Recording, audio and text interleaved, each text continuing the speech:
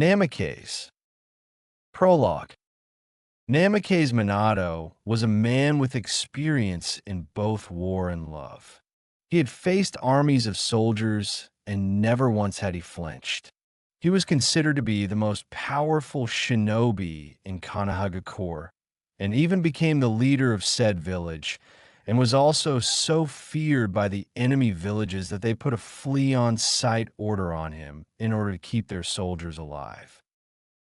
He had married a young, beautiful woman with long crimson red hair by the name of Uzumaki Kushina, who was the jailer of the most powerful being that walked the nations of the elements, Kyubi no Kitsune. Said woman became his sole child's mother, but it was not meant to be. Uchiha Obito, Minato's former student who was presumed dead, disrupted the birth of the young boy under the disguise of an unknown enemy and forced Minato to either save his wife or his son. He chose the only option any father would, and save his son by using his fabled Hiraishin no Jutsu to catch the son as Obito threw him up in the air, only to find out that Obito had put explosive tags on the blanket that was wrapped around the infant. Minato had teleported back to his home to secure his son and to get ready for the upcoming battle. During the small amount of time that Minato was gone, Obito had bound Kushina with chains in a crucified manner between two trees and used a Sharingan to take control of the beast inside of her and release it. She survived the extraction, but Obito had other plans. He decided that if she could survive the release of a bijou from her body, then he had no choice but to kill her. He ordered the monstrosity that is the Kyubi to kill her, but just as his claw descended onto her, Minato was there to save her. He quickly teleported back to his house to put her down next to Naruto. During this time, Obito had used Kamui to move himself into Konoha and summon the Kyubi with the Kuchiyose no Jutsu in the middle of the city. The shinobi and kunoichi alike became horrified at the sight of the beast, but they held their ground. Sarutobi Hiruzen arrived shortly after at the top of the Hokage Tower and started fighting the beast with the help of Enma, his personal summon, and all of the shinobi and kunoichi that wasn't under the age of 14. These children had to be protected for the sake of the village and its future. In the meantime, Minato had teleported on top of the mountain that harbored the faces of the 4 Hokage that in history had led the village. The beast sensed him and charged his attack, the Bijidama, right at Minato. The young Hokage countered it by creating a space/time vortex that devoured the ball of condensed chakra, only to release its power a couple of miles away from the village where Minato had one of his tri-pronged kunai. Just as he had sent the attack away, he sensed Obito behind him and swung the kunai he had in hand at him, only to have it pass right through the masked enemy. Just as his hand and kunai had passed through Obito, he was grabbed and started to become distorted by a time/space vortex, much like the defensive barrier that he had used only a couple of seconds ago. He understood what this was, a Jikuken ninjutsu. He quickly used Hiraishin to get away from the horrifying situation that he was put in, only to be followed by his former student. Minato was scared shitless. Not many people had the power and knowledge to use Jikuken ninjutsu, especially not something that surpassed his own. Minato decided to go straight at him, only to go through him and get encased by a chain, which he quickly teleported out from. He thought for a few seconds before charging straight at Obito with a Rasengan in his hand, while throwing the kunai he had in his other hand straight at his head. It passed right through him, but Just as Obito was going to grab him again to teleport the Hokage away, the blonde vanished. Obito then felt a horrifying pain in his back, which was the result of the Rasengan that Minato had smashed into him. When Minato removed his hand from Obito's back, a Jutsushiki could be seen lingering along Obito's back. Obito knew that he couldn't stay down for long, and quickly got up and jumped onto a wooden stump. Obito thought he had won, but his victory was short as Minato suddenly was in his face with his hand pressed at his stomach with a summoning disruption technique being used. The Kyuubi was no longer under Obito's control. Obito quickly retreated, and Minato knew that he couldn't pursue the masked man, so he decided to teleport into the city and summon Gamabunta to hold Kyuubi down. He then teleported himself and the beast away, and quickly created a cage bunshin to get his wife and his son. Minato knew that there was only one way to keep the village safe, and that was to seal the beast into someone. And that someone would be his son. Kushina protested, saying that she should be the one that it was going to be sealed in. They both knew, however, that she would never survive the sealing a second time, as she was too exhausted and her life force was drained from the extraction. Minato started preparing for the sealing ceremony, while Kushina quickly put up a barrier to keep the Kyuubi from running away, and then used her chakra chains to keep him still. Minato performed the Shikifun, a technique that summoned the Reaper itself to perform the sealing at the cost of his life. Minato knew this was the only seal in his possession that was going to be able to keep the beast from being released. He quickly sealed half the chakra into his son, but before he could seal the rest into himself, Kyuubi lashed out at the boy. Both Kushina and Minato caught the claw with their bodies, impaling them both.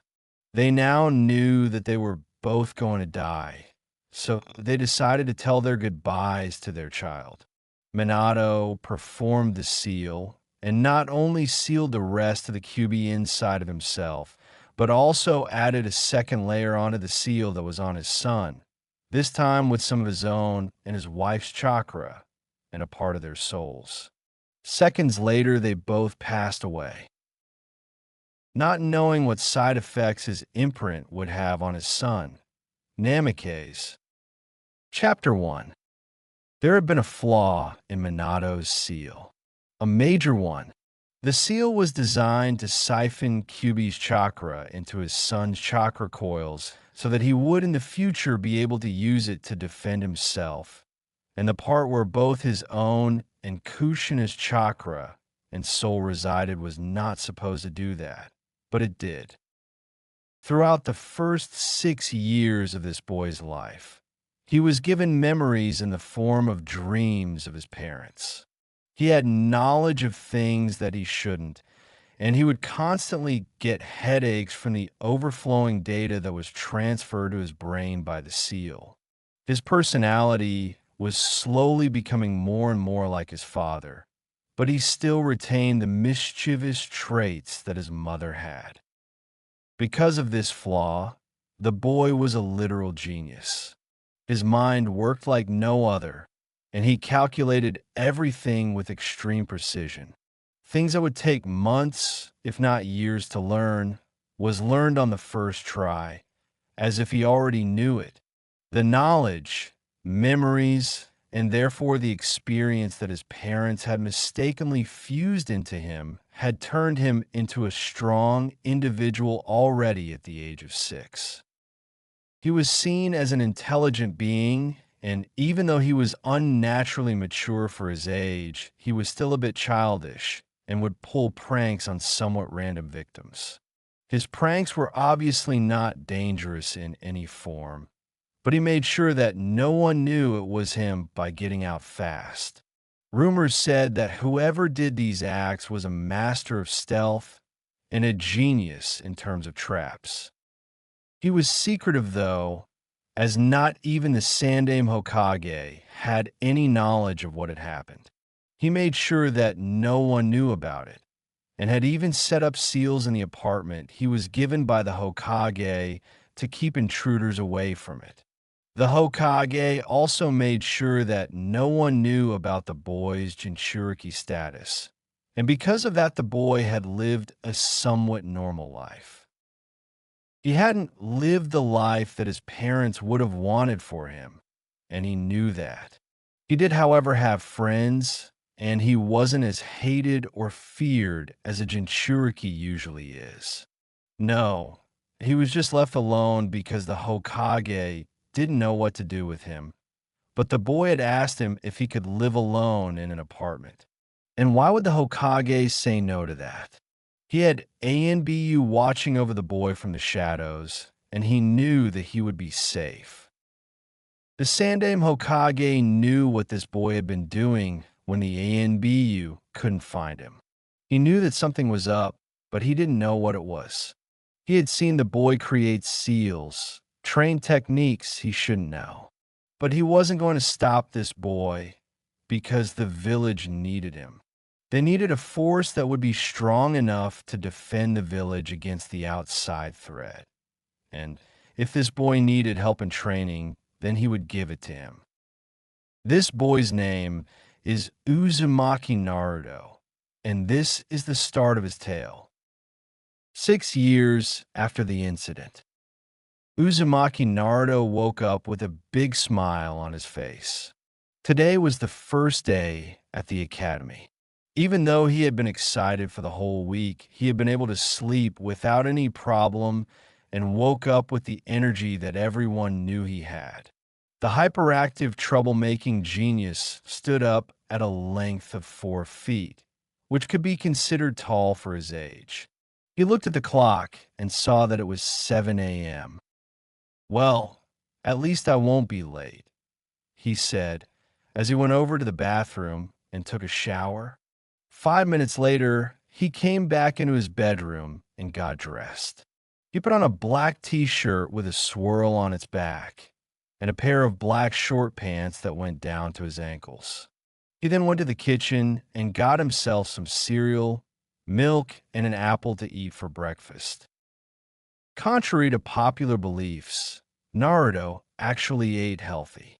He only ate ramen from time to time because it was his favorite dish, and he knew that it wasn't that bad as he was burning the carbs with the training he was doing, which would be considered an unhealthy form of training for someone so young.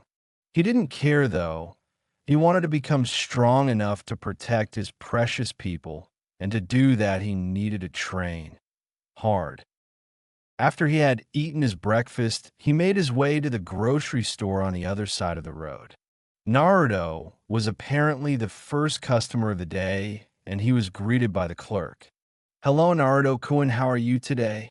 The clerk asked with a cheerful smile on his face, to which Naruto replied with "Hi Tetsujiji, I am fine.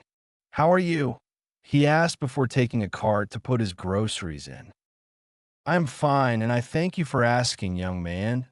The clerk, Tetsu, replied before Naruto made his way to the vegetables and picked up some carrots, apples, and paprika before getting some noodle packages and then going to the clerk to pay for the groceries. "That will be 150 Ryo," Tetsu said, and Naruto paid him before waving goodbye and went back home to put the groceries on the shelves and in the fridge. After that, he went to the Hokage Tower where he met up with the Hokage himself, who was the person to enroll him into the academy. Throughout this whole day, Naruto had not stopped smiling. He was really excited about starting school, and he really wanted to become a ninja so that he could become even stronger and help people in need. Ifi-chan, Naruto said, running towards the old man before giving him a hug, which was returned by Hiruzen. They then started walking towards the academy, and while doing so, they held a little conversation. "So, Naruto-kun, Are you excited for today? The old man asked, to which Naruto replied with, Yeah, I'm really excited. I can't wait to meet all my classmates and my teachers. And just you wait, I will become a ninja in no time. This made the Hokage chuckle a little bit, knowing that Naruto was stronger than what he let on. He knew that Naruto was hiding something, but he couldn't pinpoint what he was hiding, to be exact. But he also knew that Naruto wasn't going to show him right away because they both had secrets, and some of those secrets involved Naruto. The first day at the academy wasn't going to be long, and Naruto knew that. The old man had told him that he would only be there for a couple of hours so that he could talk to his new classmates and get some of the books that they were going to be reading for the first few months. When they got to the academy, people looked at their direction. Everyone bowed towards the Hokage, but Naruto didn't realize that and started blushing at the amount of respect that was directed towards him and the Hokage. It didn't matter if he had the memories of his parents in his head or the experience that they had. This was slightly embarrassing for a 6-year-old. The day went on as anyone would expect it would. Naruto made some new friends by the names of Nara Shikamaru and Akamichi Chuji. He found the first one to be rather amusing in the way that he would consider everything but sleeping and cloud gazing to be troublesome. Chuji, however, was a really energetic child who ate a lot, but Naruto didn't mind as Chuji shared his snacks with him. He also got acquainted with a few more people by the name of Uchiha Sasuke, Inuzuka Kiba, and Hyuga Hinata. He thought that Hinata was really shy and blushed a lot. Sasuke, on the other hand, was almost as energetic as Chuji was, but tried to act cool and level-headed as he was from the prominent Uchiha clan. Kiba, on the other hand, was a brash, clumsy loudmouth who made a fool of himself more times than Naruto could count. All in all, it had been a fun day, but after eating lunch with his classmates, Naruto decided it was time to train. So he went to one of the training grounds to see if it was free, which it was. He had left a cage bunshin in his home to keep himself from caught doing high-level ninjutsu by the Hokage. This is what he would be doing for the next few weeks. Train to the point of exhaustion before teleporting back to his apartment where his clone was residing, reading up and doing the homework that Naruto had been given. He would then eat his dinner and go to the shower before going off to bed so that he would be able to train another day. A month later, Naruto was making his way home from the training field. He had trained a little bit less this day because he had a feeling that something bad was going to happen. He was walking down the road where the Hyuga compound was when he saw a man with a foreign headband on his head run with something in his arms. Naruto immediately thought something was fishy and decided to follow the man.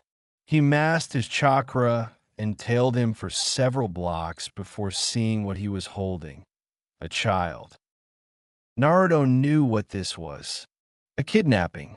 He knew he had to stop the man from getting away with the child and decided to confront him by jumping right in front of him, which frightened the man for a second before realizing it was just a child that was standing right in front of him. "And what are you doing here, brat?" the man asked with a slightly sadistic smile on his face, to which Naruto only replied in a tone that made the man shiver slightly to stop you. This made the man nervous. He had never seen a child behave like this, to speak with such a cold tone. It was almost unheard of. Naruto decided that he had no time to talk and went all out, throwing a kunai that had a bit of cloth wrapped around it with a seal the man had never seen before. The man just thought, "Is this child throwing an explosive kunai at me?" and decided to dodge it while running towards him. What happened next was something the man did not see coming. The boy vanished, and suddenly he felt a pain in his shoulder. Fuck, this brat is fast. How the hell did he wound me this much? The man thought as he accidentally dropped the child in the blanket he held. The child then stuck her head out, and Naruto finally saw who it was. Hyuga Hinata. This made Naruto angry. Someone had just tried to abduct Hinata, and the only explanation he could think of was that it was because she had an unsealed Byakugan, as she was a member of the main household. Naruto knew that he could not fight this man while being angry. He had jumped away from the man after he had stabbed him in the shoulder. He knew that he needed to get Hinata away from the man before doing something about her kidnapper, so he threw the kunai towards the side of her head, caught it, dropped it on the ground, grabbed her, and vanished. He laid her down on his bed and said, "I will not let anyone harm you, Hinata. I will be back in a few moments," before kissing her on the forehead, which gave her a major blush before he vanished. He appeared at the kunai again, only to be kicked in the stomach and sent into the wall behind him. "So that's your trick, huh? You use a Fuin no Shunshin to jump to the target? That's something else, brat. But you forget one thing. I'm a Chunin and you are just a child," exclaimed the man as he charged towards him. Naruto quickly regained himself before seeing the man charge at him. He knew that he couldn't hold back against this man, but he also knew that his repertoire of ninjutsu wasn't that big. He had only managed to recreate the Hiraishin no Jutsu and needed more time to create other techniques. He quickly got up and dodged the man's kick that he was sending towards him, and went into a defensive stance and dodged as many attacks as the man sent towards him as he could. He knew that he couldn't keep this up for much longer. He was already exhausted from the training, and he knew for a fact that it was only a matter of time before the adrenaline in his body would run out. After several attacks had landed, Naruto was on the ground. Even with the knowledge his father and mother had given him, he couldn't do anything against this man. He didn't have the combat seals that he had created. They were at home. In the heat of the moment, he had forgotten them, and the man had gone into close combat to seal the deal. Just as the man was about to deliver the final blow to Naruto in the form of a kunai to his throat, the man suddenly fell over him dead. What he saw next surprised him. In front of him stood Hyuga Hayashi, the clan head of the Hyuga family. "Where is my daughter?" he asked with a stern look, which frightened the exhausted Uzumaki. Naruto could only reply, "She's in my apartment," before passing out. Hayashi sighed and pulled Naruto up and carried him over his shoulder to the boy's apartment, and was surprised when he saw that Hinata was lying there on the bed, sleeping peacefully. This made Hayashi glad. His eldest daughter was alive and well, and there was no indication that she was harmed. He knew that the boy would be fine, but was surprised when he saw that there were not only one holster for kunai next to the bed. There were 4, and all of the hilts had seals on them. Hayashi took a closer look at the seal, and his eyes widened as it dawned on him. This was the Jutsu Shiki for Hiraishin no Jutsu. This boy is powerful, very powerful for his age. It also seems that he's trying to keep it a secret from everyone, including the Hokage, as we have not heard anything about him being able to use an S-rank technique that was thought to be lost after the 4th Hokage's demise. Hayashi thought, "Do not worry, Naruto. I will keep this a secret of yours, just that, a secret. I just hope that you will keep my Hinata out of danger like you did tonight, Naruto-kun." With that, he placed Naruto on the other side of the king-size bed that was in the bedroom, and picked up his daughter before carefully walking out of the apartment, not wanting to be caught in one of the traps that he had seen with his Byakugan. Become strong, Naruto. Become strong and make your parents proud. I know, I already am, was the last thing Hayashi thought before he vanished from Naruto's apartment in a Konoha no Shunshin. Namikaze. Chapter 2. Naruto woke up with a headache. A huge one. His body was also aching like mad. He didn't have any wounds or anything. It was just aching from the beating he had been given from the foreign man that had kidnapped Hinata. Hinata, he thought as his mind started racing. He looked at the other side of the bed and saw nothing. He jumped out of the window and jumped up on the roof of the other side of the road before taking off in a speed that not many could track, even though his body was in such a bad state. He didn't care if the ANBU that was guarding him saw him run. All I could think about was the fact that Hinata wasn't where he left her. What if she had been kidnapped again? What if she was in trouble? He sped through the village towards the Hyuga compound and ran so fast that the guards barely saw him move. They yelled at him, but he didn't care. He needed to talk to Hayashi about what happened last night. He quickly got to the main household and saw Hayashi paint on a canvas.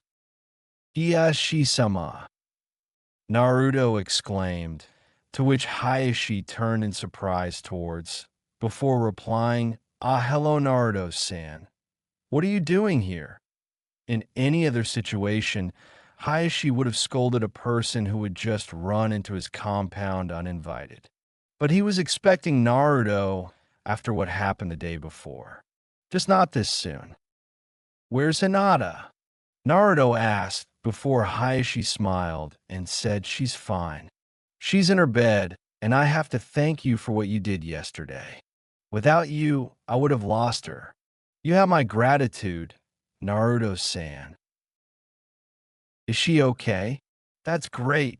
Naruto sighed in a relieving manner before looking at Hayashi with a serious look and saying, "What happened yesterday must remain a secret. I do not want anyone to know what I'm capable of," to which the clan head nodded at before replying, "Yes, I figured you would say that. If it comes up, I will say that I was the one who killed the Kimonin." This was even more of a relief to Naruto. His cover wasn't completely blown. Then he heard Kimonin and had a déjà vu. His mother had been kidnapped by Kyomo only to be rescued by his father. He smiled at Hayashi before bowing at him while saying, "Thank you for your time, Hayashi-sama. I must take my leave now," before running off at the same speed as he came with. Hayashi only had one thought in his mind. You will become strong. Your parents will be proud of you. Naruto. With Naruto. Naruto had many things racing through his mind now. Had anyone seen him use Hiraishin no Jutsu? Had anyone seen him use his father's taijutsu? He knew that it was bad. If he got caught, who knew what would happen? No one knew what he was capable of, except for Hayashi, who had seen it firsthand. He decided to not think about it as he rounded a corner into a dark alley before vanishing from sight in the form of Hiraishin no Jutsu to his home. He landed at home and undressed himself before taking a shower. Almost an hour later, he got out and had put on a fresh set of clothes. He then realized something. What happened the night before was a déjà vu experience. His father had done almost the exact same thing, minus getting his ass handed to him by the enemy. His father had also saved a girl from Kyomonin, and that girl had turned out to be his love of his life. He blushed a little, as he did not think that Hinata thought of him that way. The only reason she's blushing so much is because she's so shy, right? He thought. He heard the doorbell. He quickly went to open and was surprised to see that it was Hinata with a cadet branch guard. "Hey, Hinata-chan, how are you?" Naruto asked, to which Hinata blushed at and fiddled with her fingers while saying, "I am fine." To which Naruto smiled at and asked, "Do you want to come in?" And no, I am only here to say thank you for what you did last night. She muttered in a volume that only he heard. He smiled and said, "It wasn't a problem at all. I hope you're feeling fine, though." The last part made her blush and tried to bury her head in her jacket before the guard said in a polite manner, "We have to leave now. Thank you for your time, Naruto-sama. I hope you have a good day," before leaving with the young girl. Naruto could only sigh. It was Saturday, and normally he would train his ass off and let his body rest the day after. But it felt like he didn't need to because his body was already aching from the night before. So he decided to take it slow and went back in, crashed on the couch, and slept on it for a few hours. Later that day, Naruto woke up feeling better. His body was, however, still sore, but not as sore as it was when he woke up during the morning. He looked around and decided to go out and eat at Ichiraka's ramen stand. He made his way towards there and said, "Hey, Tochiji-san, I'd like a miso ramen, please." To which the old man smiled and said, "Hey, Naruto-kun. Yes, it's coming right up. Hey, Naruto's here." A young teenager, came out from the storage room with a cheerful smile plastered on her face and said, "Hi, Naruto-kun, how are you today?" To which Naruto replied with an equally cheerful smile, "I'm fine. I am, however, a little bit sore from the training I did yesterday." Saw how happy the boy was. She thought he was cute when he acted like this, and it only served as a means to make her blush. Which she did. "Why are you blushing like that?" Naruto asked, to which could only blush even more before replying, "No, it's nothing." She said, "Better have some fun with this situation, eh?" Naruto thought, before turning on the mischievous part of his brain, and asked, "Is it a boy?" "Be baka. I don't know what you're talking about," she said, completely flustered. Naruto laughed for a good minute before he wiped the tears he had shed throughout the laughter and said, "I was only teasing you. I am Nichin. He thinks of me as a sister." Thought, still blushing a little bit. She knew that Naruto was really friendly towards her, but she didn't know that he thought of her as family. He only came by once or twice a week, but it would always end up in the same way, him making her blush. She tried to shake it off, but the boy was so goddamn cute. He was like a chibi yandame. Wait, a chibi yandame. Is he related to the fourth? Was the current thoughts racing through her mind. She took a good look at him before her eyes widened slightly, which was caught by Naruto. How come I never realized it? He's a fucking cardboard copy of the fourth, only a lot younger. Naruto had glanced at her a little quick and had seen her eyes widen for a brief moment. He knew that she was thinking about something related to him, but he decided to shrug it off. It's not like of all people would realize that I'm the guy that's been running through the village at high speeds. I also don't believe that she has caught me using Hirashin no Jutsu. What's this girl thinking about? He thought, as he took another bite off the ramen that he was eating. After a few minutes of eating and her staring at him like he had grown a second head, he decided it was time for him to go and pick up some more ninja gear that the Hokage had given him money for. He quickly said goodbye before running off at a slightly higher speed than what a normal academy student would be running at, as he didn't want to overdo it like he did during the morning. After a few minutes of what Naruto would call jogging, He arrived at the store that sold ninja gear. He needed new clothes, as the ones he had was almost too small for him. He also needed new kunai and shuriken. He had enough money. The Hokage had made sure of that.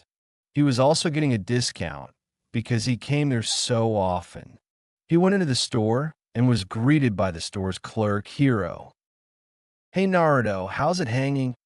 Hiro asked with a big smile on his face. He knew that whenever Naruto came in, there was going to be a huge shipment. And whenever there was a huge shipment involved, there was loads of cash involved as well. "Hey Hiro-san, I'm fine, how are you?" Naruto answered back with an equal smile. Naruto then went on and picked out the clothes he needed and also gave Hiro a note which said what kind of weapons and supplies he needed outside of the clothes that could be found in the store. "Okay, 50 kunai, 200 shuriken, sealing cloth, and ink. The hell are you gonna do, kid? Go to war or something?" Hiro asked with a smile on his face. Hiro didn't care what the kid was going to do, but it was always fun to see the huge shipments that Naruto wanted, and this was no different. In fact, this was only a small one. Naruto went through weapons like he ate them or something. He didn't care how or why.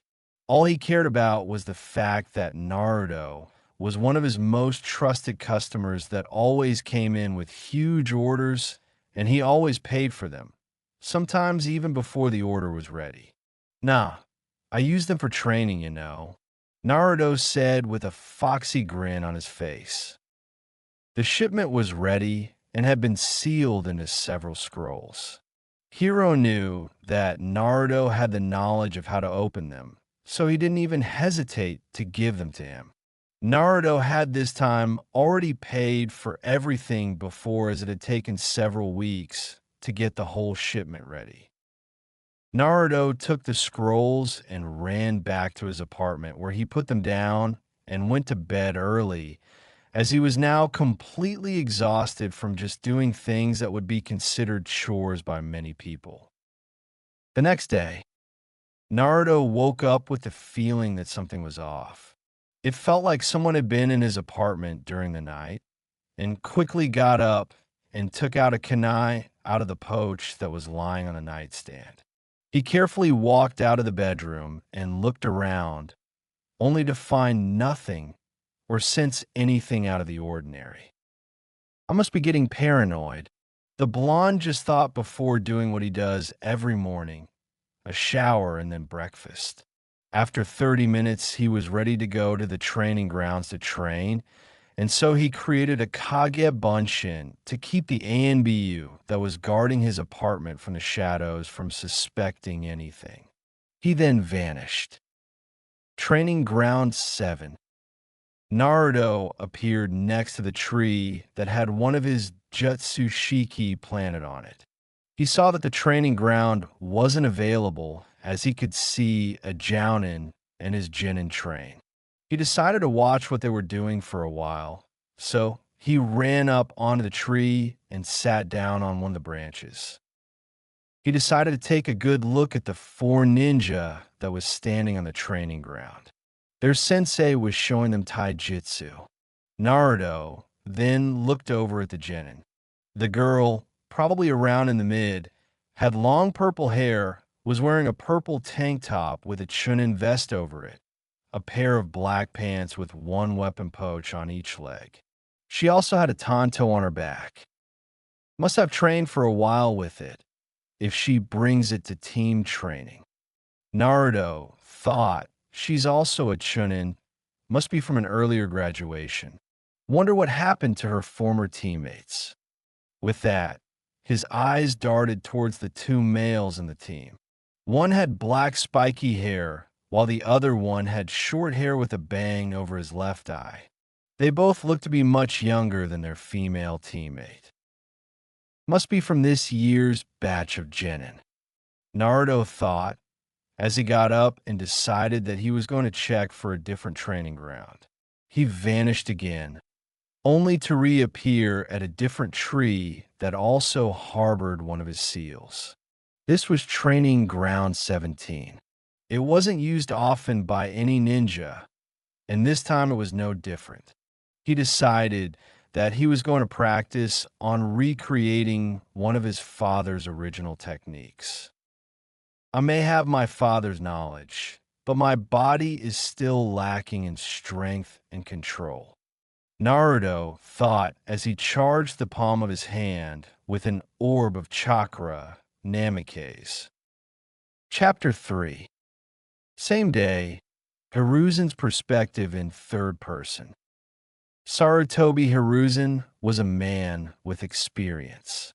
He'd led his village to victory in two great wars and had fought in one of them.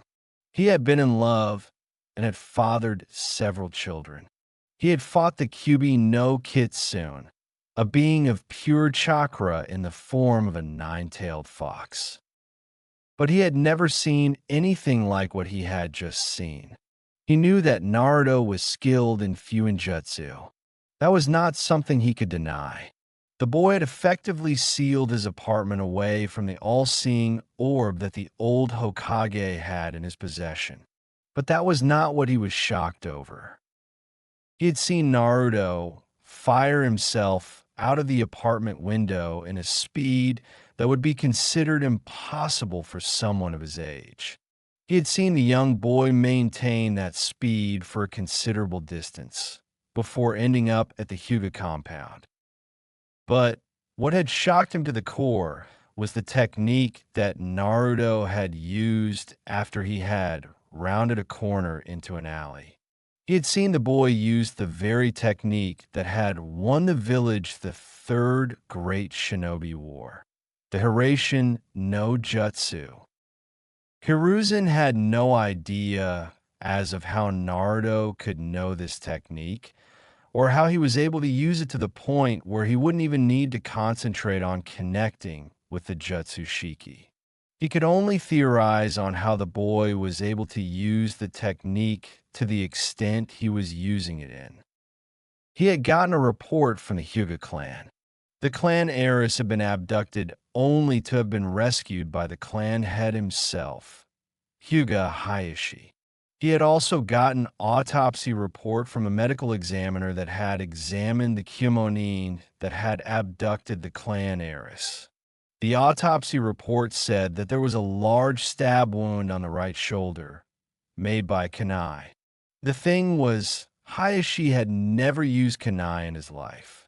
He had trained his whole life to fight using only Hyuga techniques. There was something off about this. He had also gotten a report from the ANBU operatives that had been stationed at Naruto's place that Hayashi had carried him into the room, only to leave with the young heiress shortly after. What could be going on here? Hiruzen contemplated. He had seen many strange things, but he had never seen a soon-to-be 7-year-old boy perform a technique of such a high caliber, such as Hiraishin no Jutsu. He knew that in order to get the answers, he needed to watch Naruto closely, so he sent his best ANBU in terms of stealth to do the scouting for him. And that ANBU went under the codename Weasel. Weasel had done as ordered and had been monitoring the boy from within the house. The boy had somehow sensed him, but he managed to escape the boy's senses by masking himself in a Genjutsu, only to be shocked to the core when the boy created a solid clone of himself, and then simply vanish in a thin air only a few moments later. This report troubled the old man even more, as he had still no knowledge of where the young boy had learned these techniques. He did not know who he had learnt them from. There were only 3 people, aside from Naruto, that knew this technique, and none of them could use it alone. They all needed to be together for the technique to work, as they only knew a third of it each. But Naruto, however, was able to perform the technique alone at the same level of expertise as his diseased successor, Namake's Minato, the Yondaime Hokage. Was there something wrong with the seal? Had Minato intentionally placed ninjutsu scrolls in a place that only Naruto would be able to find? But that wouldn't explain his expertise in either of the techniques. He was using them at a level that would make it seem like he had used these techniques for years, like they are his signature techniques. His mind was racing through all the possibilities. He now knew that Naruto was more than he was letting on. He knew that Naruto was holding back in the academy. Wouldn't be surprised if he sent a Cage Bunshin every day to the academy. If he's able to perform Hiraishin to such an extent, then there's no doubt in my mind that he has mastered Kage Bunshin to the point where the teachers wouldn't be able to spot the difference. Hiruzen thought, before sighing as he decided to go over to the most powerful enemy any leader had ever faced, the paperwork of doom. Hinata's perspective, third person. Hinata had just gotten home from visiting Naruto. She understood that Naruto cared about her, judging from what he did the day before. She knew that the boy in question was stronger than he let on, and that he wasn't at his full strength when he encountered the Kimonin. She wanted to do more than just say thank you, but she couldn't find the courage to do it. She just didn't have the resolve or the confidence in herself to do so. She wanted to hug the boy badly, but what would he think if she did so? Hinata contemplated talking to her father about it, but decided against it because her mind was a mess. All she could think of was the sun-kissed blonde boy that saved her from being kidnapped by an enemy village. She had also heard the boy talk to her father, but decided to only eavesdrop on their conversation. She had never heard her father speak so kindly to anyone but her mother, who died in childbirth a year earlier. She knew that it was bad of her to think about it, as it only made her sad. She didn't want to remember her mother dying in front of her, with her last words being that she loved Hinata so much, and that she would be watching her grow up from heaven. Hinata, however, didn't know what to do, though. Her mother, the only person she could consider to be a role model, had died, and her father was only growing colder for each day. Seeing her father speak to Naruto in such a kind manner made her realize that he still had some hope in him, and she hoped that he would return to his old self before her mother had died.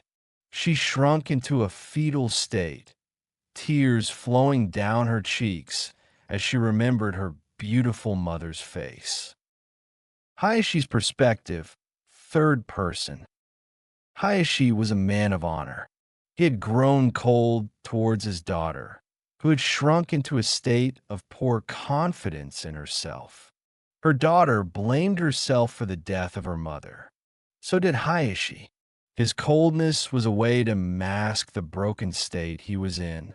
It was the only thing he could do because he did not know how to handle the loss. He wanted nothing more than to hold his crying daughter and let his own emotions out. But he couldn't. The Hyuga clan head couldn't show weakness. The boy. He had saved his daughter from being kidnapped. His gratitude was true. He did not know how to properly thank him, as he had buried almost all of his emotions to maintain the stoic mask that was now Hayashi. He did his best, but Naruto didn't seem to care about the gratitude. All he cared about was Hinata. The boy is so much like his father that it's scary. If Naruto ever wants to become more than friends with Hinata, then I shall allow it. Hayashi thought, proud that his late friend's son had grown up to be so powerful. But now he had more pressing matters. Kumo wanted his head. They had been getting the news faster than anticipated. Hizashi, Hayashi's twin brother, was adamant on sacrificing himself to save his brother that was the leader of the clan. The emotions that was buried deep inside of him was screaming not to let him do it. But over the year, he had stopped listening to them and decided to go with the only logical solution that was good for the clan, which was to sacrifice Hisashi. 14 months later, Naruto's age 8. With Naruto, a year had gone by since the Hyuga incident. Hinata's uncle had been executed by Kyumo to avoid war. The Uchiha clan had been massacred by Uchiha Itachi. Naruto had been going hardcore on the training after what happened that day when Hinata had been kidnapped. He knew that if he could not stand up against a Chunin in terms of strength, it meant that he needed to train. He knew, however, that his body was not in sync with his mind. He also knew that actually trying to train his body more than what he was doing right now wasn't the best thing either. Everyone had their limits, and this was Naruto's. He knew that he would have been able to beat the Chunin had he not been exhausted from training. He knew that he could stand against up many of the Chunin in Konoha in that regard. He decided not to think about it. He had survived the whole ordeal, and he was not going to let this experience throw him off his end goal. He had been able to recreate two of his father's most prized, known, and feared techniques. The only problem was that his body was not ready for fights of the magnitude that he knew that he would need to be a part of. Not yet, at least. That was why he kept his knowledge in true strength a secret, to keep himself and the people around him safe from foreign threat. Shaking these thoughts from his head, he started focusing on the task at hand, getting ready for his graduation. He had asked his teachers if he could take the graduation exam early. He wasn't supposed to take it until he was 10, but the teachers, headmaster, and even the Hokage thought that he was ready for the life to come. They had seen Naruto's true self flash in his eyes for a few moments several times. He was also far ahead of his class, having completed almost all of the theoretical parts of the whole academy in only a few months and rivaled the last year students in terms of taijutsu and kunai/shuriken practice. If he wanted to graduate, he would very well be able to. There was little doubt about that. Hell, he could have graduated the day he started, had he been able to just take the test at that point. The problem was that no one would have allowed him to take the test. So he decided to not hold back as much as he had at the start.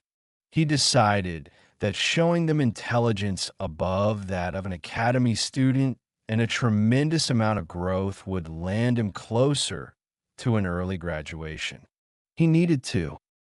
He made his way towards the school. People had gotten the wind of his early and unorthodox graduation. It was unorthodox because he wasn't going to do the test with the rest of the graduators. He was going to do it alone, and almost a year before the current graduation class would be doing it. Therefore, people were looking at him with smiles on their faces, greeting him and saying good luck as he walked down the road towards the academy. He did all the tests and scored a 100% on all of them, just like the teachers had predicted that he would do. They could see that he was confident, and there was no fear of failing in his eyes, only determination. The final test was the ninjutsu part. The examiner, Yumino Irika, who had been recently promoted to Chunin, asked Naruto, "Would you please perform Korimi no Jutsu, Hinge no Jutsu, and Bunshin no Jutsu?"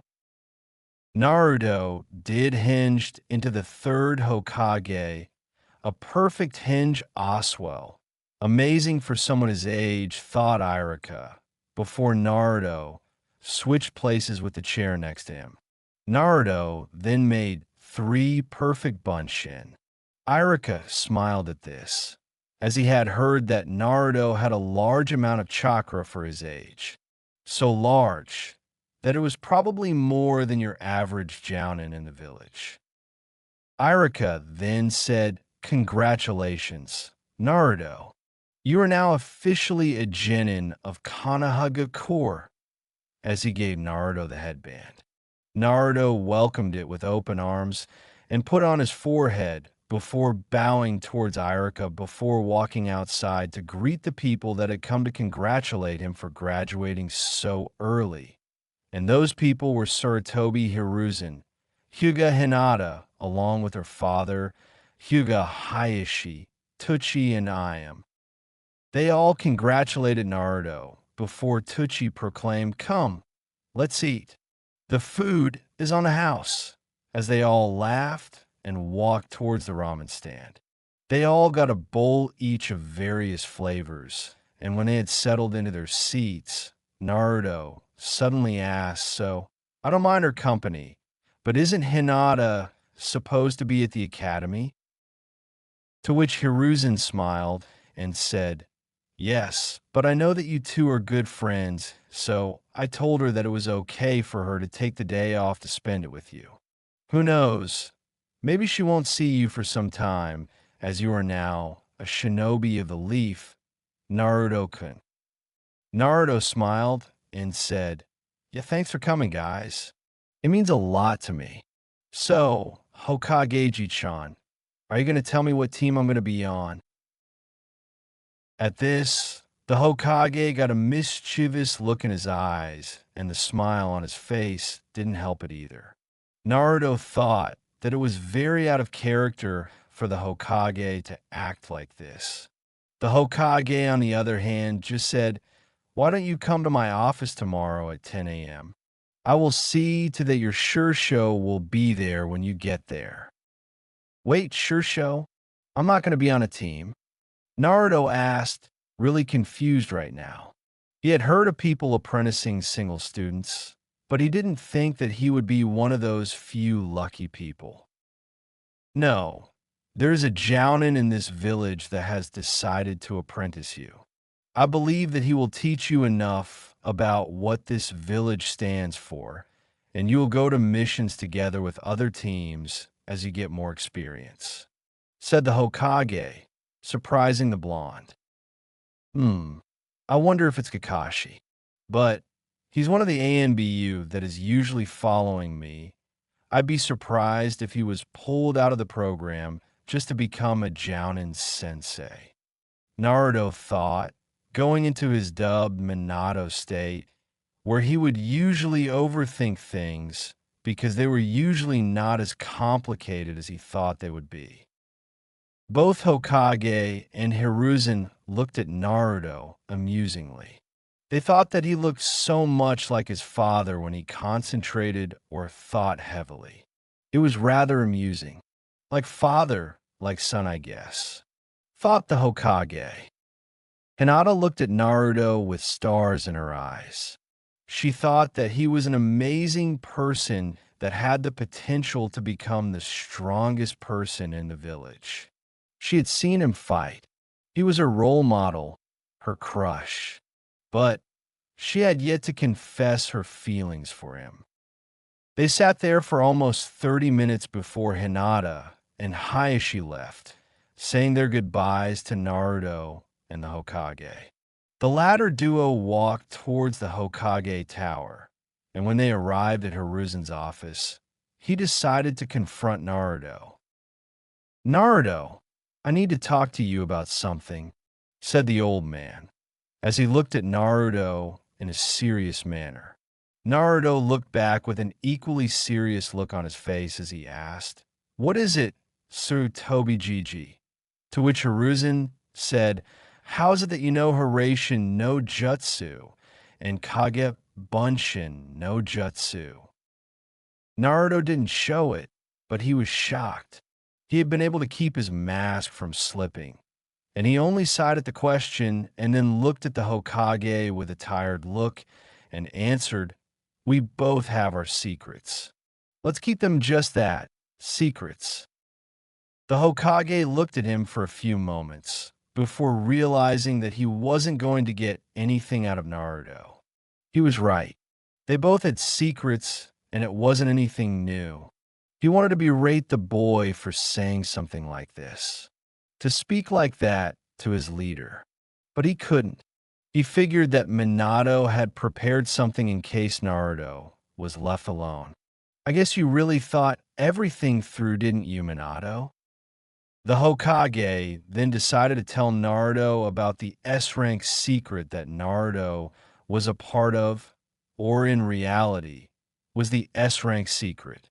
Naruto-kun, what I'm about to tell you is an S-rank secret. Only 3 people knows about this. To which Naruto only sighed, pulled his head back and sinked into his chair, and answered, "If you're talking about the oversized fur ball with 9 tails, then I already know that secret." This didn't shock the Hokage. It was only mildly surprising. So, did he figure out from the seal on his stomach? The old man thought, as he replied back with the very same question. Naruto answered with, "Yeah, the seal was a dead giveaway. I've been studying seals for several years now, and I can tell you already that the seal is a piece of art. Never seen anything like it at all." The last part was a lie, as he had memories of creating it. The first part was made properly, but the second layer was rushed and therefore flawed. He had managed to fix it so that it could work properly together with the key that the toads had, should the time of it being needed would come. They talked for a while, mostly about ninjutsu and fuinjutsu. Naruto was currently waiting for the photographer so that he could take the picture for his file. He took the picture and then wrote his signature on the file. Hiruzen looked it over and his eyes widened. The surname on the signature was identical to his mother's. He looked at Naruto, who just said, "What? Something wrong with my signature?" Hiruzen brushed it off. He couldn't throw a fit against Naruto right now. Naruto already knew about the QB, who was not to say that he knew about his parents. He decided to reply with, "No, it's nothing. Do you want to talk about anything else?" To which Naruto quickly replied with, "Nah, I'm gonna go home and get ready for tomorrow. I'll see you then, old man," before vanishing into thin air. At this point, he didn't have to hide it from the Hokage, so why not use it in his presence? Hiruzen only smiled at Speedster's sudden disappearance before muttering, "I don't think that I'll ever get used to that," only to see Naruto appear again, who had a huge foxy grin plastered on his face.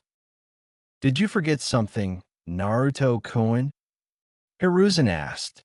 Naruto replied with, "Yeah. Did you know that Kagebunshin is a really good way of getting paperwork done faster, while still bearing that head-splitting grin?" Naruto then vanished again after he had seen the old Hokage bang his head on the desk, while repeatedly saying, "Stupid, stupid, stupid." With Naruto decided to take it easy for the rest of the day and focus on theorizing around fuinjutsu instead of physical training. He was probably going to be tested by the mentor he going to train under. He theorized for several hours before calling it a day and going to sleep, only to dream about what happened the night the Uchiha clan was massacred. Namikaze. Chapter 4. Naruto was sleeping in a violent manner. His body kept twisting around on the bed as if he was having a nightmare. It wasn't as much of a nightmare as it was more of a dream pulled from his memories. The way his body moved, however, showed that he wasn't enjoying it one bit. Flashback/dream. For months ago, third-person view.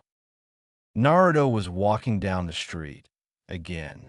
It felt as though every time he was walking home, instead of just teleporting, something bad was going to happen. He knew it was a bad habit of his. This time, though, he hadn't trained as much as he usually did. He only did the warm-up to keep himself in shape, but it was late nonetheless. The reason he hadn't been training as much was because they had a trip to the bunkers to practice in case of an invasion. So he got home late and decided to do some light training to spend the time. On his way home, however, he sensed that something was really wrong not too far away from him. He suddenly heard a horrifying scream indicating violence. It was coming from the Uchiha compound. Naruto started sprinting. He flew past the people under him over the rooftops. When he got to the Uchiha compound's gate, he was horrified. There were corpses everywhere, and every one of them were from the Uchiha clan, be it children, women, or men. He quickly ran straight towards the clan head's compound and quickly rushed through the sliding door and saw Weasel. Only, this time, he wasn't wearing the mask that he usually was, and his Sharingan was activated. "What the fuck have you done, Itachi?" Naruto exclaimed, seething in anger. The young Uchiha only looked at Naruto in pure boredom and said, "I am doing this to test my Shred Dash." A kunai flew past Itachi and his eyes widened. He didn't even see the blonde's hand move. The next thing he knew, he was standing over a training field with Naruto in front of him. Naruto had used his momentum after Hiraishin no Jutsu to teleport them mid-air before landing and jumping away from the teenage Itachi. "What are you gonna do, Naruto-kun?" Itachi asked, while looking straight at Naruto, this time without the Sharingan. "Just give me straight answers, Itachi. How the fuck get you so twisted to butcher your family? Is it an assignment?" Naruto asked. However, what scared Itachi was the tone he was using. It was the same tone that Itachi had used just a moment ago when Naruto had called him out. Itachi could also have sworn his eyes flickered red, and it made him weary. Is Naruto an Uchiha? No, that's not it. Why did his eyes flicker between blue and red? What are you hiding, Naruto-kun? Itachi wondered. He knew that Naruto could have taken him out. He knew that if Naruto could use Hiraishin no Jutsu, he could probably tag people, so to speak. If so, saying the wrong thing would most likely result in death. Itachi decided to tell him the truth. "Yes, I was ordered by Hokage-sama to take the Uchiha clan out before they carried out the plans they were going to set into motion." Itachi said, as to which Naruto immediately replied with what plans. "A coup d'etat," said Itachi. Naruto's eyes widened in realization. His father had been gone for too long. He didn't have the intel on what was happening during the council meetings. Shit, did the Hokage and the council do something to make the Uchiha feel like they were being watched over? No, they've become the scapegoats of the Kyuubi incident. Or at least, they're suspects of being the ones that did it. Naruto sighed. He had just disrupted an ANBU mission that was without a doubt S rank. If the Hokage got the wind of this, he would most likely punish Naruto severely. It could very well lead to his execution, no matter how close he was to the old man. He decided to go all in and fake it. Leave your parents and Sasuke out of this. Do not become the monster you're trying to protect Konoha from. And do not touch your brother. Do not speak to him. You have already made the situation bad enough as it is. With that said, he vanished, leaving the ANBU captain to contemplate on what the 7-year-old boy just said. Itachi's eyes widened in realization of what he had just done. He had destroyed his own clan for the sake of the village. No, for the sake of the mission. What had happened? He knew that the Hokage would never order him to do something so extreme? Danzo, Itachi thought, as his eyes narrowed into a horizontal slit before bursting into crows. With Naruto reappeared in the Uchiha compound, frightening the two Uchiha. Unlike most times, he hadn't caught the kunai. He had only teleported to it.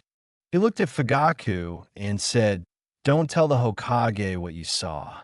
You brought this upon yourselves with your idiotic plan." As he vanished again, leaving the husband and wife to think of their sins.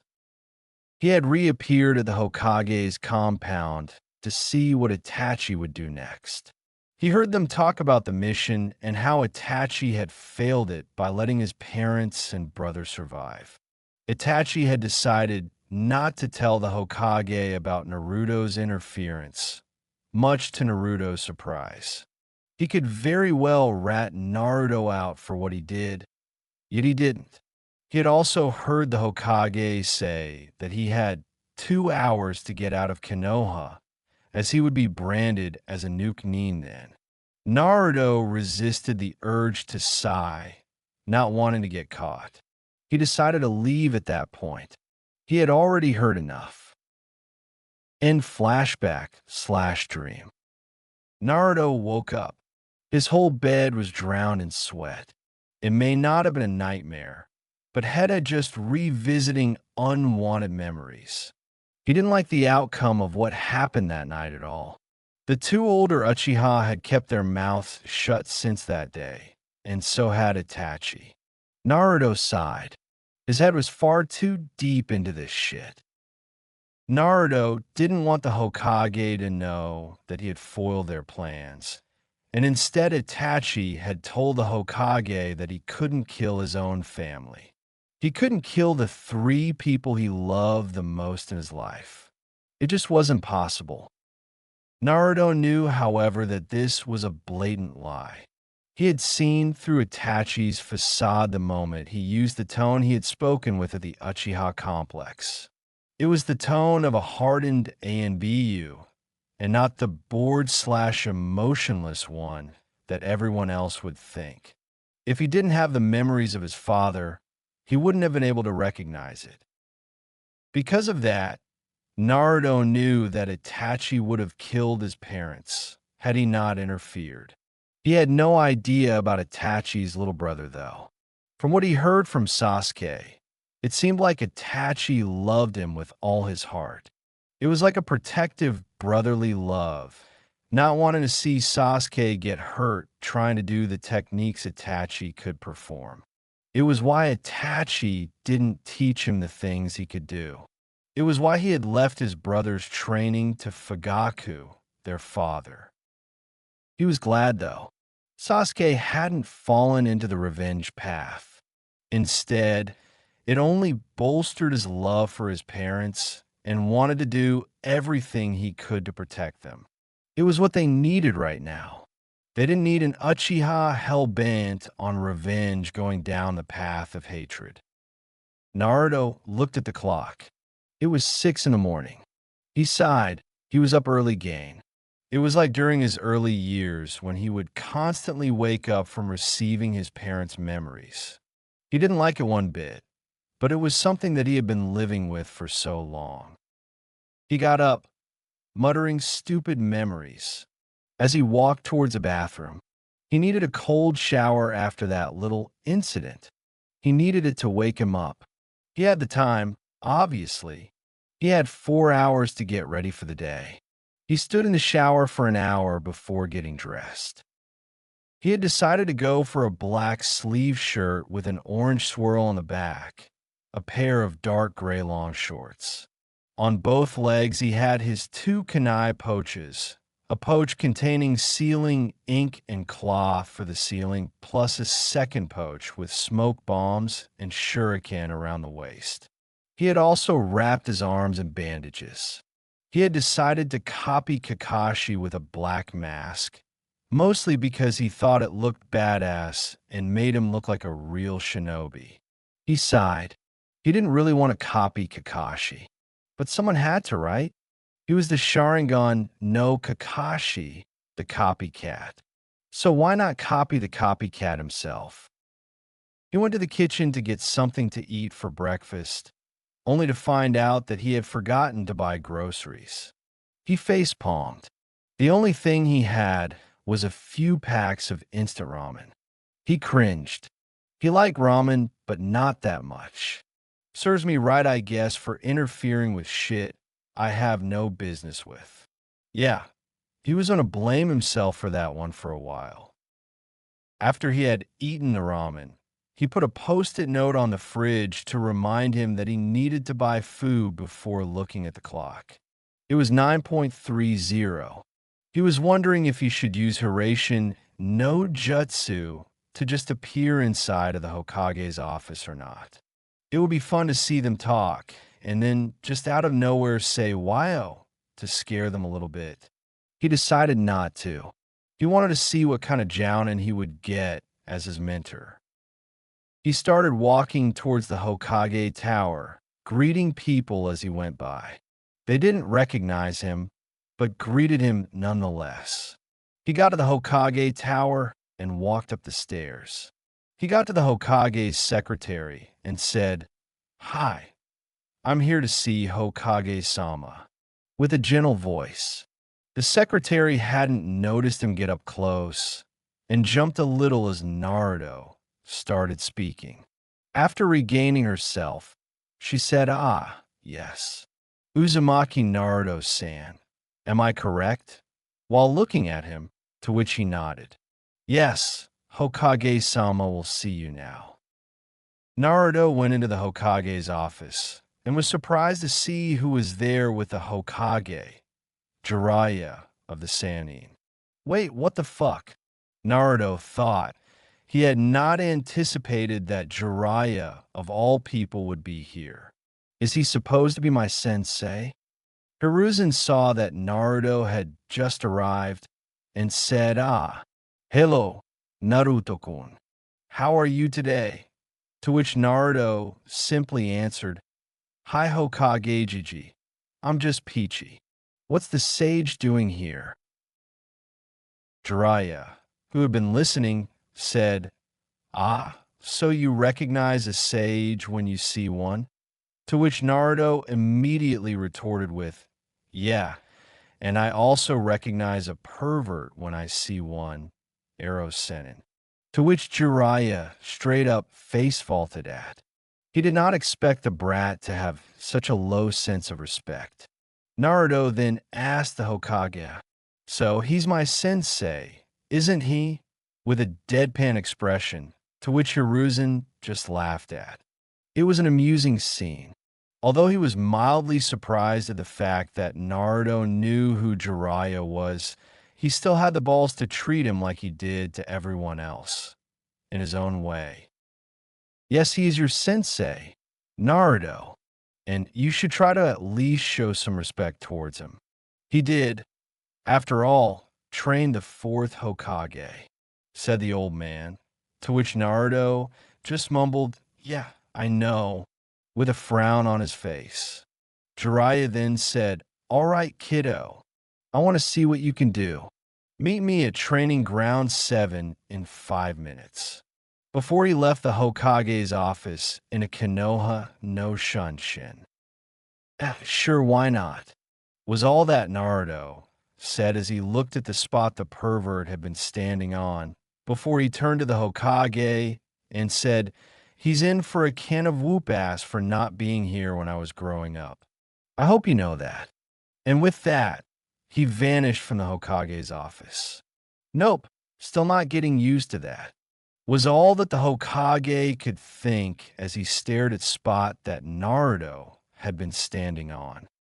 Training Ground 7. Naruto appeared at the tree he had tagged. Jiraiya was nowhere to be seen, which was to be expected. His Hiraishin would always be faster than a Shunshin. He decided to get himself ready for Jiraiya by releasing the weight seals that he had on his body and scatter his kunai that harbored the Jutsushiki. After a few minutes of waiting Jiraiya arrived. The man was surprised to see the boy standing there, as he did not think that he would be that fast. How'd he get here so quick? Jiraiya thought before looking around the field. His eyes widened. There were kunai everywhere in the same manner as the Yondaime had scattered them during battles in the past. The only difference was that these were normal kunai, yet they still had the jutsu shiki on the handles, just like the tri-pronged kunai the boy's father had used. What the hell is this?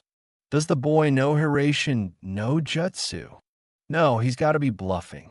There's no way this brat already has the mastery and seals to use a technique such as this. Jiraiya thought as he looked around him. This all but confirms his knowledge of his parents, though. At least concerning his father. Wonder what more he has up his sleeves, if he's already decided to show this. Brat, why are there kunais scattered throughout the whole field? Jiraiya asked. Naruto answered with the following phrase. The fire's shadow is illuminating the village, causing Jiraiya's eyes to widen. This was a variance of Minato's favorite phrase. There were only two other people that had known this phrase, and both of them were dead. Is that you, Minato? He asked. Naruto chuckled as he said, No, I'm not my father. I am, however, a very capable ninja. What does he know that phrase? Jiraiya's mind was spinning like crazy. It's not a phrase that they had written down in the books. Hell, I've only heard him use it once, and that was the day that he became Hokage. The sage decided to test Naruto here and now, to see what he could go for. He knew that if the brat could use Hiration, it would be a lot more difficult to take him on. But his mind and reflexes must be incredibly fast to utilize Hiration to its fullest extension. Has he really trained that hard? All right, let's test your so-called capabilities, shall we? Said the sage as he charged towards the kid. Naruto snorted. That speed was really slow in comparison to his own. Naruto disappeared in a blur, only to reappear in front of Jiraiya with a kick towards his face. Jiraiya dodged hit with widened eyes, thinking, holy shit, he's fast. Maybe I should stop underestimating him and actually try to push him instead. Jiraiya jumped back while going through hand seals. When he landed, he spat out a large fireball at Naruto. Oh, a fireball? Let's try this out then, shall we? Naruto thought, as his hands went into the tiger sign. He spat out a fireball that collided with Jiraiya's. Ho ho, you can also do the katan. Gokaki no Jutsu? That's Emperor Dash. Jiraiya was cut short as he felt a kunai pressed against his side. Maybe next time you shouldn't call bluffs out when they aren't. It came from behind. He turned his head to see Naruto with a kunai in hand, cold blue eyes looking straight into Jiraiya's. Damn, he's angry. Does he know I'm his godfather? Jiraiya thought. He had just been beaten by a little kid. This kid had managed to perform a technique that not even he could do, even though his deceased student had tried to teach it to him. All right, you got me, kid. Never thought I'd say this, but man, you're fast. Almost as fast as your old man. Jiraiya said. He had now seen the kid fight. He hadn't even had time to actually step up his game. The kid had just finished the fight before anything happened. Naruto lowered his kunai and put it back into the holster. He created a clone that went to pick up the remaining kunai that wasn't caught in the crossfire of the two fireballs. I know. Who do you think I'm trying to surpass? Said Naruto as he started walking towards the village.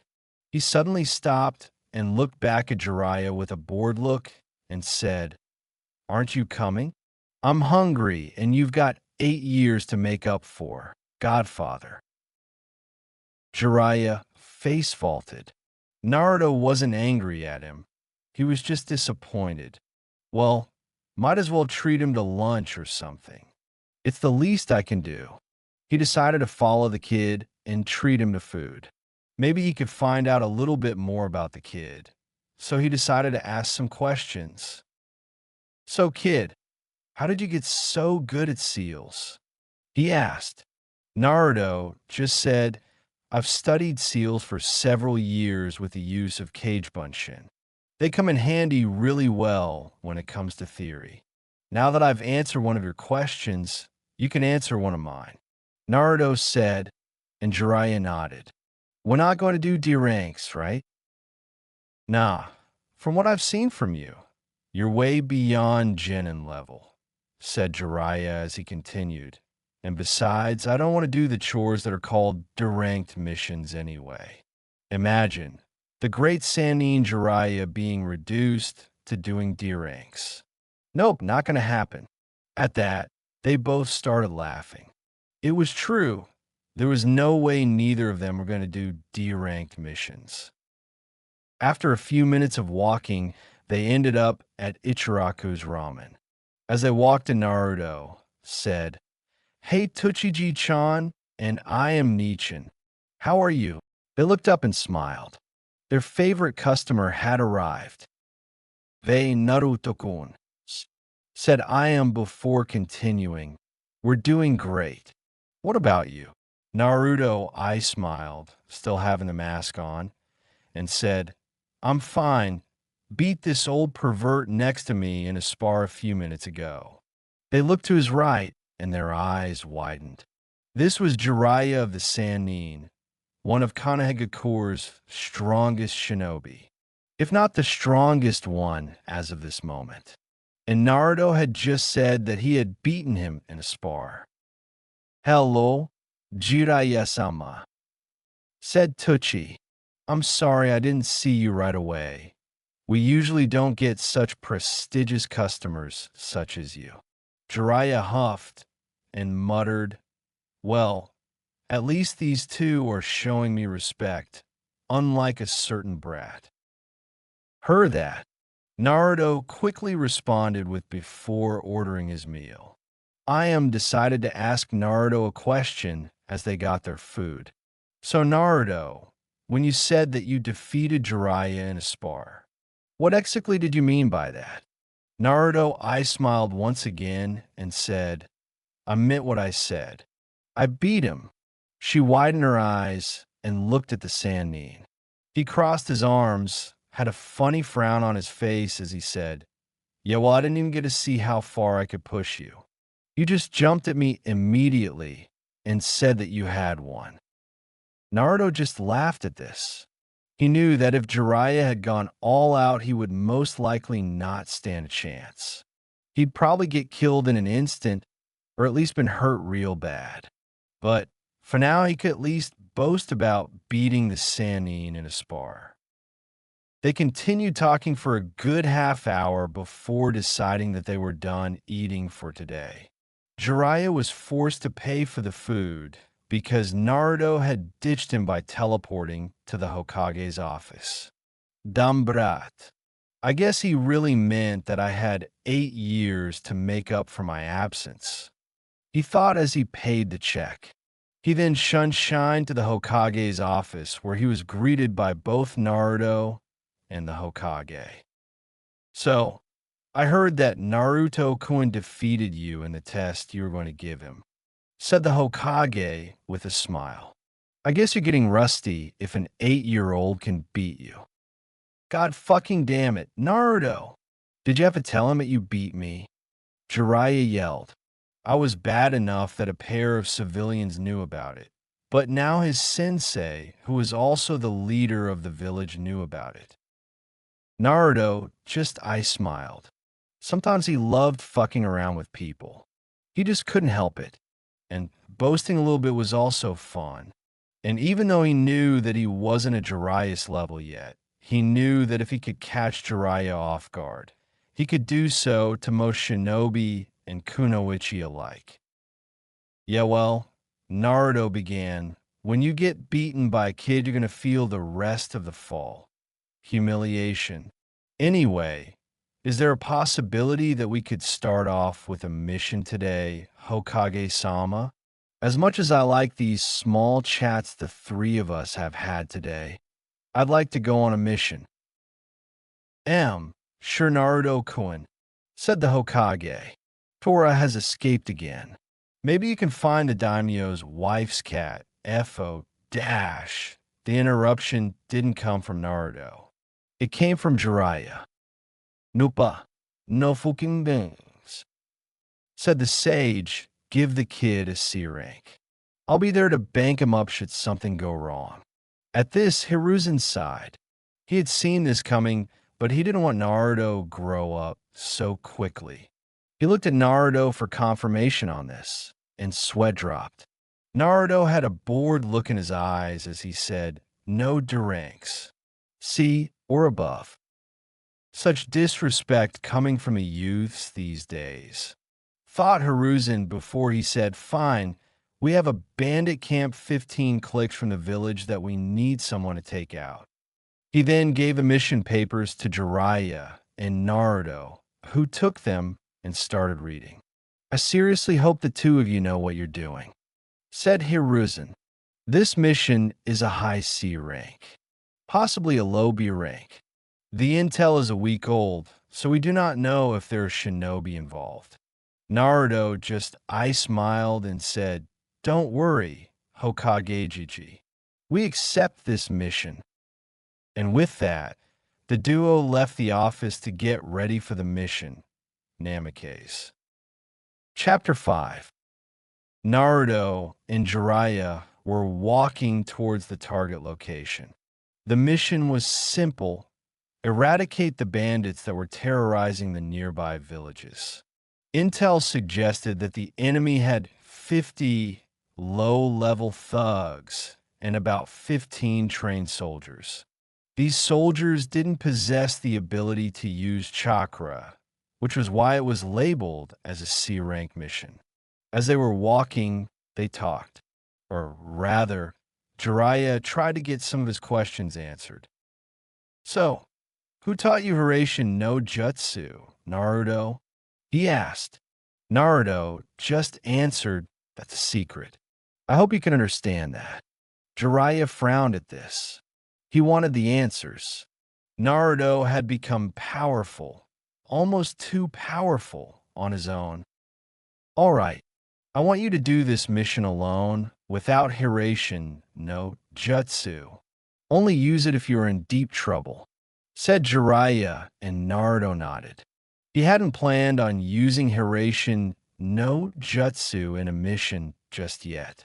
I don't see the point in using Hiraishin no Jutsu against bandits. I'd rather see what I can do before resorting to an S-rank technique, said Naruto.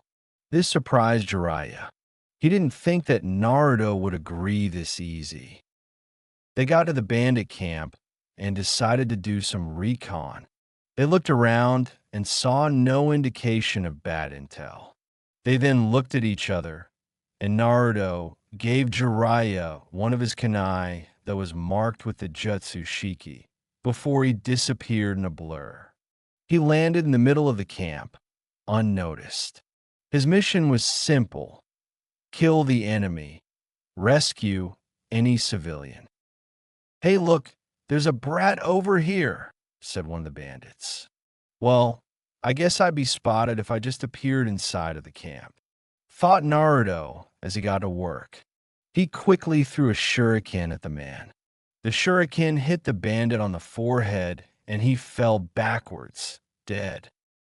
Naruto then proceeded to blur between the low-level thugs with a kunai in each hand, slitting their throats one by one. It was a gruesome sight. The bandits had never seen anyone move as quickly as he had. It's a shinobi. Ki. The bandit was interrupted as a kunai hit the back of his neck. This isn't even a battle. This is genocide, thought a sad Naruto. He knew that this was the shinobi life. He knew that this was what he had signed up for. He continued to blur between the thugs until he was the only combatant standing. His whole outfit was bloodied, but none was his. He looked around him with sadness in his eyes. He didn't like it one bit, but these men had murdered, raped, and plundered several villages. This was the life of a shinobi. This wasn't the first time he had killed. He had done it before. Flashback 3 years ago. Sarutobi compound. It was late in the evening.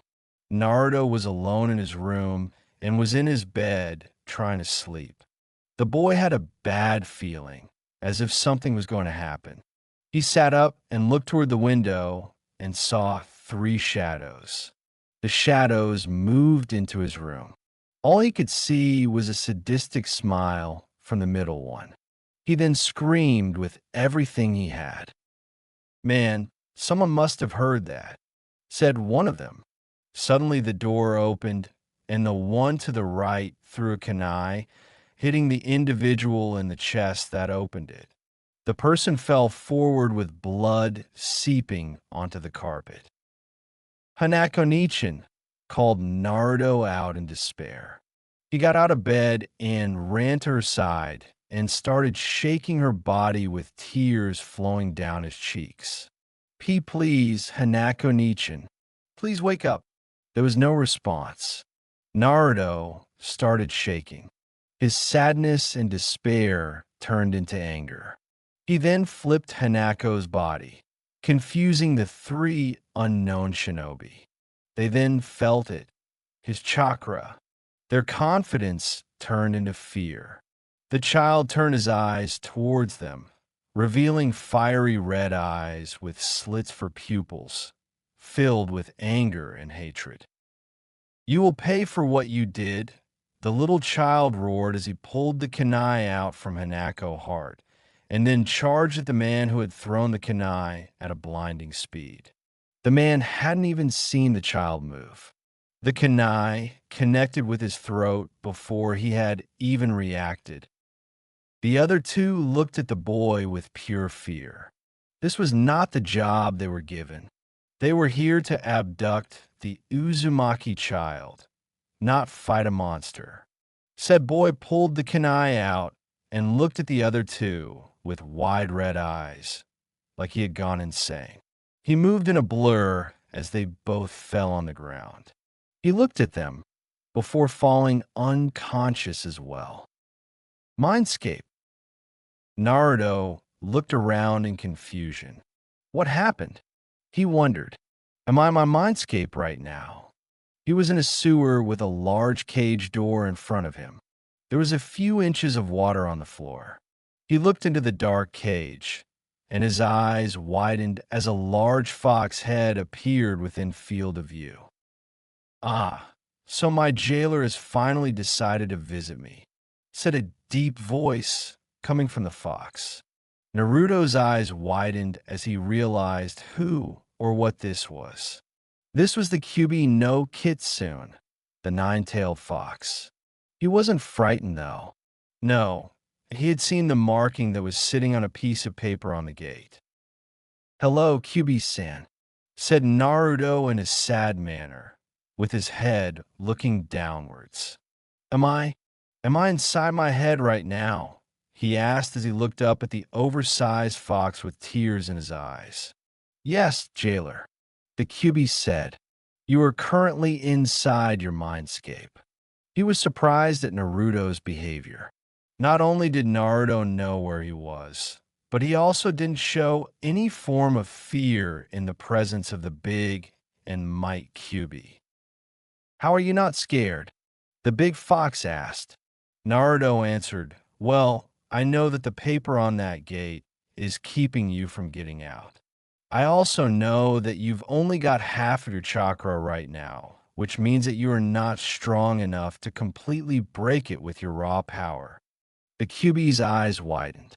This boy knew his situation to the exact point. "You knew about me the whole team?" the Kyuubi asked. Unlike his last host, he hadn't been able to see through the seal at all throughout the last few years.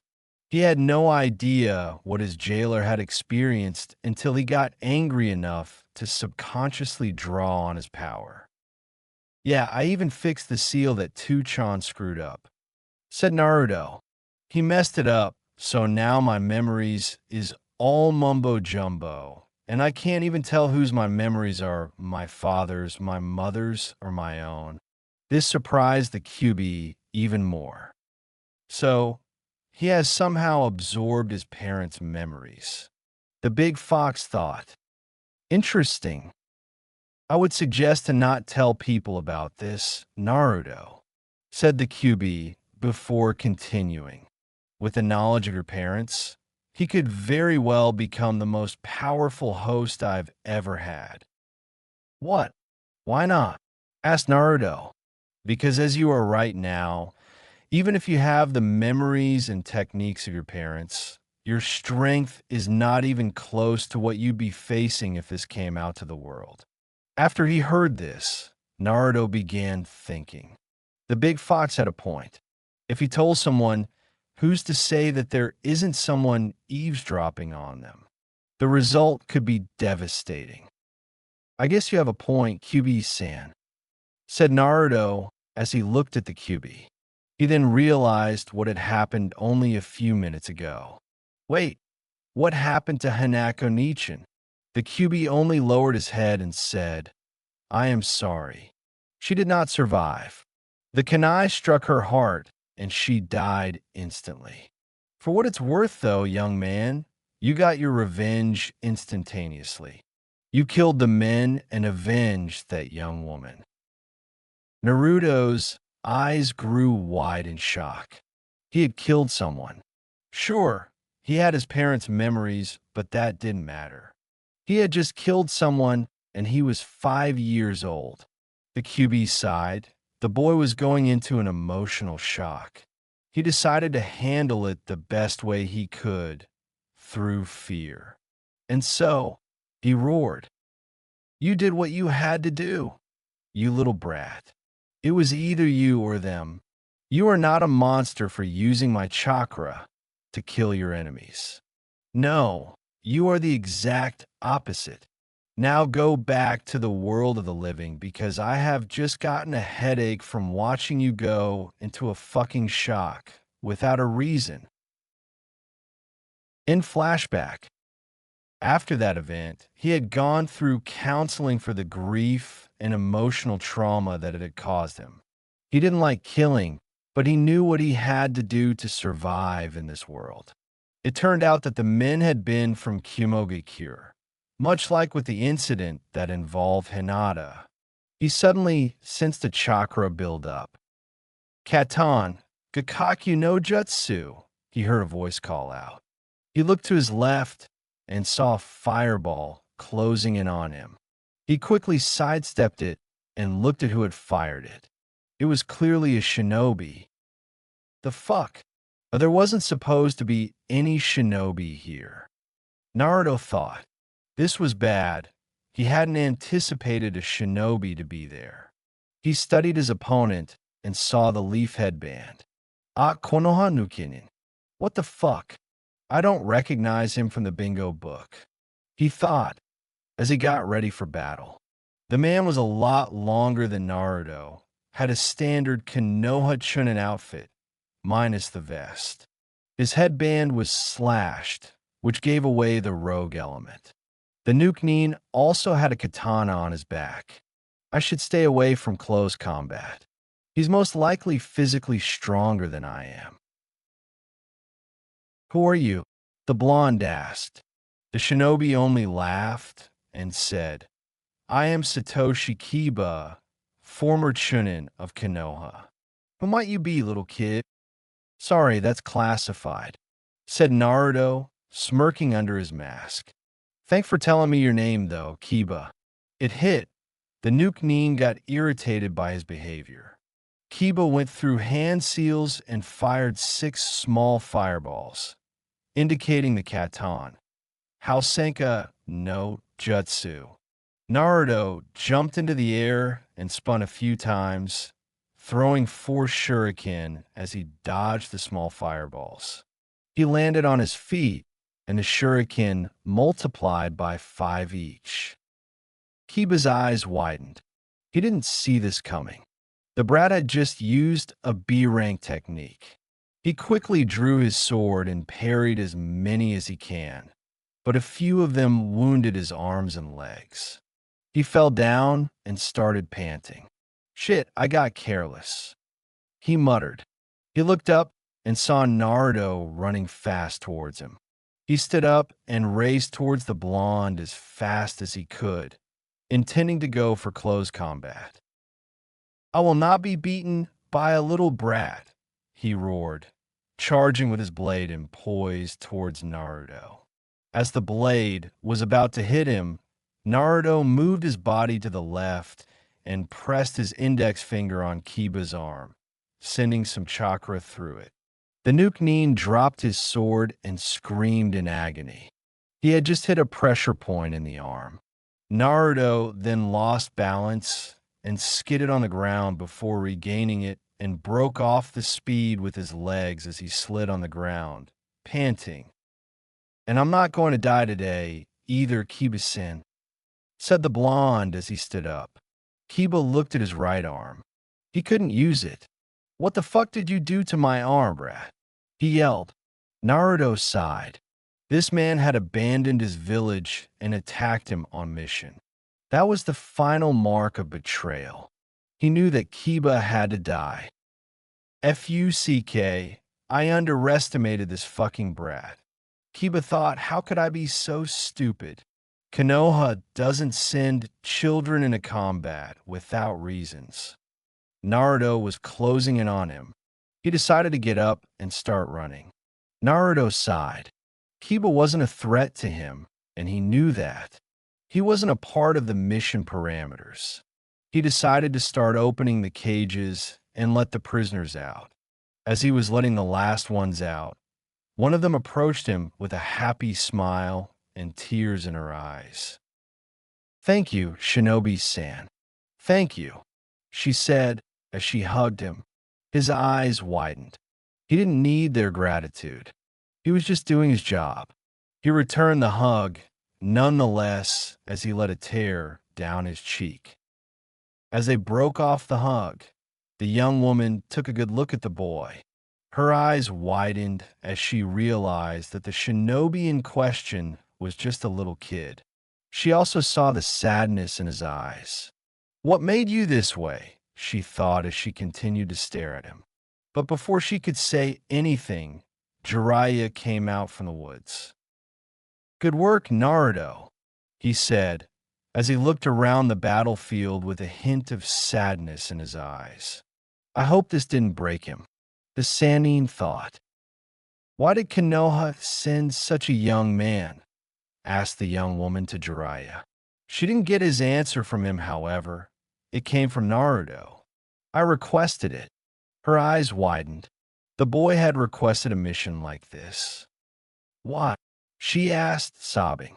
Naruto just looked at her with sadness in his eyes as he said, "Because I want to protect those who can't protect themselves." She looked at him in wonder. The boy had taken it upon himself to become a protector, a shield for the ones who couldn't defend themselves. As she was thinking, a little girl approached Naruto. "Nichan, thank you for saving us," she said. Naruto looked at her for a moment before smiling and thinking, this is what I fight for. He then put his hand on the girl's head and ruffled her hair. "No problem, kid," he said. Had they seen his mouth, they'd see a genuine smile. Jiraiya decided to butt in. It was clear that the boy wasn't emotionally broken. He went over to the boy and whispered in his ear. "New mission parameters. Escort the civilians to the closest town." With that, he told all of them to round up to a line and start walking. This part of the mission was pretty uneventful. Naruto had created 5 Kage Bunshin to guard the back, each with a Jutsu Shiki Kanai on them that wouldn't dispel should they do. He decided to speak to Jiraiya. Jiraiya-sensei, you saw what happened on the battlefield, right? He asked. Jiraiya nodded before saying, yes. I also saw you take care of that Shunin. I'm surprised you didn't take him out, though. It seemed easy by the way you handled the bandits. Naruto sighed. He wasn't a threat to me. He may be in the future, but he isn't one now. And as for the bandits, it was almost too easy. The blonde said with sadness. I just hope I won't lose myself to the darkness like Itachi Senpai did. Jiraiya was surprised. He must have held Itachi in high regards for him to still call him his superior. This boy is showing wisdom way beyond his age. What is your dream, Naruto? Jiraiya asked, surprising the boy at the sudden question. He blushed as he answered, my dream is to become strong enough to take up my father's mantle as the Hokage and bring peace to this world. Jiraiya smiled. This boy had a powerful dream. He might just be the one. Fukusaku-sensei, Chapter 6. 3 days later, Kanehagakure. Naruto was walking down the road towards the ramen stand, coming from the Hokage's office after the mission report. It had been a few days since he had eaten their delicious ramen. The mission had been a success, although it had become rather complicated after Satoshi Kiba arrived to fight Naruto. As the blonde boy was walking down, he recalled what they discussed back at the briefing. Flashback to 30 minutes ago. Naruto, now unmasked, and Jiraiya stood in front of the Hokage and Yumino Irika. They had just gotten back from an extermination/rescue/escort mission.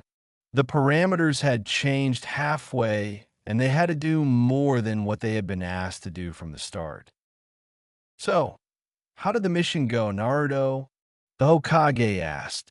Said Jinin walked forward and started doing his mission debriefing. Mission success, Hokage-sama. He started. We got to the target location and went over the mission parameters once more. Jiraiya ordered me to do it alone as a test. At this, both the Hokage and Irika looked at Jiraiya for confirmation. They got it, and Naruto continued. I used Shunshin no Jutsu to get myself into the camp unnoticed, and continuously used it afterwards to eliminate the threat. He said, before taking a breath as he continued. However, when I was done neutralizing the target with lethal force, an unforeseen factor came into play, Satoshi Kiba.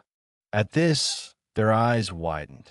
Satoshi Kiba was a Chunin coming from the same batch of shinobi as Irika. He was proficient in both Kinjutsu and Katon Ninjutsu.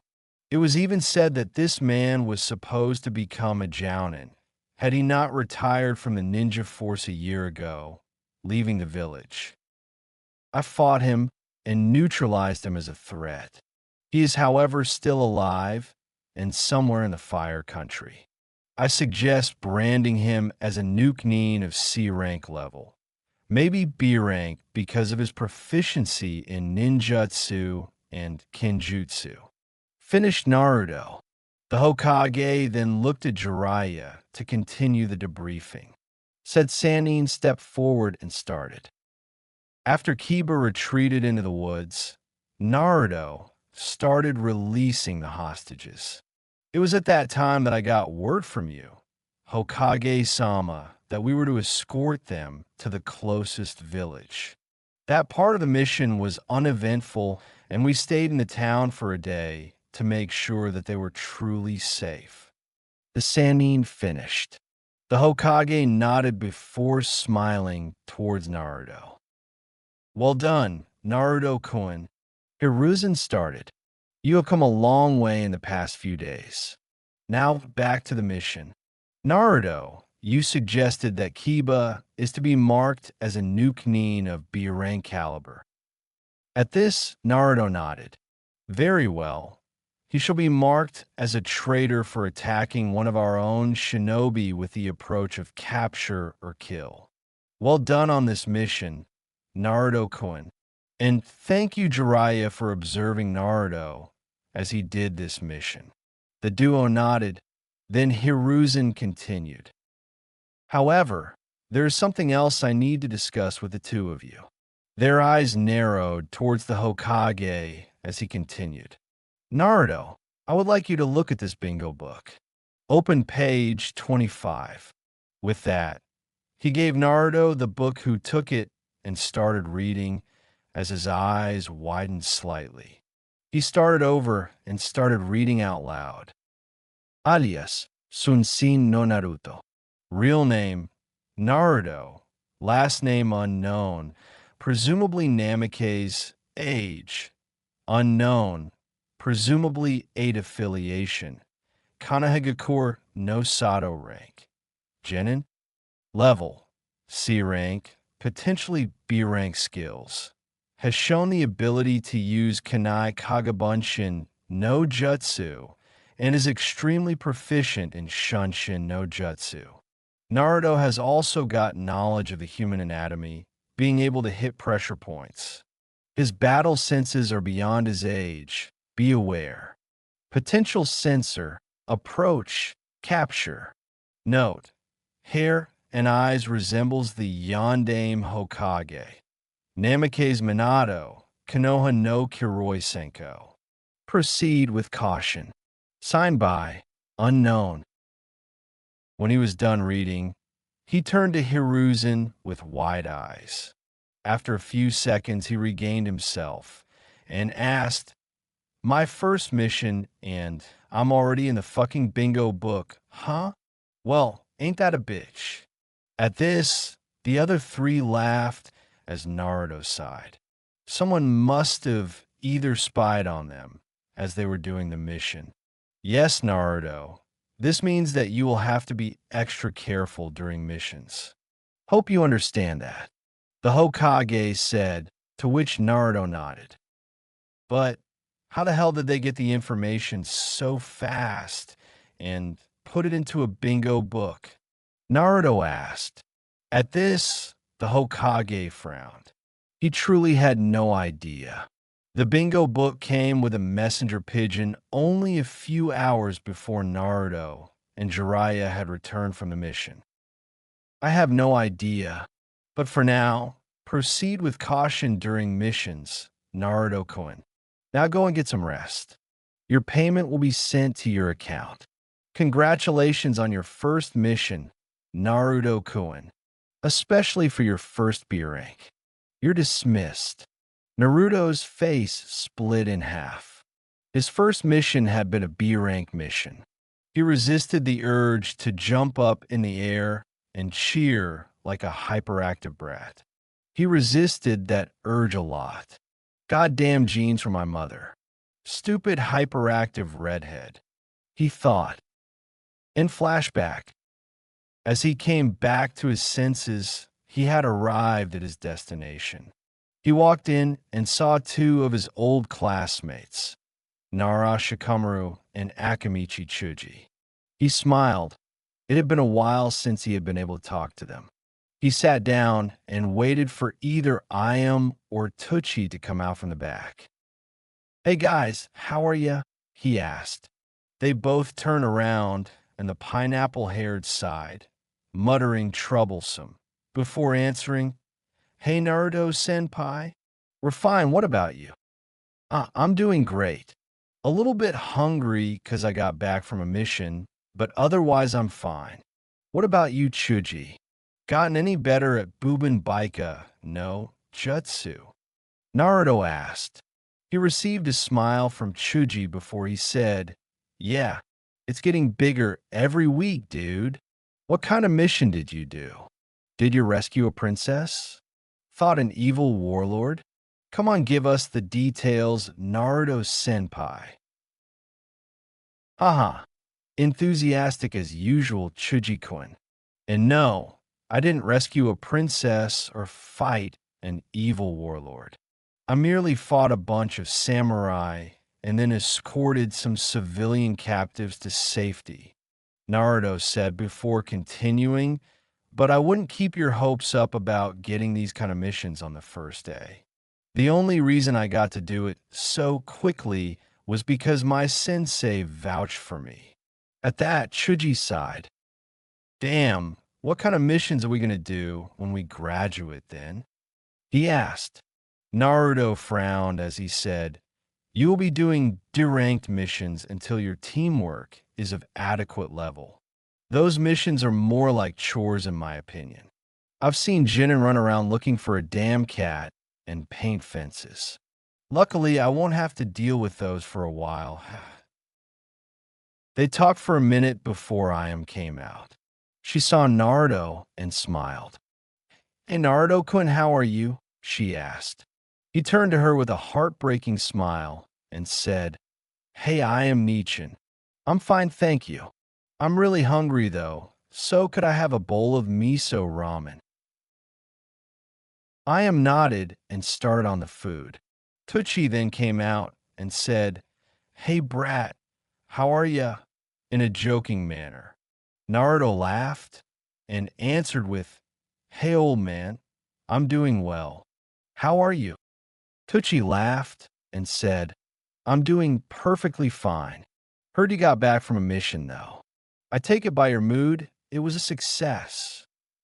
Naruto smiled as he scratched his back in embarrassment before saying, Yeah, it was a success. Got a B rank mission in the bag. At this, both Chuji and Shikamaru spat out their ramen and yelled, You went out on a B rank mission? Naruto laughed as he said, Yeah, it was supposed to be a C rank, but it turned out to be a B rank because a former Chunin from this village came and attacked me. I managed to fend him off before Jiraiya Sensei came out of hiding, though. Wait a minute. You have the Jiraiya of the Sannin as your sensei? Chuji asked in pure jealousy. What the hell, man? That's freaking awesome. That dude is a legend.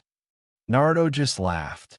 They didn't need to know that Naruto actually took Satoshi Kiba on alone. They didn't need to know that he had done the first part solo.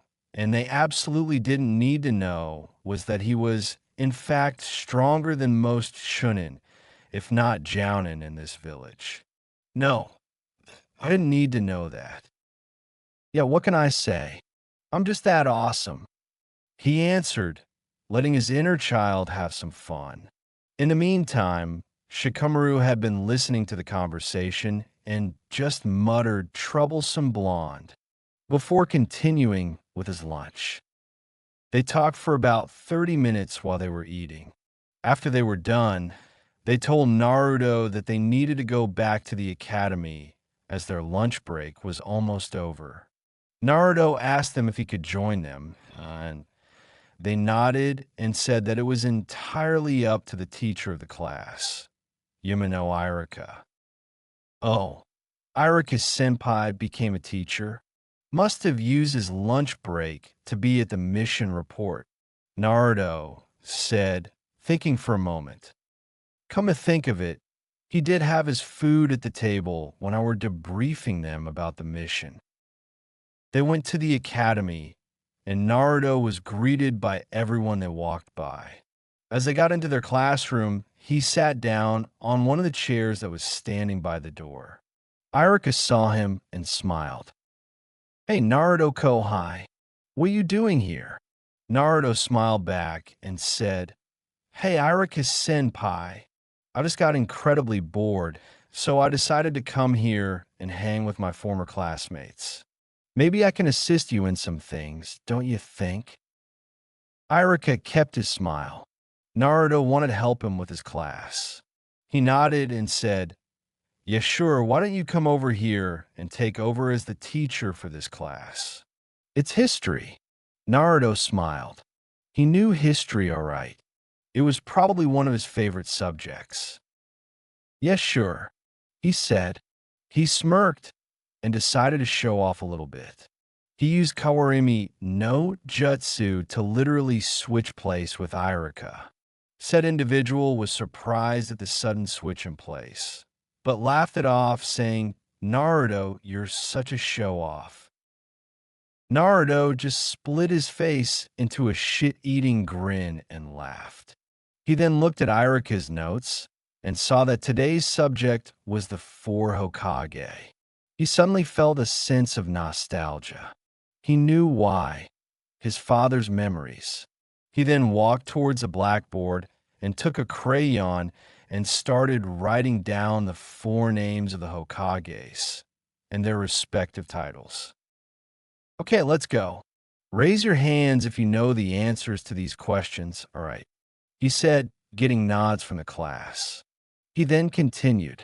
All right, so what can you guys tell me about the Shodai Hokage, Senju Hashirama?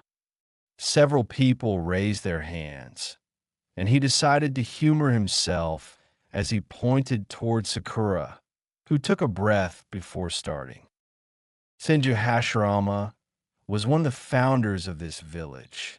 He was at his time renowned as the most powerful shinobi in the world and was given the nickname Shinobi no Kami. That title was later given to his student, the Sandaime Hokage.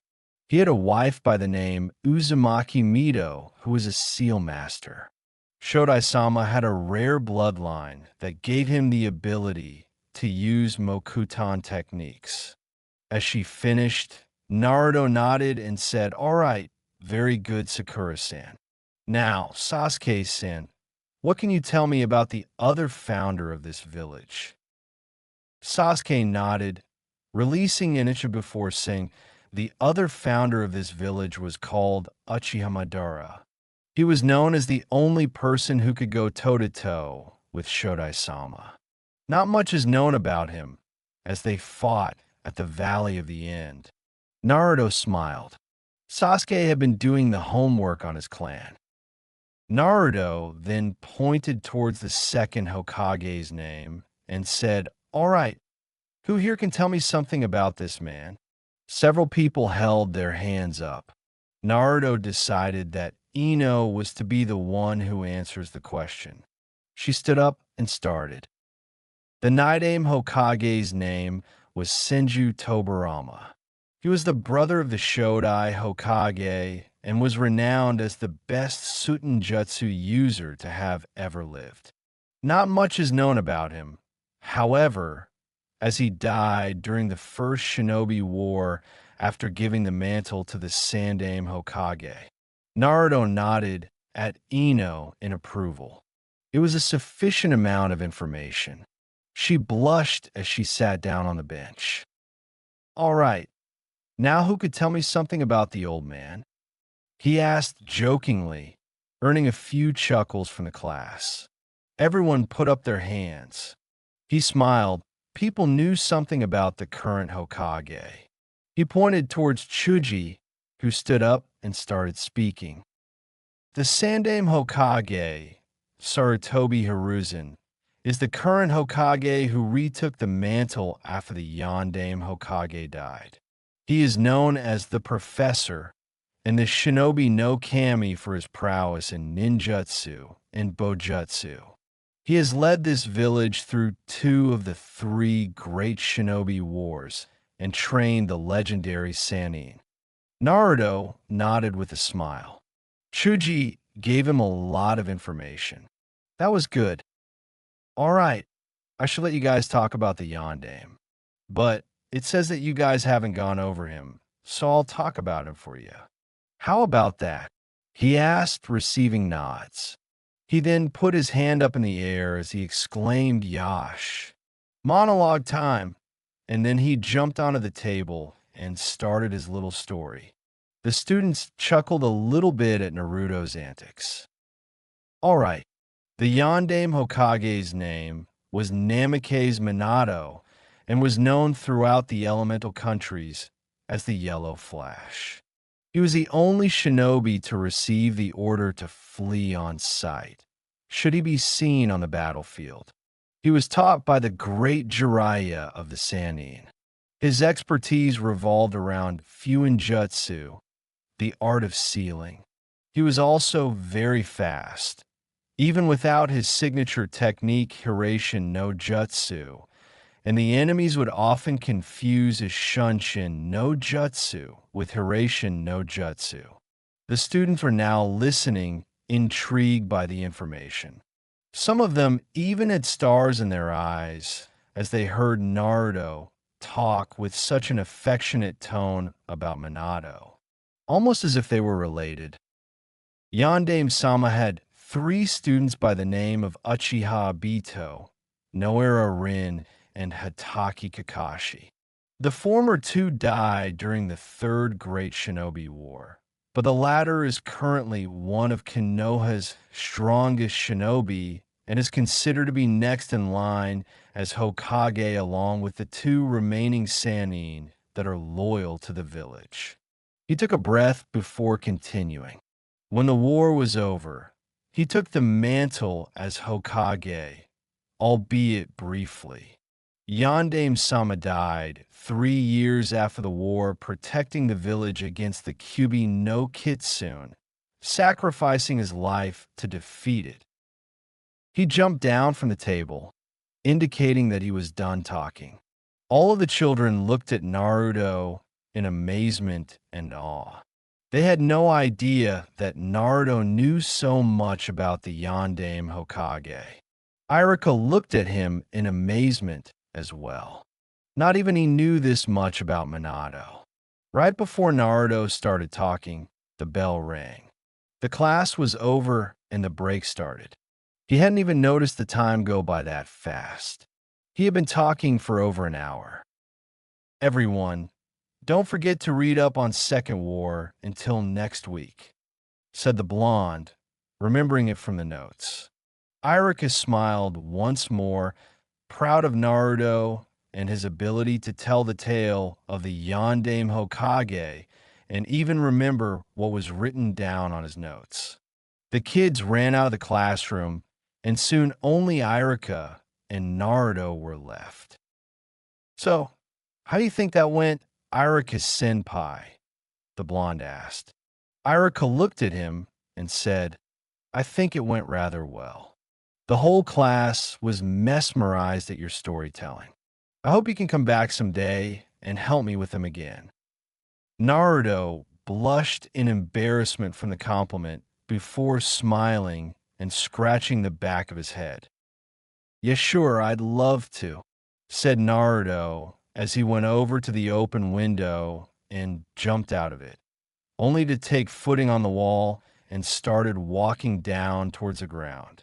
Irika walked over to the window and looked down and saw Naruto performing the tree walking exercise and smiled. You're really something, Naruto-kun, he thought, leaving the window. After he had walked out from the academy grounds, he started walking home. He had been up all night and he was really tired. He also needed a long shower. Man, this day was a really fun day, he thought as he walked home. Namikaze. Chapter 7. Naruto, you're going to experience a lot of pain and suffering. Remember who you are. Find a goal, a dream, and don't stop trying until it comes true. There's so much more that I want to say, to teach you. I want to stay with you. I love you. Gasp. Naruto woke up with a swing, his upper body rocking up in the air. The memories, his parents' memories, were invading his dreams. The worst part was that he saw it through their perspective. It was annoying as he couldn't get much sleep when they came. He sighed. He couldn't do anything about it other than taking an aspirin and hope it would tone down the headache it gave him. At least they weren't flooding his brain like the Kagabunshin memories does. No, they came in waves in the form of dreams. First, it was his father's, and then came his mother's. Can't be helped. He sighed once more as he got up from his makeshift bed that was a futon. He walked towards the sink and drowned his face in water to cool himself down. The memories were annoying, but it gave him some form of reassurance that his parents loved him. At least he knew who they were. At least he knew that loved him. Too many feelings, Brad. Came a dark voice. Ugh, why the fuck are you up? The Brat asked. Aren't you supposed to sleep for a few more years? Nah, couldn't sleep. Too many mushy memories strolling through your brain. The dark voice replied. Naruto sighed once again. This day was going to be long if QB had decided to wake up and annoy him to death. Your brain is a mess, by the way. You know that, right? Yeah, I know, Furball, the Chibian dame replied, only to receive a growl in response. Mind going to sleep again? I kind of don't want to deal with you in my head right now. You're not making it any better when you're awake. Brat, show some respect. I'm the goddamn Q-Dash. QB was cut off by Naruto as he blocked the seal from his mind. He didn't mind talking to the QB, but right now he was in such a mental mess he couldn't deal with the oversized fox. Asterisk, sigh, asterisk, do I even have anything to do today? Naruto mused. Even if I wasn't on leave, I wouldn't be able to do a mission anyway. Jiraiya left me behind here in Konoha to chase his old teammate.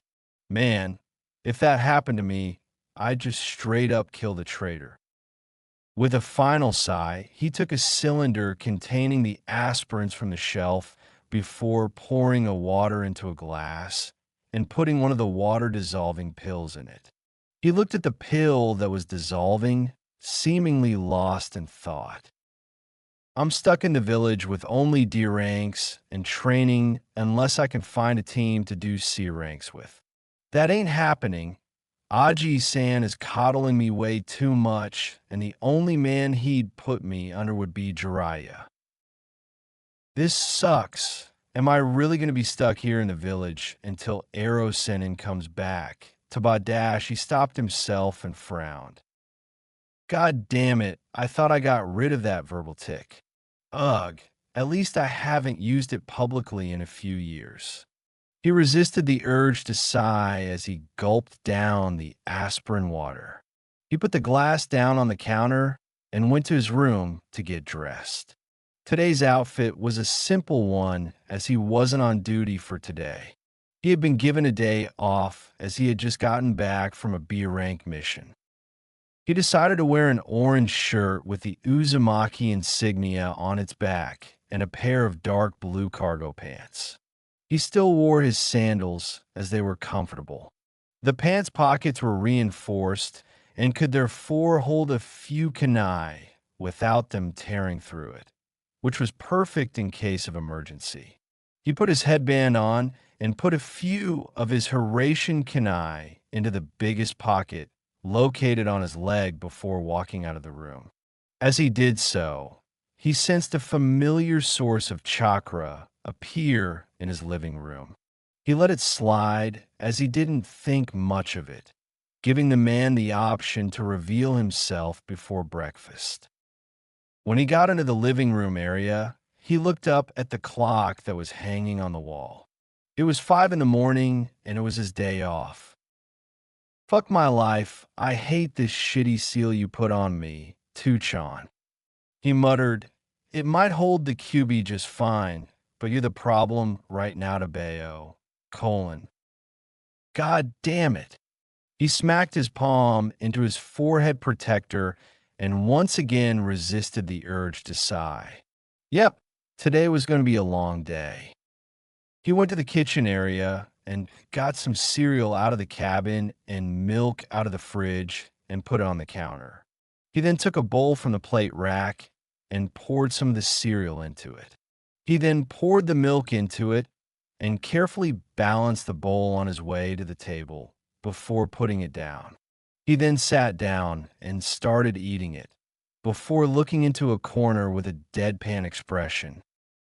You know, Inu Senpai, if you want to join me, you can.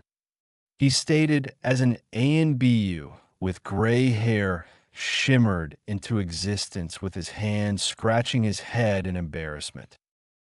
Yeah, knew you'd sense me at some point. Inu stated, earning a grunt from Be Blonde. Come on, join me for some breakfast. Unless you've already had your fill, that is. Naruto said. The ANBU took his mask off and went toward the kitchen and got himself a bowl of cereal as well. He then sat down in front of Naruto with an eye smile. You know, you pour the milk in first, Inu stated, earning another grunt from Naruto, who was busy shoving down the cereal and milk into his mouth. The fuck you talking about, senpai? Naruto asked with a deadpan expression. No, you don't. You pour the cereal into the bowl first. Ma, Naruto-kun. No need to be feisty, Inu said with his trademark eye smile, before continuing. So, what are you going to do today? I heard your sure show bolted last night. Asterisk, yeah. I've got a day off before I start doing missions again. Figured I'd walk around town and maybe hang out with the academy students again, Naruto said. It's not like I got much else to do other than that and train. To know what I'd train, though. Yeah, maybe I could show you a technique or something. My day, after all, consists of keeping you safe. Inu stated, his visible eye still in the formation of an eye smile. Naruto just looked at the ANBU captain with a confused look. The fuck, Kashi and I? Why do I need protection? I'm a shinobi of the Leaf de Bayo, he exclaimed, clearly confused. Yeah, well, you're a genin that has been put in the bingo book already. Because of this, Hokage-sama decided that it is our best interest to have a strong shinobi protecting you at all time. Besides, I get to spend some time with my little brother. Kakashi mused. Ugh, you do realize that if I'm in trouble, I can just fly away from the scene, right? Naruto asked, disturbed by the fact that the Hokage was coddling him to this level, even resorting to put an ANBU detail on him for protection. Kakashi just eye-smiled as he let out a chuckle. Yeah, that's true, I guess. Speaking of Horatian, how do you even know it? He asked before elaborating. There's only 3 people that know how to use it, and they only know how to use it when they're together. I asked them if they had taught it to you, and they said that they haven't. I'll answer your question with another question. How much did you hear about my short rant? Naruto asked in return. All of it. Brought up a lot of confusion, Kakashi stated. Well, Tuchan fucked the seal up somehow. Not even I know how he managed to do that. Not the part holding the QB, but the part holding Kachan's and his own essence in place. Naruto said. At this, Kakashi's eyes widened. What was he talking about? Had Minato tried to seal Kushina and himself in a Naruto? To be there for me in the future, in case the seal broke or I had decided to take control of the QB's chakra, they were going to seal a part of themselves into me. They screwed up hard, though, as their memories, knowledge, and experiences flooded my brain and almost overloaded it, said the blonde, ending with a sigh to catch his breath before continuing. Do you know how disturbing it is to have dreams about your parents having sex from both of their perspectives? He asked with a disturbed look on his face. Kakashi's face went into a disturbed frown with a tint of red honing the cheeks. Dude, I so didn't need to know that, Kakashi said with a small blush that went unnoticed by Naruto because of his mask. So, in a sense, you're literally a chibi yandere? Yep, I've known how to use oration ever since I was born. I guess you could say I was born with it. The child joked, earning a chuckle from the elder in the room. Well, That answers that question. But why haven't you told Sandame-sama about this? Kakashi asked. Because I'd rather keep a secret, never know who might be listening in. This is the only place I consider to be a safe haven for my stories, as it's protected by Uzumaki-style silencing and barrier seals. Naruto replied with a smug look on his face. Besides, he never asked. Damn, so you really have both of their Fuinjutsu under your repertoire, huh? Yep, couldn't get any better than that, right? Nope. If it wasn't for your weak body, probably be bumped up to Jonin in an instant. Hey, I take offense to that, and Chan, Naruto exclaimed, clearly bemused by his older brother who just looked at him before he stood up and walked over to the chibi and ruffled his hair into a mess. Go tamnit, ni tan. This is the first time in weeks that my hair hasn't become a mess after sleeping to Bayo. Now I have to fix it, you jerk. Weren't you trying to get rid of that verbal tick, Otudo? Kakashi mused, earning a sigh from the brat. Please don't remind me of that, Niken. Anyway, you really don't need to protect me. If I can detect you, I can probably detect most assassins and alike. You know that, right? The Jinchuriki asked. Orders are orders. Besides, took you a while to sense me. I sensed you entering the place when I went into my room. Just thought I'd give you a chance to reveal yourself. This hurt Kakashi's pride somewhat. If Naruto could detect him, then he really needed to step up his game. Oh, was the reply the brat got. Don't worry. There aren't many people who can get the jump on me, Niken. Anyway, I'm gonna go and take a walk. You're welcome to join me if you want to. Nah, I'll go and report to the Hokage. He's probably gonna throw a fit at me for not concealing myself well enough for a genin to find me. Uffed. Not even the shinobi no Yami can get the jump on me. Much less you, Niken.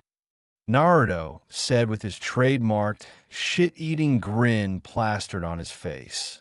Kakashi just sighed at his little brother's antics before putting on the AMBU mask and waved goodbye. With that, he shunshined out of Naruto's apartment to make his way towards the Hokage Tower. Meanwhile, Naruto looked at the clock again and saw that it was now 6:30. Time flies, eh? Good. The store should have opened by now. Gotta get some groceries. Mind giving me some food as well, brat? The dark voice of Kyubi sparked up, earning a tick mark on Naruto's forehead. God fucking damn it. I thought I blocked your voice out already. Naruto exclaimed in his mind, earning a howling laughter from the oversized fox. As if, brat, I just got bored of you. The fox laughed, which clearly disturbed the blonde as his face turned into a frown. Ugh, can't deal with this right now. Naruto muttered as he walked out of the apartment's front door, instantly shoving himself into a girl, knocking her down and dragging him with her. He landed on her breasts face first in confusion. He sat up and saw who he had knocked down. The girl was around 16 years old and had black and blue hair and a headband on her forehead. She was wearing a sleeveless fishnet mesh shirt with fishnet armbands reaching her elbows. He looked at her face and saw who it was. It was Mitarashi Anko, the apprentice of the traitorous Sannin Orochimaru. He saw that she was blushing a deep red. Sorry, Anko-senpai. Didn't see you there, the boy said as he bowed his head. She looked at him in disbelief as her blush faded, now confused as to what just happened. Most people looked at her with pure hate, but here she was, looking at a young genin who clearly knew who she was, apologizing to her. Ma, It's all right, brat. If you wanted to touch them, all you need to do is ask. She mused perversely at him as his head flew up in the air with the same deep red color as the one she donned just a few seconds ago. His arms quickly flew up into a crossguard. No, no, I'd never do something like that to Bayo. I have way too much respect for women to even ask such a question, he exclaimed, clearly embarrassed at what just happened. Thought she'd have much more self-respect, though. Can't be helped, I guess. She gets the same treatment her sure show is given in this village. I wonder would I've been treated the same way had Aji-san not kept my status as a Jinchuriki under wraps. He mused, still a bit embarrassed. Most likely, you humans fear everything that you can't understand or control. Came the voice of the oversized furball. Meanwhile, Anko thought something completely different. Is he serious? I don't sense a single bit of malice from him. Does he really not think bad of me, or is he trying to trick me? She questioned him in her thoughts before looking at the boy who had just calmed down. They sat there for a few seconds, looking at each other before Naruto broke the silence. You know, I really don't get the whole deal with treating you like crap, he started, causing her eyes to widen. What? Just because you're the apprentice of a trader doesn't mean you're supposed to be treated like trash to Bayo. He sighed. I guess what I'm trying to say is that if you ever need someone to talk to, I am here for you. He finished as he saw her look of utter disbelief. Had he read her mind?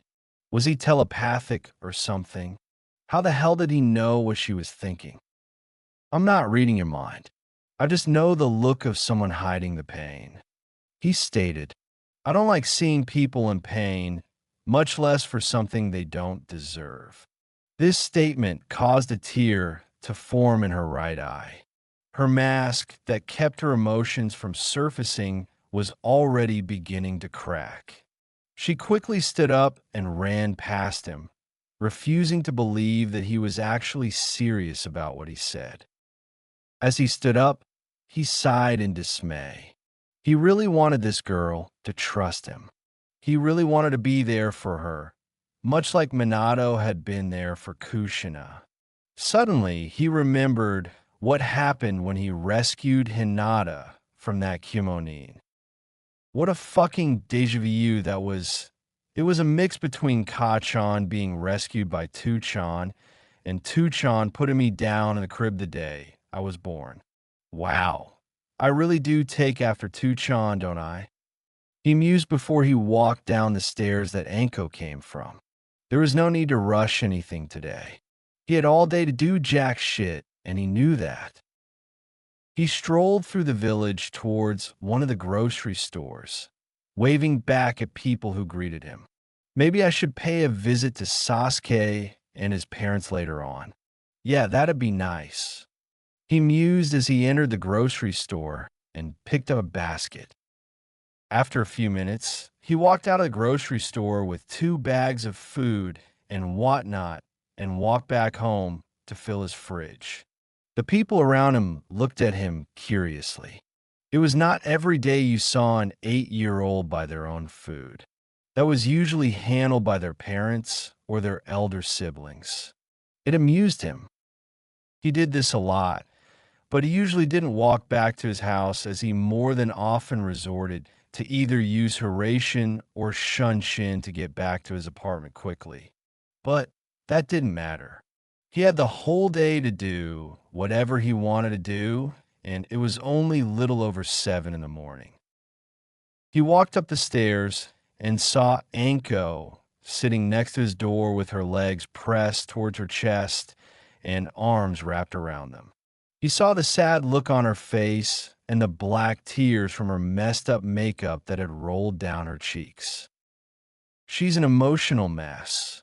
What made her this way? He asked himself as he walked up to her while sealing his groceries in a storage scroll. She didn't notice him as she just stared out of the holes in the protective rail from the balcony that she was sitting on. He sat down next to her and looked at her curiously, wondering when she was going to be broken out of her stupor. She was, however, clearly aware of him as she laid her head on his shoulder. He blushed a little. This wasn't what he was expecting when he sat down next to her.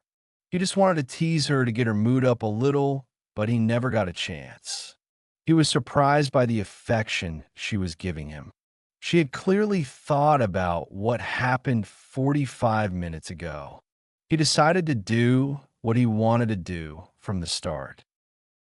Anko-chan, I know I'm cute and all, but you don't need to rub your cheeks on my shoulder, you know. He joked, causing her to blush as well. He gently pushed her a little bit before standing up, holding a hand out for her to take to help her up.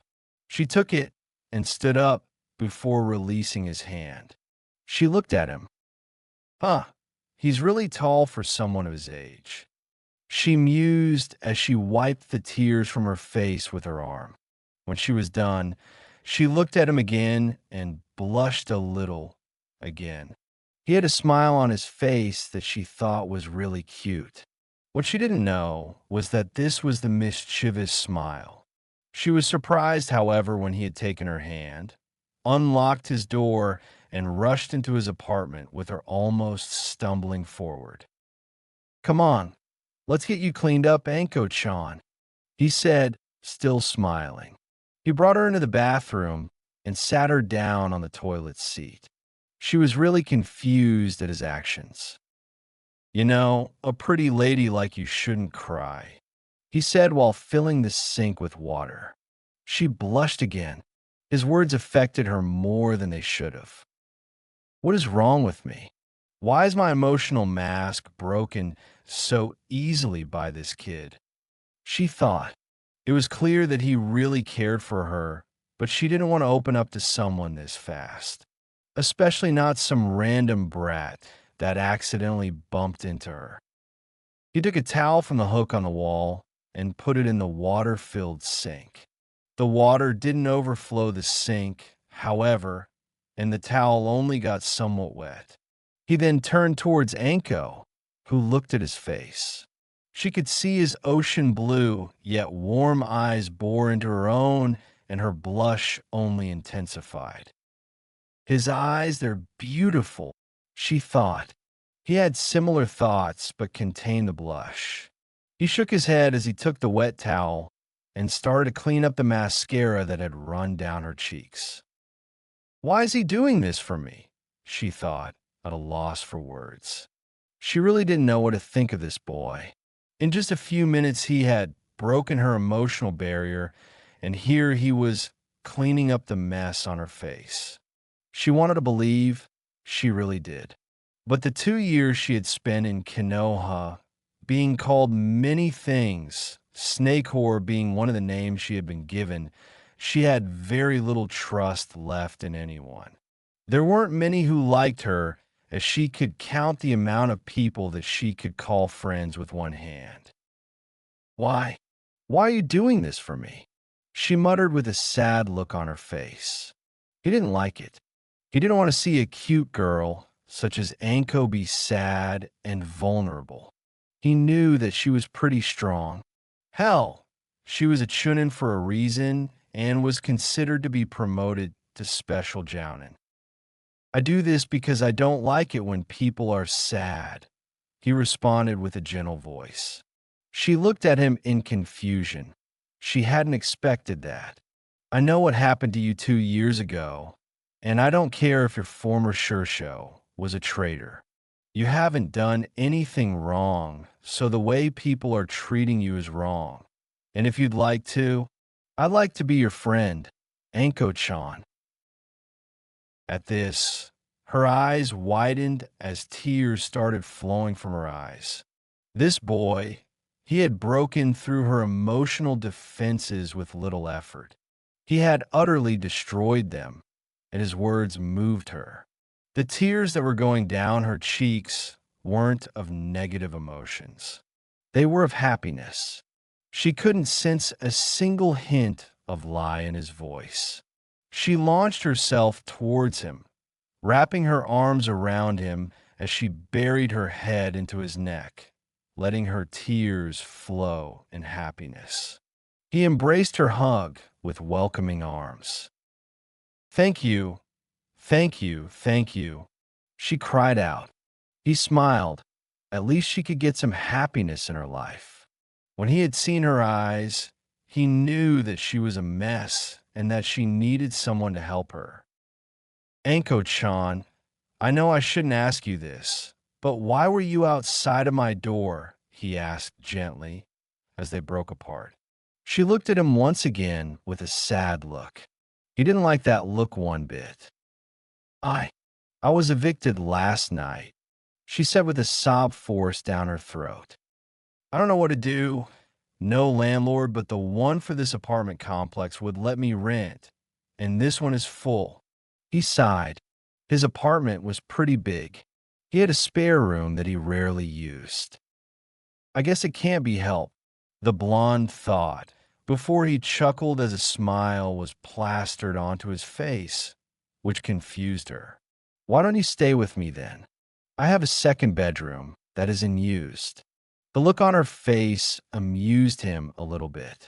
She had pure shock written all over her. "Huh," was all that came out of her mouth. He cracked into a howling laughter, breaking her out of her stupor. "Yeah, if this landlord is the only one that will rent an apartment out for you, you might as well just live with me, right?" he exclaimed, toning his laugh down to a chuckle. She joined him with a chuckle, wiping the tears from her cheeks once again. She once embraced him in an affectionate hug, which he once again embraced. "Thank you, Naruto-kun," she said before breaking the hug. He smiled. She was already getting better. He turned around before looking back at her, motioning with his head for her to follow. She nodded as she stood up and followed him out of the bathroom. "You must be hungry and tired, Anko-chan," he said softly. She nodded her head slightly, which clearly was noticed by the young blonde. He looked at the clock on the wall. 9 Uhr morgens. They had been in there for almost 2 hours, he mused. He motioned her to sit down at the table as he walked towards the kitchen area, unsealing all of his groceries before putting them in the cabins and fridge. She looked at him curiously. "This boy, he knows how to use storage seals," she thought before she saw him whip out a bento from the fridge. He walked towards her with the bento and 2 chopsticks in hand and put them down in front of her. "Make yourself at home, Anko-chan. I'm gonna go and talk to Aji-san and inform him of you staying here, okay?" he said, earning a nod from him. With that, he vanished from sight, startling the poor girl. She had never seen anyone move that fast in her life. Not even Orochimaru was that fast. Naruto appeared upside down on the ceiling in the Hokage's office. He looked down and saw 3 Chunin stand in front of the Hokage. He resisted the urge to laugh, as they didn't notice him up on the ceiling. The Chunin bowed to the Hokage before walking out of the office. "They clearly don't know how to sense people, do they?"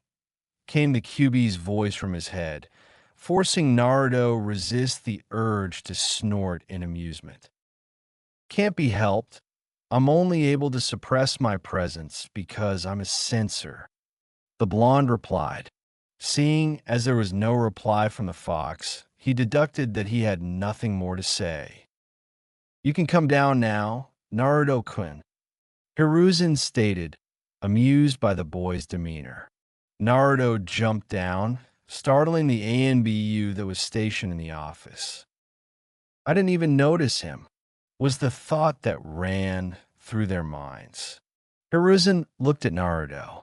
Clearly, there was something that had disturbed him, otherwise he wouldn't come here today. It was his day off after all. What is troubling you, Naruto-kun? The leader of the village asked. Naruto sighed as he looked into the eyes of his grandfather figure. I came here to tell you that Anko-chan has been evicted from her apartment, he stated. Hiruzen's left eyebrow flew up at this. This was something he wanted to hear. And how do you know this? He asked. She's in my apartment right now, eating a bento I made yesterday from the leftover food I made. Ah, am I to assume that you are going to be taking her in under your care? Said the amused man. Naruto sighed as he raised his hand and drew it through his hair. Yeah, not much else I can do. She doesn't deserve all the hate she's getting from the villagers. He said, I wonder what would have happened to me if you hadn't kept that secret. The stationed A and BU got confused at this. Was there something about the boy that they didn't know about? Was secret what caused the people of Konoha to hate him? Yes, it is most likely a good thing I did, seeing how Anko is being treated, stated the old man. He sighed as he looked at his surrogate grandson. The boy had matured much faster than he should have. It couldn't be helped. Kumo's failed infiltration is what caused him to be this way. At least the boy was able to see past the actions of others and had problems hating someone else. It was a quality Hiruzen loved about the boy. It was not something that was to be taken for granted. However, as the boy was intelligent and cunning and could see through lies and deceit with little to no effort. Hiruzen sighed once more as he looked at the boy. I'll get the paperwork done for you. Naruto-kun, I thank you for letting her in. She is an emotionally fragile young lady that was dealt the wrong cards at an early age. Yeah, I know about the connection between her and your student. Might not like the snake, but she's got nothing to do with him. The boy stated. This earned him a smile of approval from Hiruzen. Then, out of nowhere, a Kagebunshin from Naruto popped out of nowhere before it vanished from the room. The old man snorted in amusement. Not many people had the mastery to create a seal-less Kagebunshin with little effort as Naruto did. The ANBU around the room looked at the boy in amazement. They had heard about the boy's mastery in Kagebunshin and the boy's insane speed, but they thought it was exaggerated. Damn, this boy is good. Another collective thought that went through the mind of the ANBU operatives inside of the room. Naruto, amused at the fact that he could sense the amazement from the Genjutsu concealed, ANBU looked at the Hokage before saying, so, while I was away, has anything happened to the remaining Uchiha? At this, Hiruzen sighed. No, they're shaken that their family member would do something like this. I just wished it never had happened. The old man stated while looking into the boy's eyes. It confirmed things for the both of them. For Naruto, it meant that Itachi had spoken the truth, and to Hiruzen, it meant that Naruto knew about the truth behind the Uchiha massacre.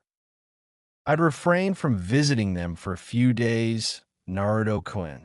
I don't believe any one of them wants to talk to anyone at this point, he stated, earning a nod from Naruto. Well, there goes my plan for today, he thought.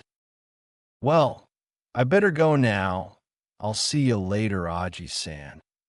Naruto stated before vanishing like his clone did a few minutes prior. Naruto's clone appeared in his apartment and looked at the young woman that was sitting at the table, eating the bento in a rapid manner. He walked towards her with an amused look on his face. She was either too into eating the bento, or she genuinely didn't sense him close to her. He stood behind her for a few seconds, clearly amused by the fact that she was devouring the food he made the day before.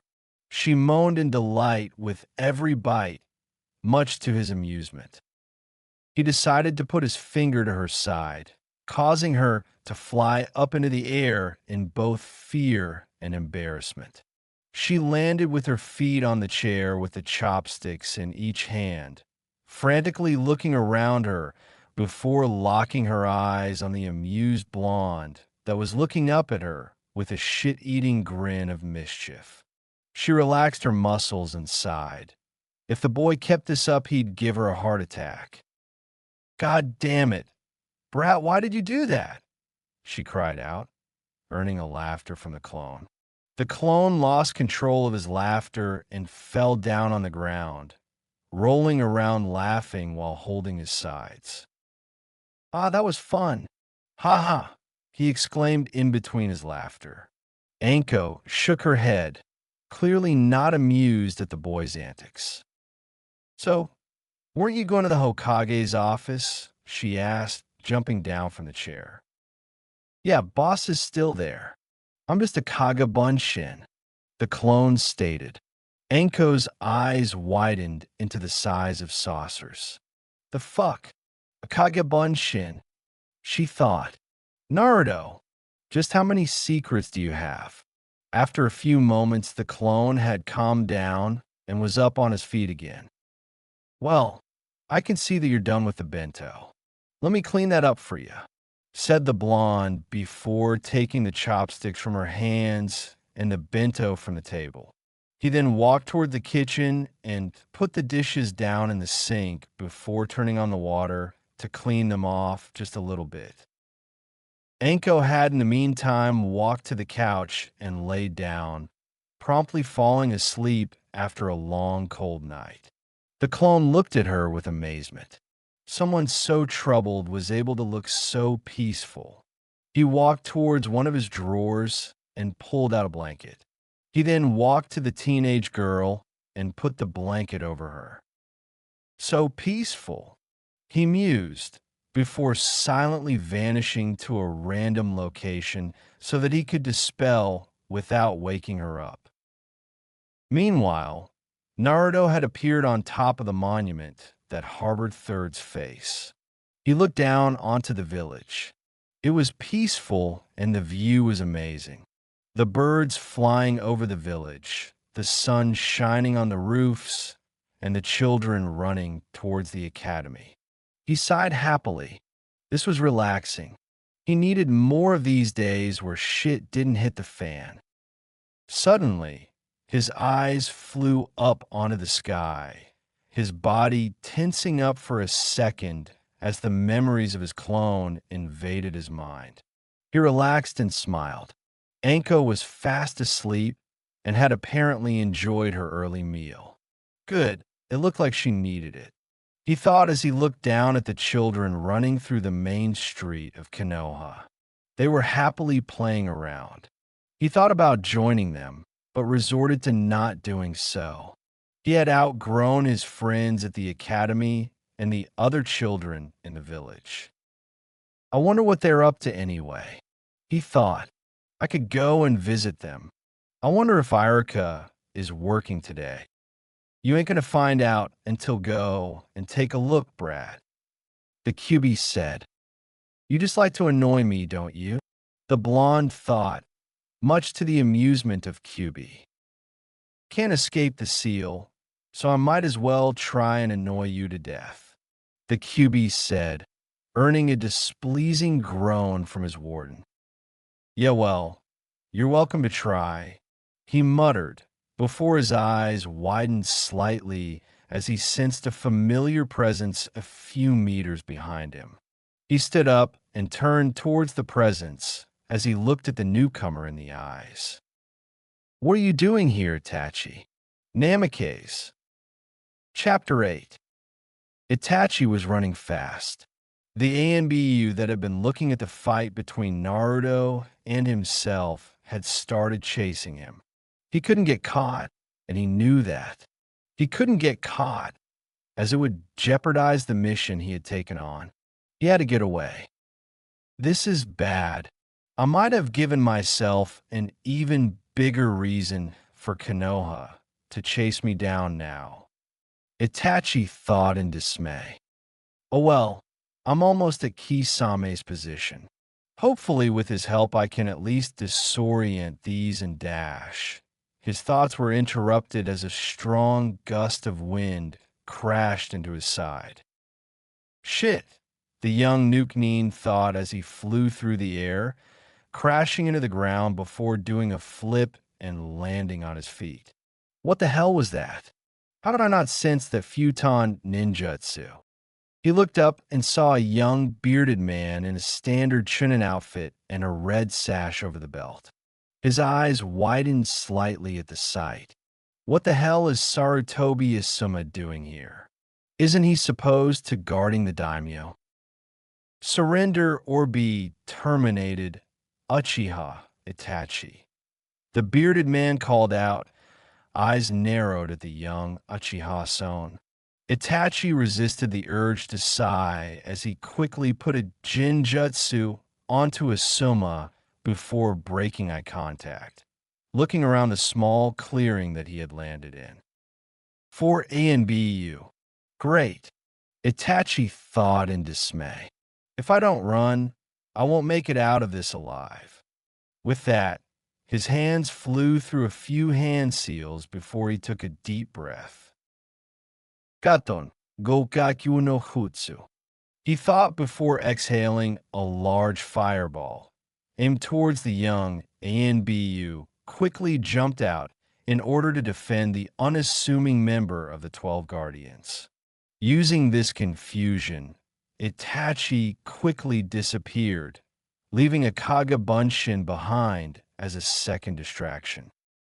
The morning had been great for the young medical nin Kido. The only ones who had the need to be treated for anything were mostly civilians who had the usual flu or a cold. He was walking towards the reception of the hospital, ready to start his second round for the day. That is, until a yellow flash suddenly illuminated the room, and out of it came a young, wounded genin who fell flat onto the hospital floor. The boy was battered and bruised. His visible skin was scorched, and his clothes were either torn apart or burned. He had just gotten into the waiting room to witness this. The boy groaned as he turned his body to put his back towards the floor, with a burned hand nursing the side of his stomach. Ouch, that hurt! Came a hurting groan from the young boy. Eyes wide, Kido rushed towards the boy and kneeled before him. Are you all right, Naruto-san? He frantically called out, only to receive another pained groan from the boy.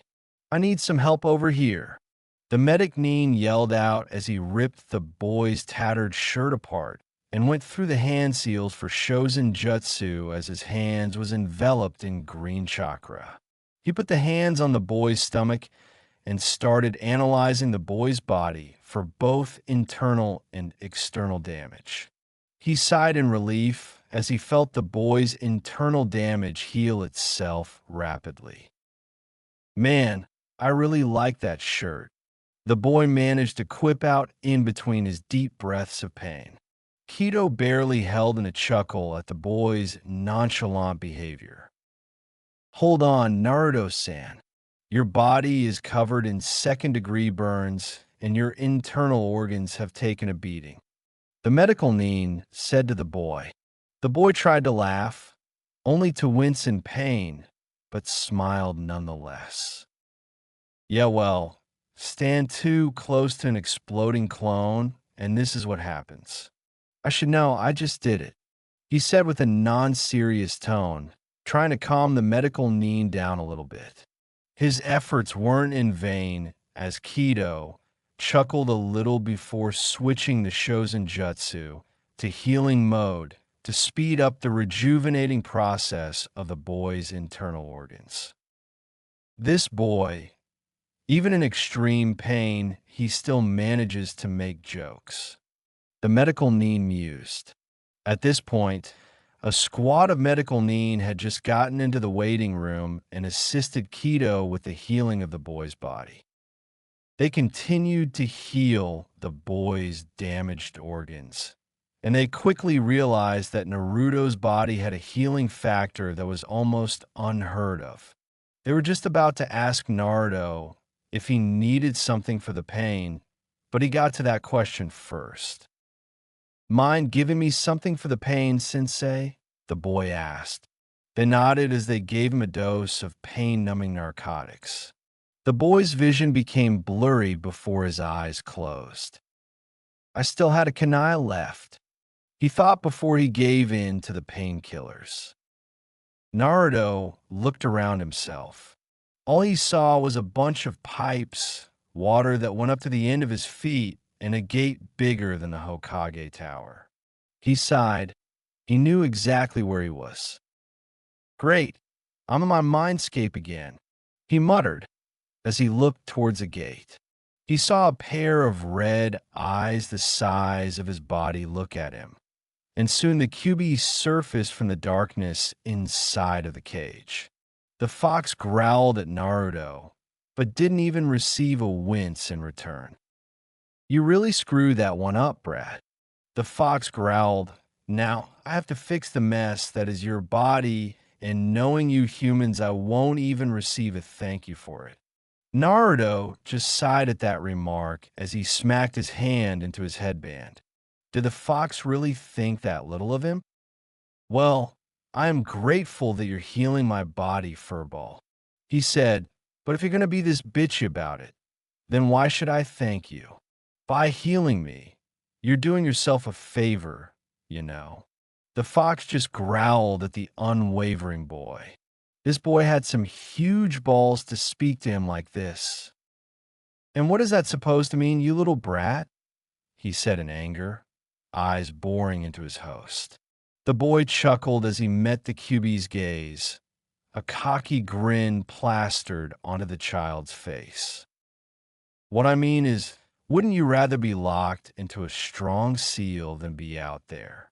Where Madara is, the boy questioned him. QB grumbled in response and saw the boy's grin widen. I guess you have a point, but that still doesn't mean you're not a little brat, the QB retorted in a childish manner. Naruto just laughed. Even the QB could admit he was wrong at least once. QB growled in anger at the boy, clearly frustrated by the boy's word. This only fueled the boy's laughter as he fell down into the shallow water, holding his sides laughing. Don't get your panties in a twist, Q-chan, the boy quipped out in between his laughter, still rolling in the shallow water. The oversized fox let out a menacing growl towards the boy as he tried to push chakra out of the seal, but it was all in vain. I hope you drown in this filthy sewer water, Brad. Bah! After a few moments, Naruto had calmed down from the banter and gotten back up onto his feet. Amazingly, he wasn't drenched in the sewer water. In fact, he was as dry as sand, which confused the almighty fox who had no clue as to how that was possible. He brushed that aside as he could only speculate that the boy was somehow able to control the mindscape. You really can't take anything seriously, can you? The oversized nine-tailed fox sighed out in dismay. Well, you're the one that was annoying the living hell out of me earlier today, Naruto responded, earning a grunt of dismay from QB. Yeah, whatever, grunted the fox on a completely unrelated topic. That last jump you did was really sloppy. You let the flash out. At the last part, Naruto's eyes widened. Shit, how many were there even in that room? He asked the fox. Only you and some old lady. Hopefully she was as blind as a bat. Mused the fox. Not that I care at this point, though. You use oration almost all the time anyway. It's probably the worst kept secret you have. Naruto sighed. What the fox said was true.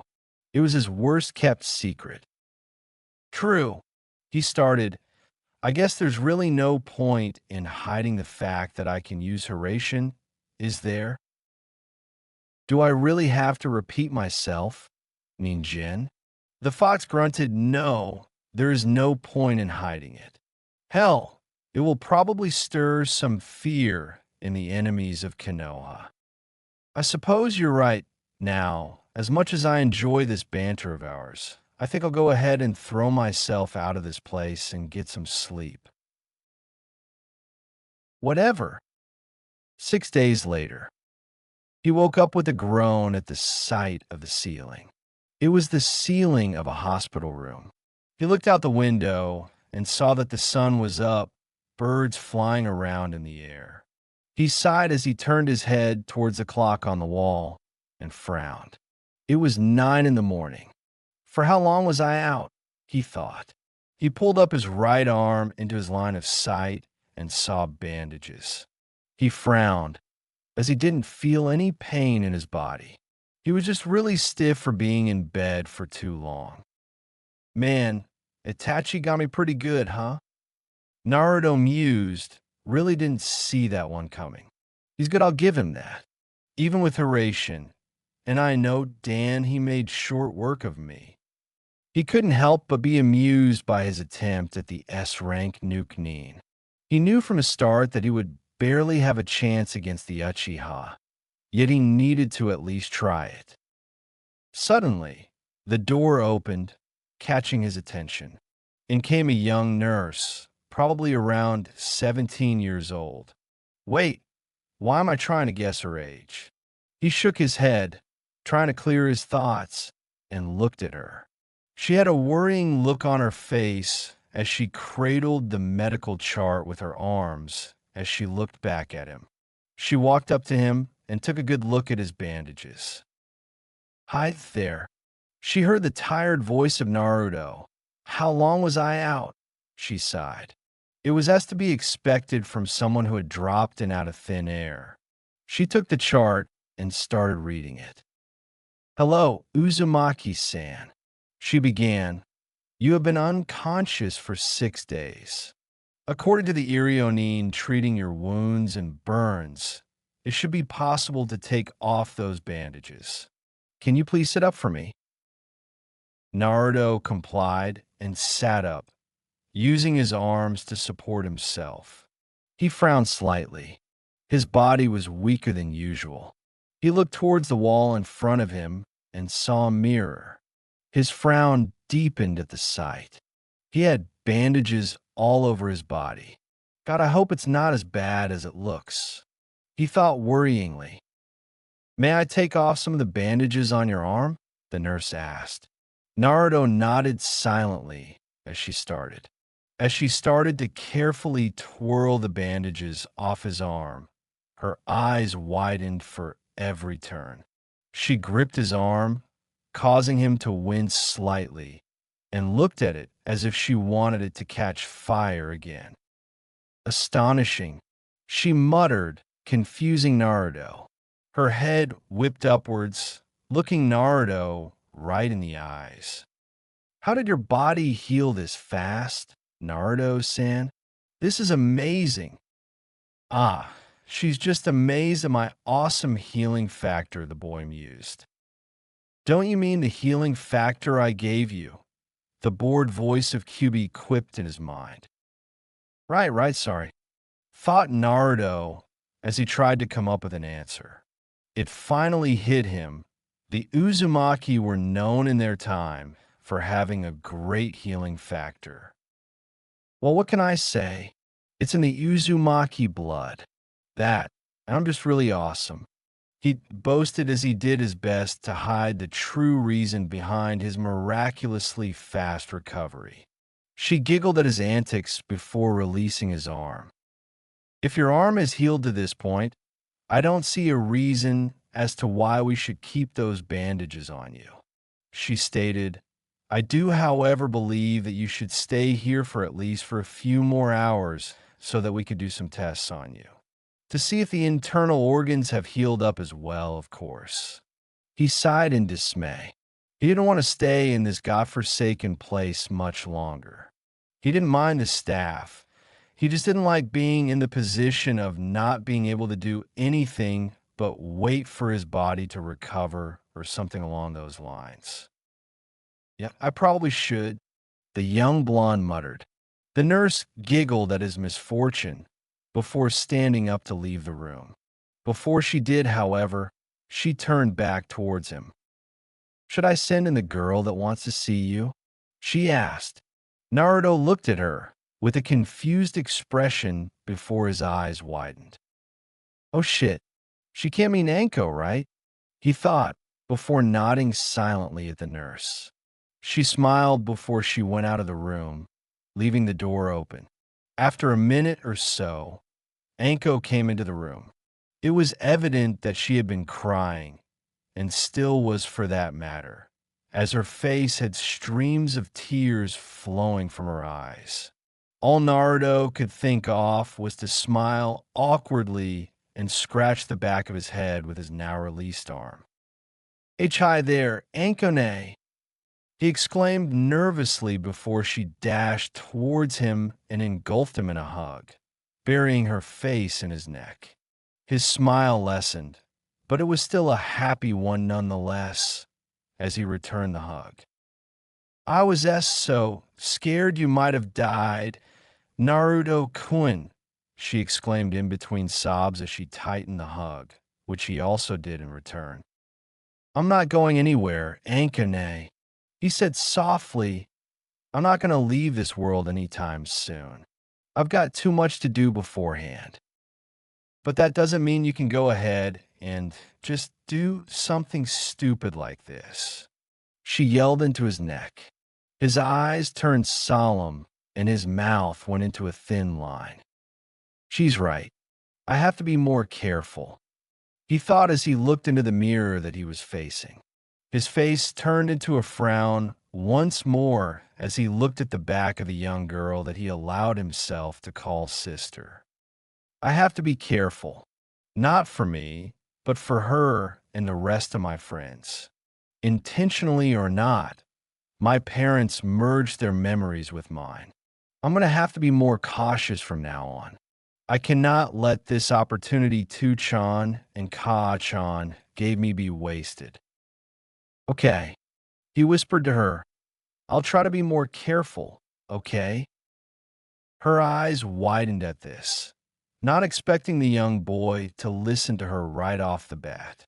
He chuckled, sensing the surprise that came from her body. You idiot, she sobbed, earning her a smile from the young Uzumaki. He looked out the window and saw birds flying in the sky. Yeah, I'm not going to let this be for nothing, he thought as she continued to sob into his neck. Man, she really needed to cry, didn't she? Before he could think much further, he sensed his surrogate grandfather outside of the room.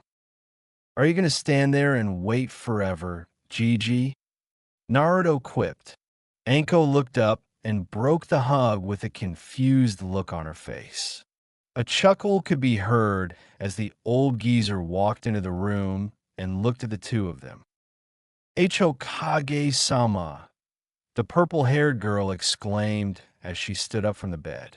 The Hokage chuckled once more. Hello, Anko-san. Naruto-kun, I'm glad to see that you're doing well and that your sensory abilities haven't degraded, he said, but I do believe you have some explaining to do as to what happened 6 days ago. Naruto's facial expression turned serious as he looked right into the old man's eyes. Not here. Who knows how many eyes and ears these walls have? Naruto responded with a serious tone. I will start on the report as soon as I'm out of this bed. The Hokage nodded, understanding what the young boy said. So, how are you feeling? He asked the boy, who looked at him with a deadpan expression on his face. As good as you can feel after an explosion to your face. Uzumaki healing factor or not? He pouted, earning a chuckle from the Hokage. Yes, it really is fortunate that you have the vitality of an Uzumaki. The Hokage stated, but please take caution in the future. Next time you might not be so lucky. Naruto's childish pout disappeared and his gaze softened. I know, he whispered. Naruto was sitting on the sofa in his apartment, being discharged from the hospital after 2 hours. Anko had gone to bed as she was exhausted from worrying about the boy who had taken her in. He was not alone, however, as the Hokage was sitting in front of him, staring at the young blonde with a stern look on his face. I'm really getting too old for this shit, thought the old man as he waited for Naruto to start with the debriefing. Naruto's body shifted as he straightened himself from his relaxed position on the sofa. Okay, so this is what happened. Flashback to the confrontation. What are you doing here, Itachi? Asked the younger one of the two. His eyes were cold and calculating, and they broke off from the now named Itachi's eyes as it seemingly searched the surroundings. I'm only here to speak with you, Naruto-kun, said the older one with a neutral tone as he saw Naruto's look between the trees a few meters next to him.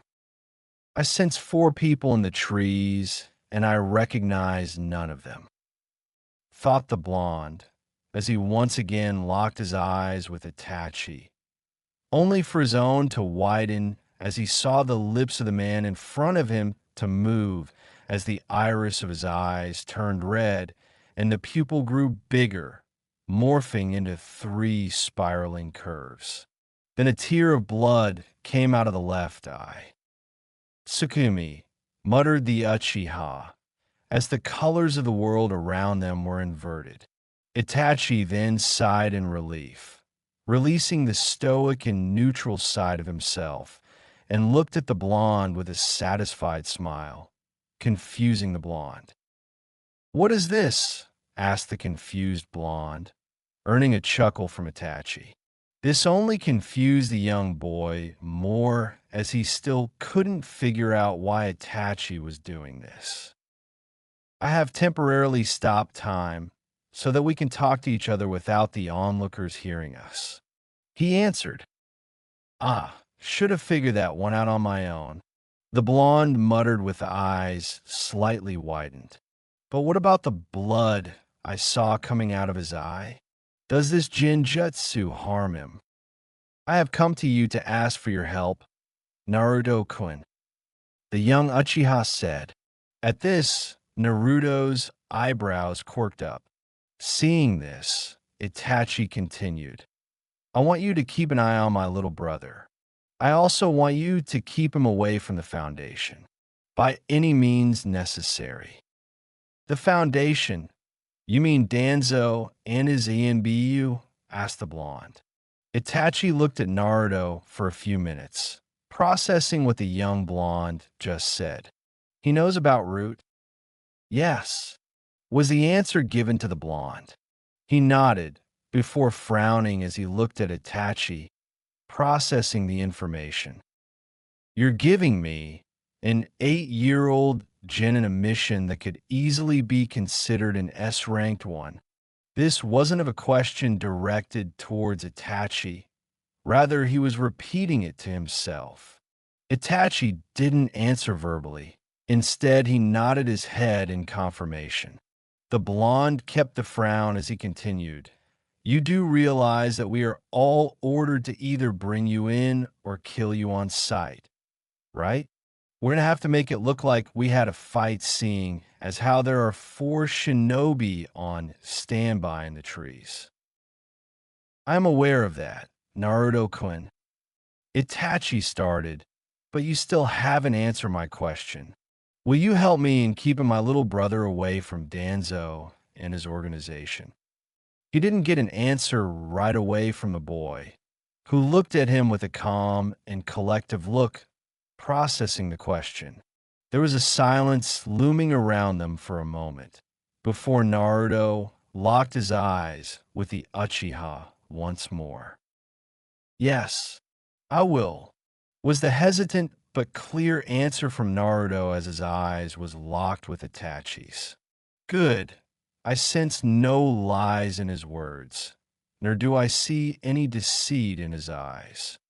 The dark-haired teenager closed his eyes as a normal tear came from his right eye.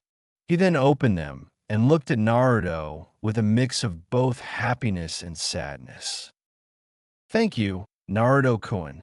As for you being questioned by the Hokage in the future, you can say that the organization I am and wants what is inside of you. Naruto's eyes widened at this. Inside of me. He means the QB, doesn't he? You know about the QB, don't you? He asked.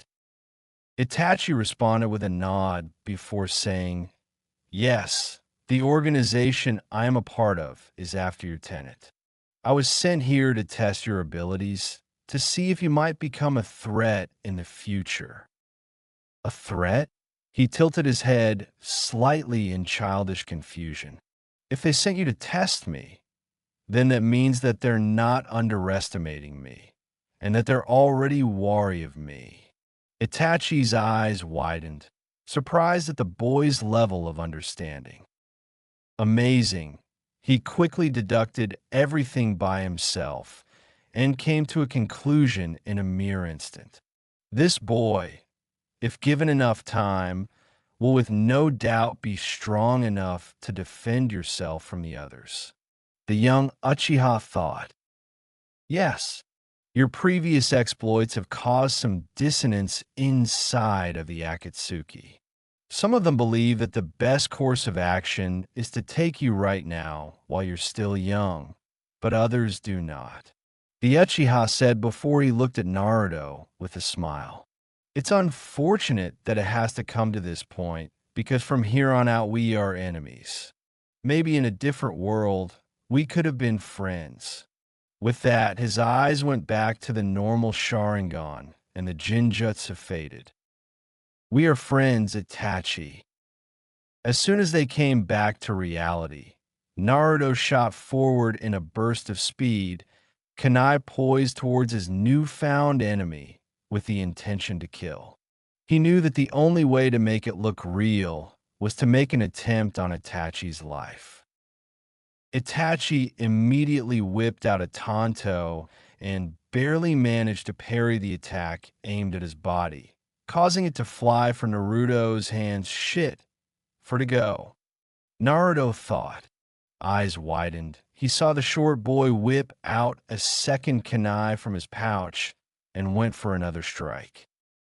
He quickly jumped backwards to distance himself from Naruto. I never imagined that Naruto would be this fast, he thought as the boy launched the kunai from his hand, only to be whipped away by the tanto. He then took out 2 kunai from the pouch, each in his hand. I only have 3 kunai left at my disposal, unless I want to jump to the used ones. Naruto thought as he twirled the kunai in his left hand, putting it in a reverse grip before throwing it at Itachi, who barely had time to dodge it, hands in the air as he once again jumped backwards. Eyes widened, he saw the blonde vanish, only to feel a sharp pain in his neck. He looked behind him and saw Naruto midair. The boy had caught the flying kunai and had just released the other kunai that now was embedded inside of him. He chuckled as Naruto's eyes widened, sensing the chakra build up from Itachi. I hope you're fast enough to dodge this, Naruto-kun. Shit, thought Naruto as he saw Itachi's body bulk a little bit before exploding. Flashback end.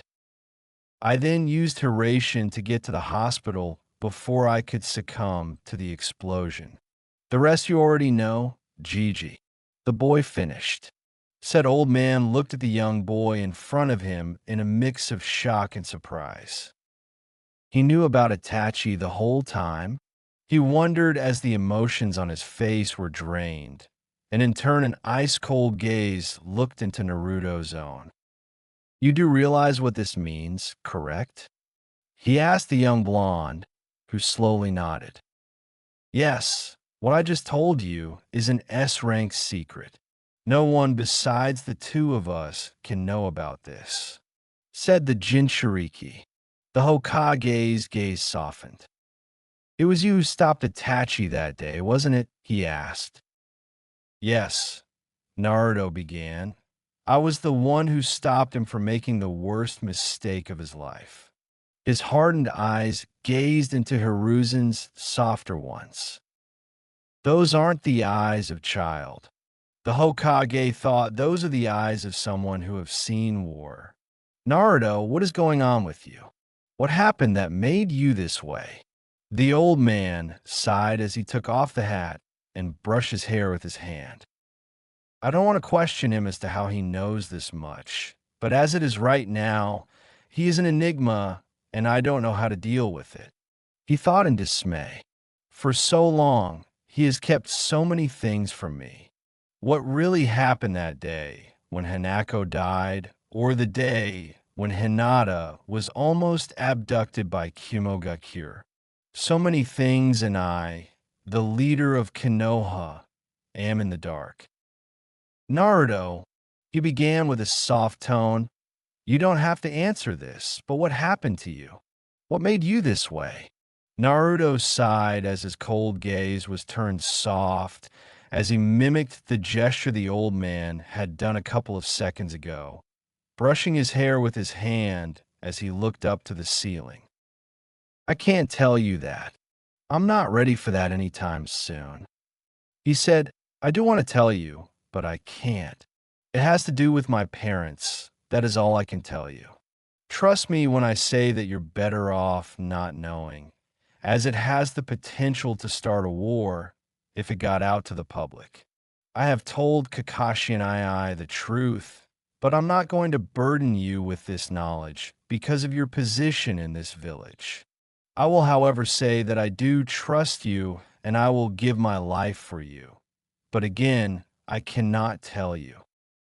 Hiruzen sighed once more. If it was this serious, then it was best if the boy kept it to himself. He then smiled, realizing how mature the boy had become over the years. He may have his childish moments, but when he needs to, he can without a doubt be one of the most mature people I have ever known. The Hokage mused. His serious side is so much like you, Minato, and his non-serious side is so much like you, Kushina, it brings good memories back. I'll trust you, Naruto. If what you say is true, then I understand that you cannot give me this information. I understand, Naruto-kun, he said before he chuckled. You never have a dull moment, do you, Naruto-kun?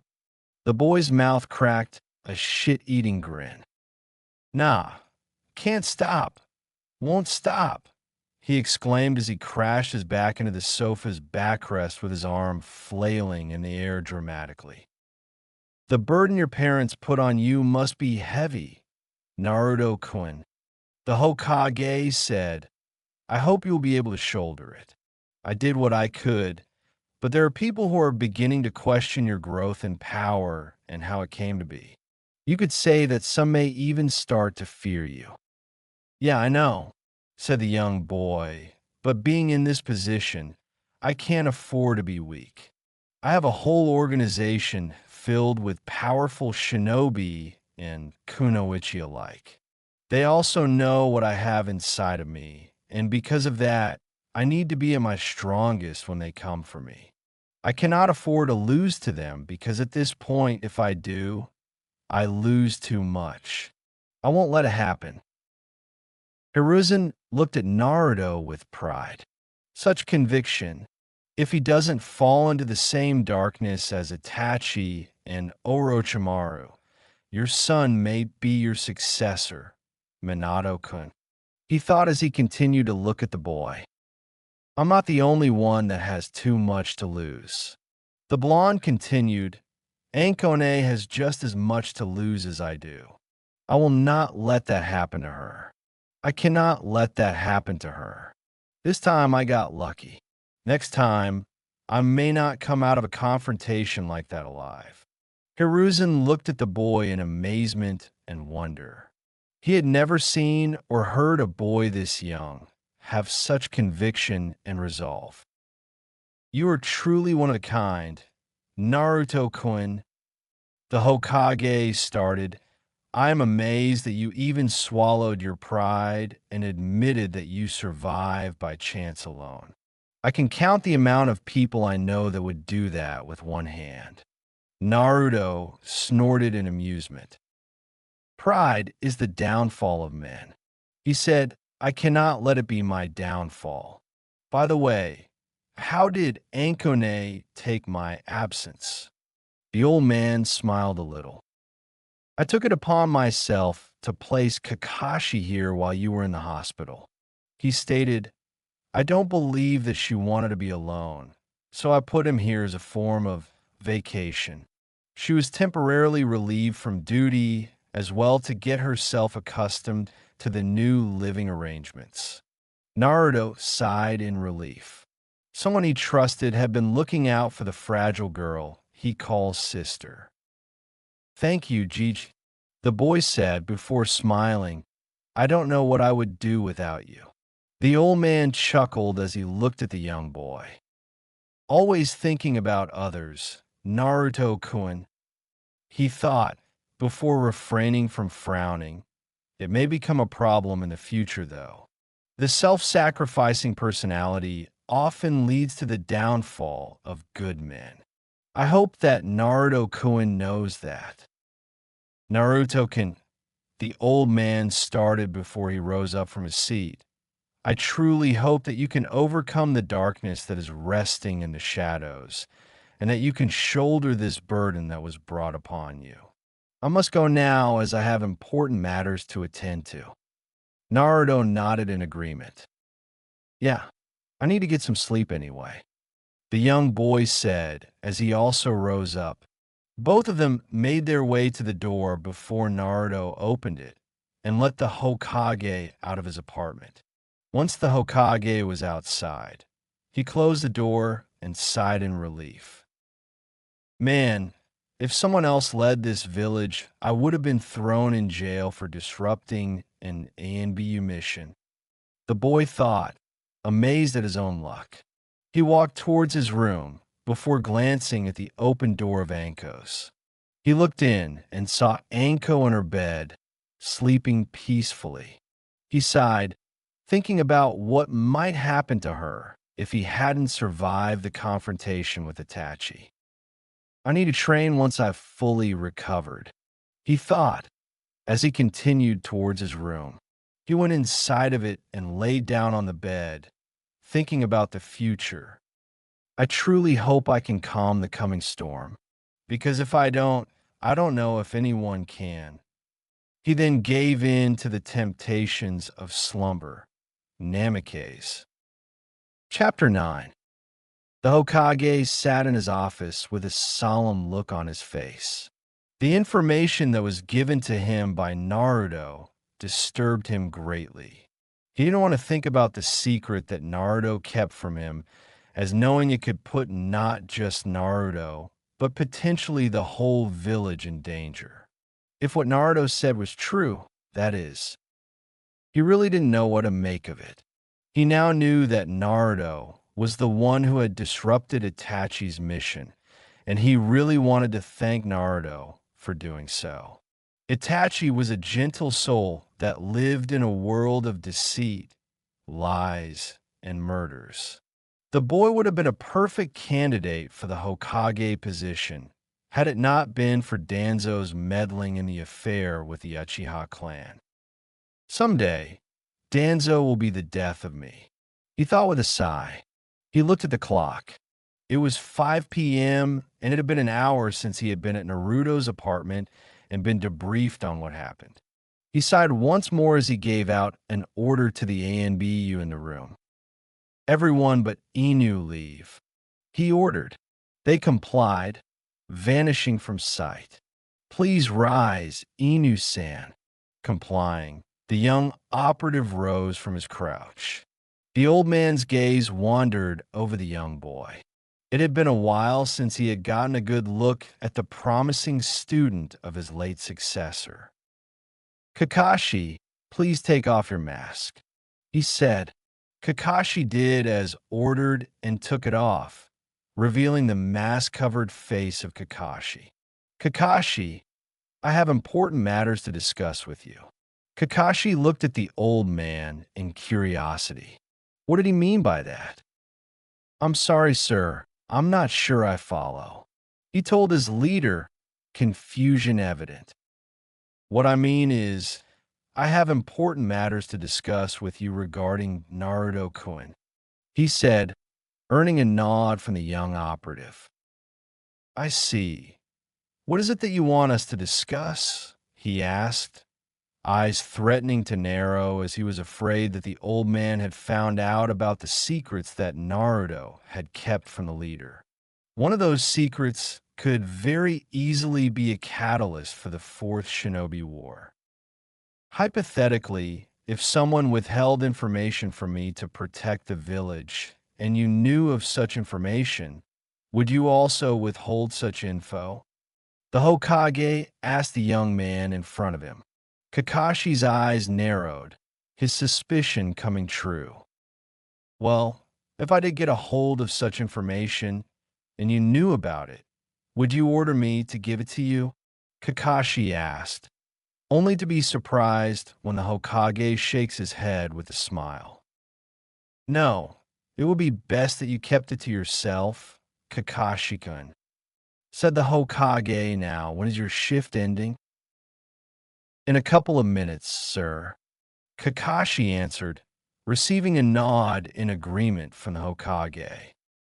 Yes, you may go for today, Kakashi-kun, said the old man. Kakashi saluted him and put on his mask before disappearing in a shunshin.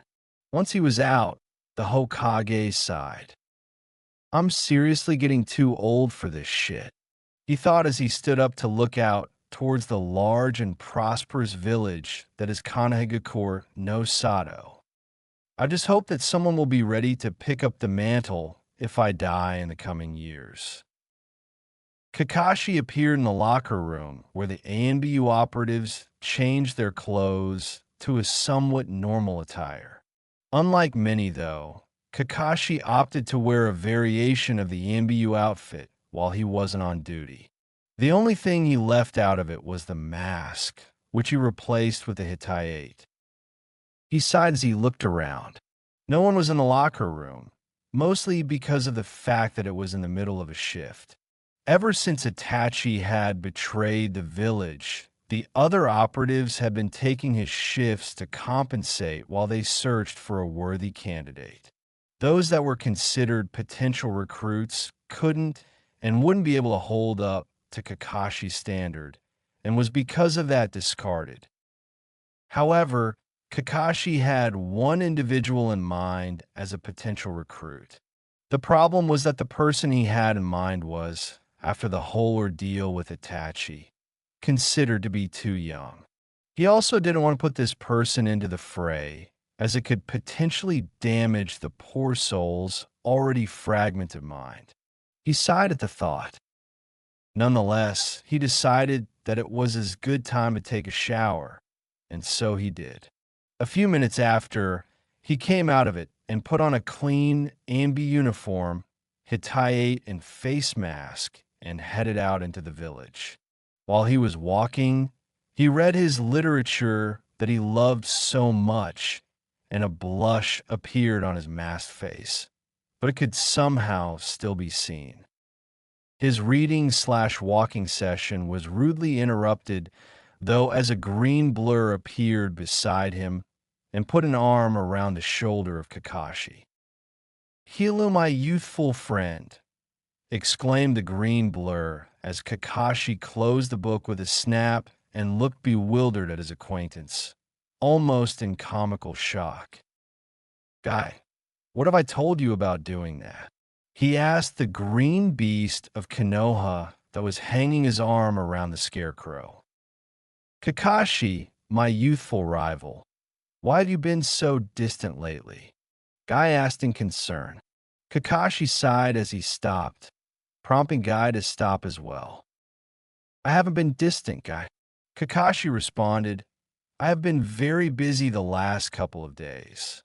Guy nodded in faint understanding, not really 100% positive that he understood what Kakashi meant by that. What do you mean? You've been busy the last couple of days. Guy asked, you've been working every day for the last 5 months. Kakashi just put his hand over his face as he sighed. Yeah, because I've been really busy. The scarecrow said, I can't go into detail because it is classified. Now, Guy understood what Kakashi was talking about. It was related to the ANBU. I see. My eternal rival, he exclaimed as he flailed his arms dramatically in the air, releasing his grip from Kakashi. Should I disappear before he realizes it? Kakashi wondered. Nah, he'd catch up to me in a matter of few seconds. He decided against it and decided to hear the green beast out. My eternal rival. Guy started, our friends and I have been worried about you. What do you say about a drink with us so that we can catch up on what's been going on in the past months? Kakashi pondered at the idea. I could use a few drinks after babysitting Anko the past few days, he thought, before he nodded in agreement towards Guy. Sure, let's go out and drink, he said. Yash, the green beast exclaimed as he threw his hands up in the air. Let us go, eternal rival. And as he had said that, he started walking towards the bar that their friends already were at. Kakashi chuckled at the man's antics as he followed him. Later that night, she woke up in panic, sweating profusely as her upper body shot up from the bed. She had been reliving the nightmare that Orochimaru had brought upon her that was the cursed seal on her shoulder. Every time she had this nightmare, it would bring extreme pain onto her, and she didn't know what to do. She hadn't showed it to her roommate because she was afraid he would react the same as all of the others in the village. This itself brought nightmares upon her slumber as she had so much fear inside of her. Speaking of her roommate, it had been a week since she had moved into Naruto's apartment. She had over the week grown fond of him, not knowing why. She really liked him as a friend. He had called her his sister, which warmed her heart to no end. This, again, brought the topic of fear upon her mind, not knowing what would happen if he found out about the mark on her shoulder. She didn't want to be abandoned again by what she wanted to call family, because the last time she called someone her family, it was to her mentor Orochimaru. With a slight groan, she got up from the apparent sweat-soaked bed as she made her way to the living room. When she did, she looked out the window and saw no light. She sighed, as she had again been awakened from her slumber by the reliving of the night that she abhorred. She made her way to the kitchen area to clean her face with water. She filled the sink with water and splashed it over her face, not knowing that Naruto had also been woken up by her night terrors. He had been sleeping for a few hours before he heard the young girl's frantic slumber as she had flailed her arms. He sighed as he got up, still a little bit groggy from not getting the sleep he needed. He got out of his room and saw Anko splash her face with cold water. He sighed once more as he walked towards her. As he saw her tense up from the sound that he made while he was walking, he decided to tell her that it was just him. Don't worry, it's just me to Bayo, he said before he heard a sigh of relief from Anko. He frowned slightly. She was so on edge that it was driving her to the brink of insanity. If this is a normal night for her, it's going to have to stop, he thought as he walked up to the counter and leaned his back against it with his arms crossed over his chest. Ankone, are you okay? He asked as he looked at her. She was still soaked, and he could see that she was clearly tired. He could also see negative emotion in her face. This emotion was something that he had seen before in his father's memories: fear. He sighed as he put his left hand gently on her shoulder, causing her to look at him. He then looked in her eyes with a warm and friendly look that instantly made her own tear up.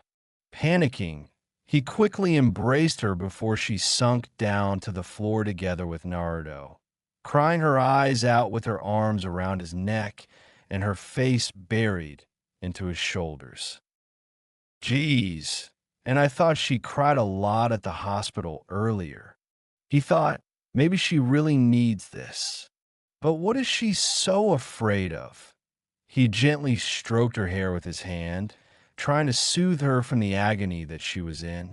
He decided to let her cool down as she buried her face in his shoulder, her body convulsing every time she gasped for air from her wailing. It took a few minutes, but after a while she had calmed down. She was still in his embrace, and to him it was slightly awkward, as he may have the body of a child, but his mind was anything but.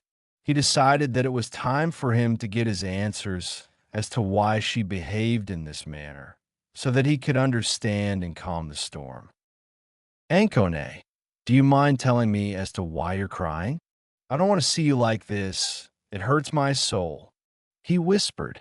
Eyes widened. She broke the hug and looked at him in slight shock. She wanted to tell him, but at the same time she didn't. The fear inside of her was slowly creeping up, and she was torn between the two options that he had laid down in front of her. Should I tell him? I can't keep this to myself forever. He'll find out sooner or later, and I'd rather have him hear it from me. She thought as she sighed before looking him in the eyes. It's now or never, I guess. I had a nightmare. She started for the past few years. I've been reliving the last moment I was near my former master. He nodded, before instinctively looking at her left shoulder as he sensed a powerful dark chakra residing there. She then continued. I had only been a certified ninja for a few weeks when Sensei told me that we were going to go on an extended trip through the elemental nations. I didn't know that he had been caught doing experiments and was forced to flee. He had doubled back to grab me in the middle of the night to more or less abduct me. We traveled the nations for several years, and I had no clue what he was up to. All I knew was that we were meeting strange people that knew him. She looked at him in hesitation, trying to see a reaction on his face. He was, however, deep in thoughts as he absorbed the story. One day, we ended up in a village close to the sea. We took a boat to a nearby island, and he told me that we were going to spend several days there. She said, still trying to see if he would react. That night, 2 years ago, he put his curse mark on me. She ended her story as she put her right on her left shoulder, tears threatening to fall once more. Naruto's eyes softened as he now understood the pain she was in. He had heard about Jinchuriki becoming the pariah of their villages, and it was apparent that the people of Konoha treated her as such. He put his hand on her other shoulder to show comfort. I can't say that I understand your suffering. He began, but it doesn't mean I'm not going to betray your trust. To me, you're Anko Mitarashi. I may have only known you for a week, but I can tell you right now that I now know why I'm so drawn to you. She looked at him in confusion as he let go of her shoulder before pulling up his shirt. He channeled some chakra into it so that the seal would appear. She looked at it, curiosity and shock apparent in her eyes as they widened. "I am too weighed down with a mark," he said, "unlike you. However, mine was kept a secret because the Hokage refused to let it out to the public." Her eyes shifted to his, confused at his choice of words. "What I mean is that the Yondaime Hokage couldn't defeat the Kyuubi 8 years ago." He elaborated. Her eyes widened as she slowly connected the dots. Instead, he was forced to sacrifice his life for the village and sealed the Kyuubi inside of a child. That child was me. He then stopped channeling chakra and dropped his shirt as he looked in her eyes, trying to find a reaction. Instead, she voiced it. "Why? Why are you telling me this?" she asked. He smiled at this question, and she saw it. This smile was a warm and soft smile, one that could most likely melt hearts. It was a genuine smile that he rarely gave, as he too wore a mask to hide his true emotions. "Because if you're going to tell me something as big as what you did, I might as well counter it with my own," he joked before his voice turned more slightly serious. "Besides, I trust you. When I said that I now understand why I'm so drawn to you, is that you are going through what I would have had Gigi not kept my secret. It is because of this I can comfortably tell you my story, and as to why the Hokage of all people gives me so much attention." She looked at him, amazed and surprised at the fact that he didn't show any hesitation in telling her this. She now knew why he wanted to help her. He doesn't care about who my sensei was at all. He just cares about who I am. She thought. Fear and sadness turned into hope and happiness. "But," he started, "I hope you can keep this seal a secret. It is one of the most well-kept secrets that Konoha has, and if it got out, it could lead to war and bloodshed." Her eyes widened once more in realization. It was true. If it got out that Konoha had someone with a bijou inside of them, it could instigate the Fourth Shinobi War out of the fear that the host could become a powerful weapon in the future. She then frowned as she realized the implication of his position. He'd be turned into a weapon. She thought sadly. Naruto saw her frown and refrained from sighing. "Don't worry, Ankane," he said.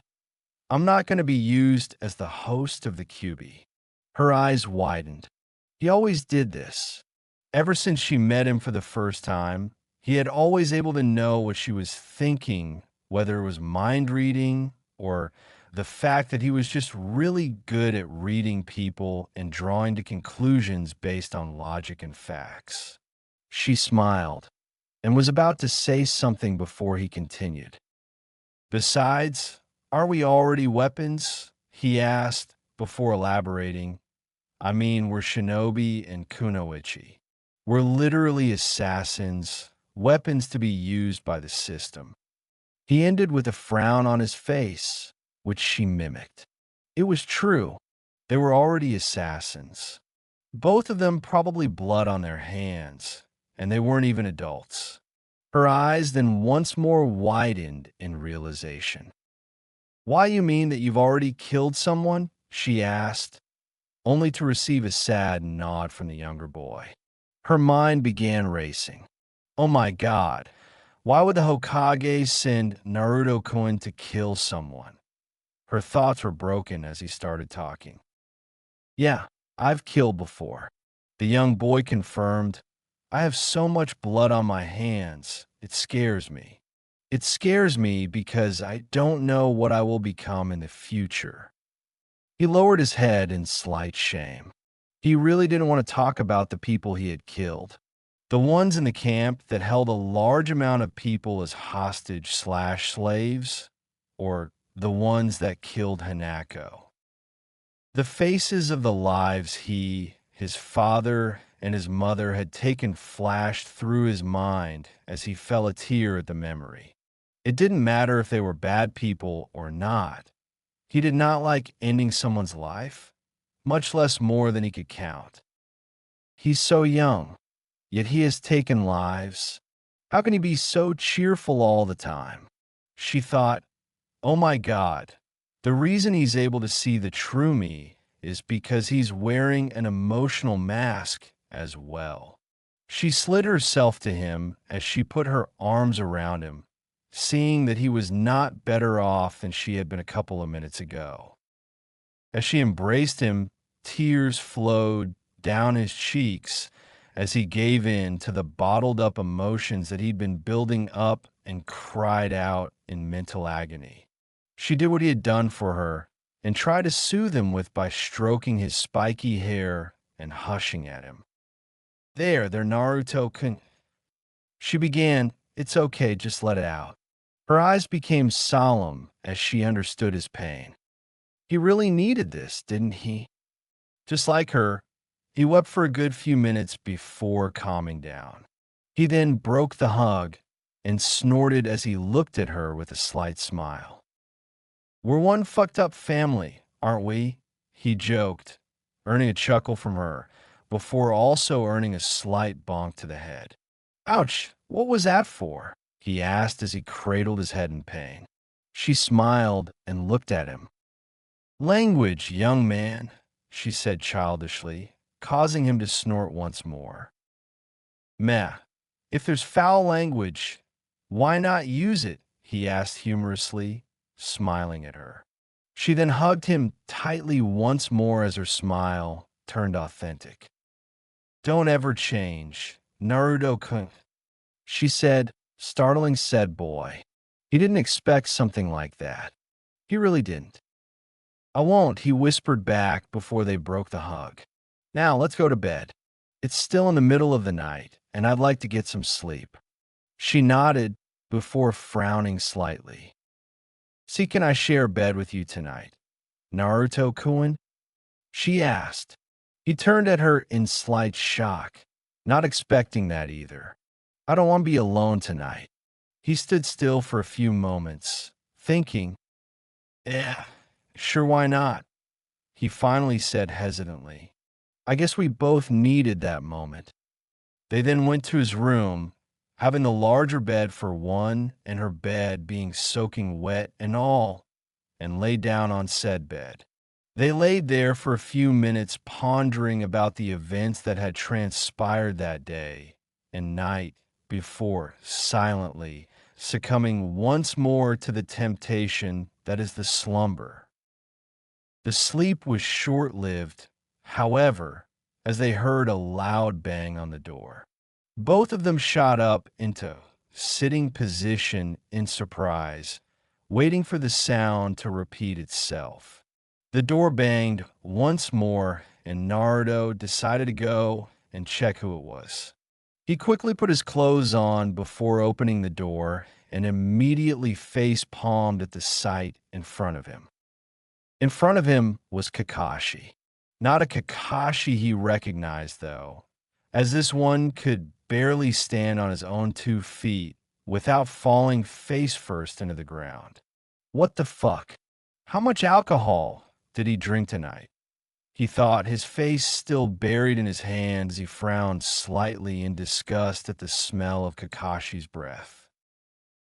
Kakashi and are you drunk? He asked as he let go of his own face.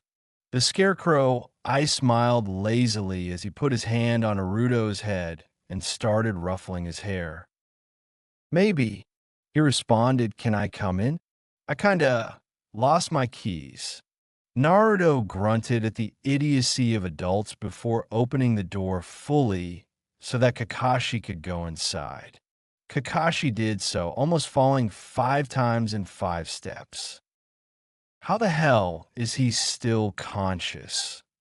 The young boy thought in slight amazement as he observed his older brother trying to walk without any help to one of the sofas. He failed horribly as he fell face first into the wooden floor. Kakashi grunted as he struggled to get up. "All right, let me help you, you big baby," Naruto said as he took hold of Kakashi's arm and helped him up. He then led the scarecrow to the sofa that he had been trying to get to and gently helped him sit down without tipping forward. When Kakashi was finally sitting on the sofa, he casually tipped his head sideways before his whole body followed suit, crashing into the seats. He was asleep before his head even hit the pillows that Naruto swiftly put there to avoid any damages to, well, anything really. He sighed as he put one of the nearby blankets over Kakashi's body and gave out a slight chuckle. Anko had seen the whole scene, and even though he couldn't really feel emotions with his sensory, he knew for a fact that she was highly amused. He turned towards Anko, who was standing at the start of the hallway, smile plastered onto her face as she giggled. Naruto chuckled as well at Kakashi's drunken antics before walking towards Anko. "Come on, let's go to bed," he said as Anko nodded. Just like Kakashi, they both fell asleep before their heads hit the pillows Namikaze. Chapter 10. It had been 2 weeks since Naruto woke up from his explosive fight with Itachi.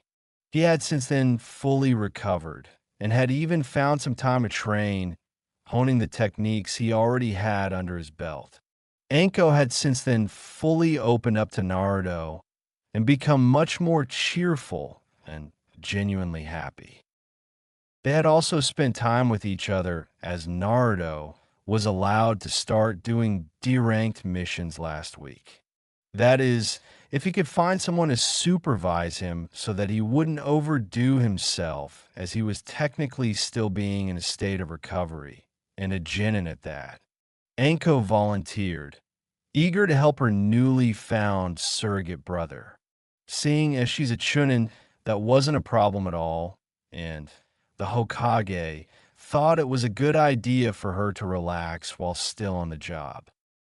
A week after their emotional breakdown, they decided that it would be a good idea to sleep in the same room. Not the same bed, but the same room. They had moved Anko's belongings into Naruto's room and remade her old room into a small library and study, complete with 2 desks in the middle that each had a chair and a sofa residing with its back to the desks, facing the door. Currently, Naruto was sleeping in his bed while Anko was reading one of the many Fuinjutsu books that Naruto had in his small library of ninja art theory and literature.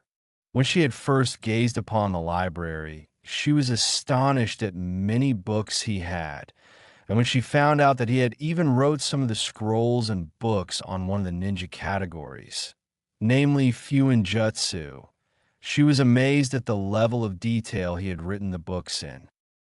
He had everything: 5 scrolls and 2 books on Kenjutsu, 1 copy of almost every Fuinjutsu scroll and book in existence, and what she estimated to be over 50 books solely focused on ninjutsu theory. She was just too lazy to actually count them, as his study could count as library just by itself. The book that she was currently reading, The Theory of Fuinjutsu for Beginners, Part 2, was a book written by Namikaze Minato. She wondered if Naruto had become this skillful in the art by just reading all of the books he had in there. Shaking her head to clear these thoughts from her mind, she continued to read the book. Knock, knock, only to be interrupted by someone at the door. Sighing, she put a piece of paper on the page she was on before closing it and standing up from the sitting position on the sofa she had been so comfortably sitting on while reading. She walked out of the library and to the door before she opened it. It was Kakashi in full A&B uniform, complete with a mask, signaling that he was on duty. "Hello, Inu-san," said the purple-haired teenager politely. "How may I help you?" Kakashi tried his best not to chuckle at the girl's attempt to be formal, and succeeded. It was not like her to be formal and polite, but she did her best, and it was somewhat amusing. "Hello, Anko-san," he replied. "Is Naruto awake? I am here to tell him that he has a mission." Anko shook her head in response. "No, I'm afraid he's asleep.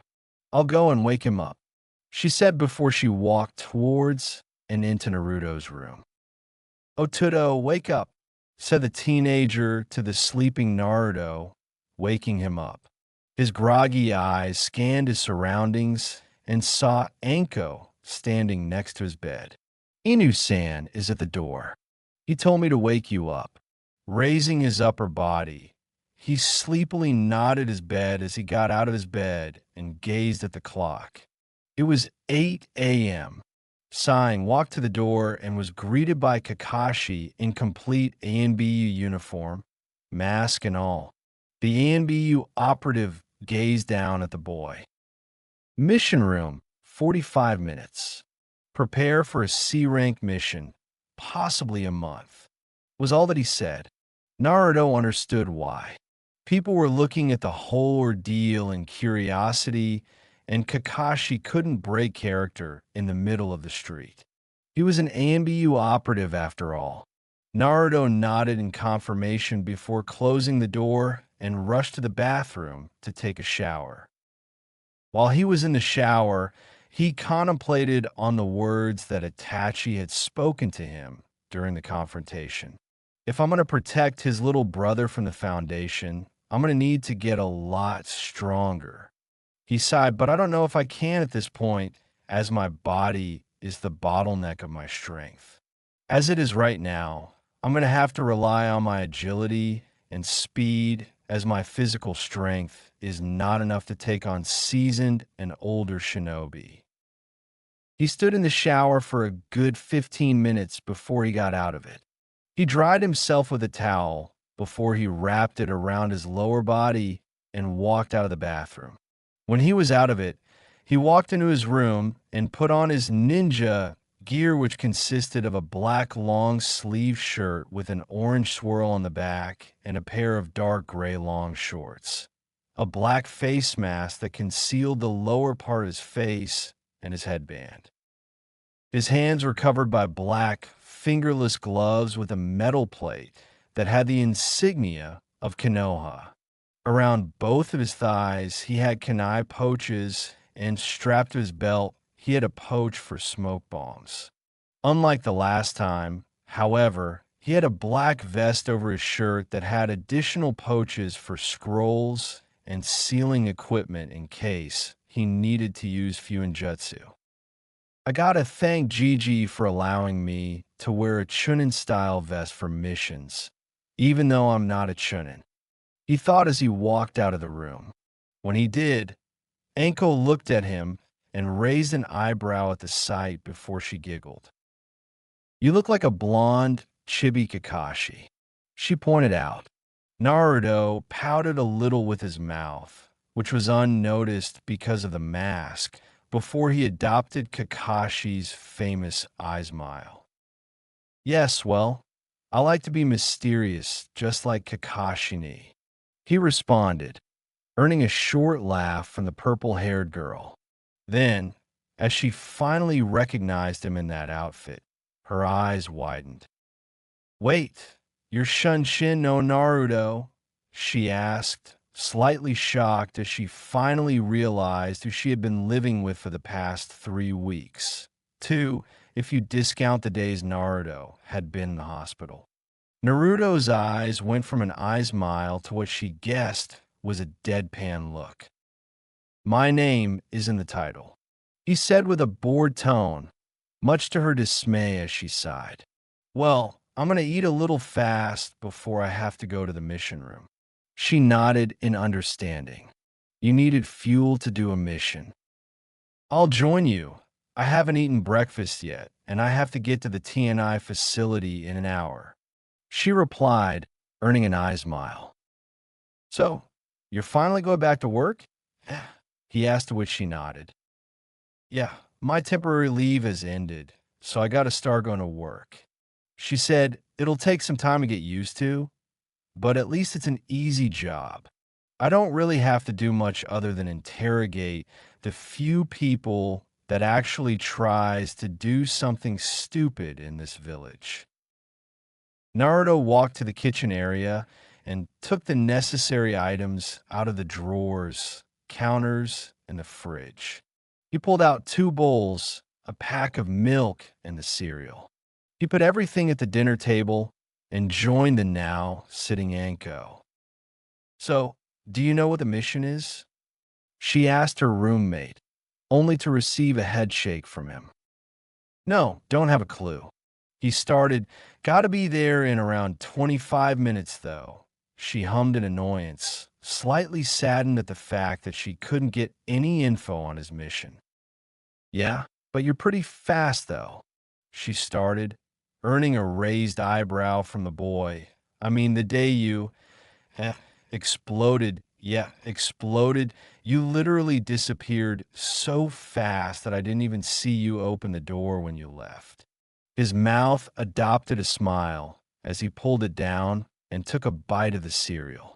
After chewing it for a few moments, he swallowed it.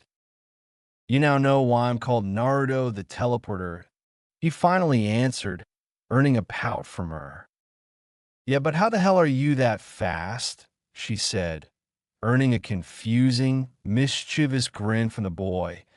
I have seen the Yondaime use his Horatian no jutsu before he died, and your speed was almost identical to his. The only difference was the fact that you didn't emit a yellow flash when you disappeared. And then there's the fact that you're 8 years old and you're already in the bingo book. Oh man, this is going to be so fucking hilarious. He thought as he disappeared from his chair, and in an instant, he was behind Anko, leaning next to her ear. She hadn't noticed the Jutsushiki marked kunai that was hanging in the ceiling right above her. As her eyes widened, he whispered into her ear, "What if I told you? Horatian is in my arsenal." Her head turned around in shock as she looked at him with an incredulous look. Is he serious? Does he actually know how to use one of Yondaime Sama's most prized techniques? She thought as he looked at the boy. Are you serious? She asked. He nodded before he put his hand up slightly and started channeling chakra into it. As he did, a sphere of condensed chakra appeared in his hand, causing her eyes to widen even more as she realized what it was. Yeah, it's not the only piece of ninjutsu he left me, he said as he dispelled the sphere of destruction from his hand, dissipating into the air in a harmless shockwave. Should I tell her? I might as well tell her I'm related to Minato. At this rate, she'll figure it out sooner or later anyway, he thought before saying, after all, shouldn't a father leave something behind for his child, in case he dies? Wait, what? She asked, her mind slowly shutting down as it tried to reboot. He took this moment to casually walk back to his chair. Her head slowly turned back to him in pure shock as her jaw slacked, unable to form words. He chuckled at her loss of words. It amused him quite a bit. He continued to eat like he had said nothing as he waited for her to react. It took a few minutes for her mind to reboot as it looked like she was about to faint, wasn't it, for her normal breathing? So, you're the son of the Yondaime?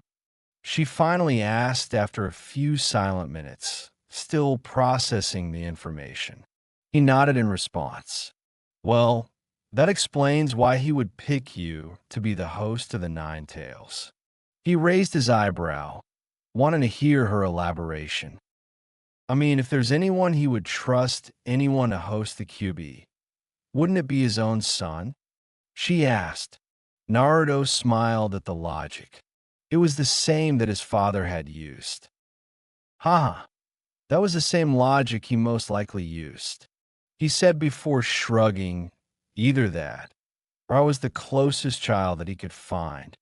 She looked at him with a face that screamed confusion. I'm just kidding about the latter, he confirmed. She nodded before laughing slightly. It would have been too convenient. Yeah, Anko started. I don't think that Yandame-sama would do something as significant as sealing the QB into a child without thinking. He most likely did it because he had no other option. He nodded, knowing exactly what had happened that night. Yeah. The blond boy hummed in agreement before finishing the last of his cereal and put the mask back on his face as he stood up. Now, this is another little secret that I'm in the center of. You can keep it a secret, right? She nodded in response as he continued.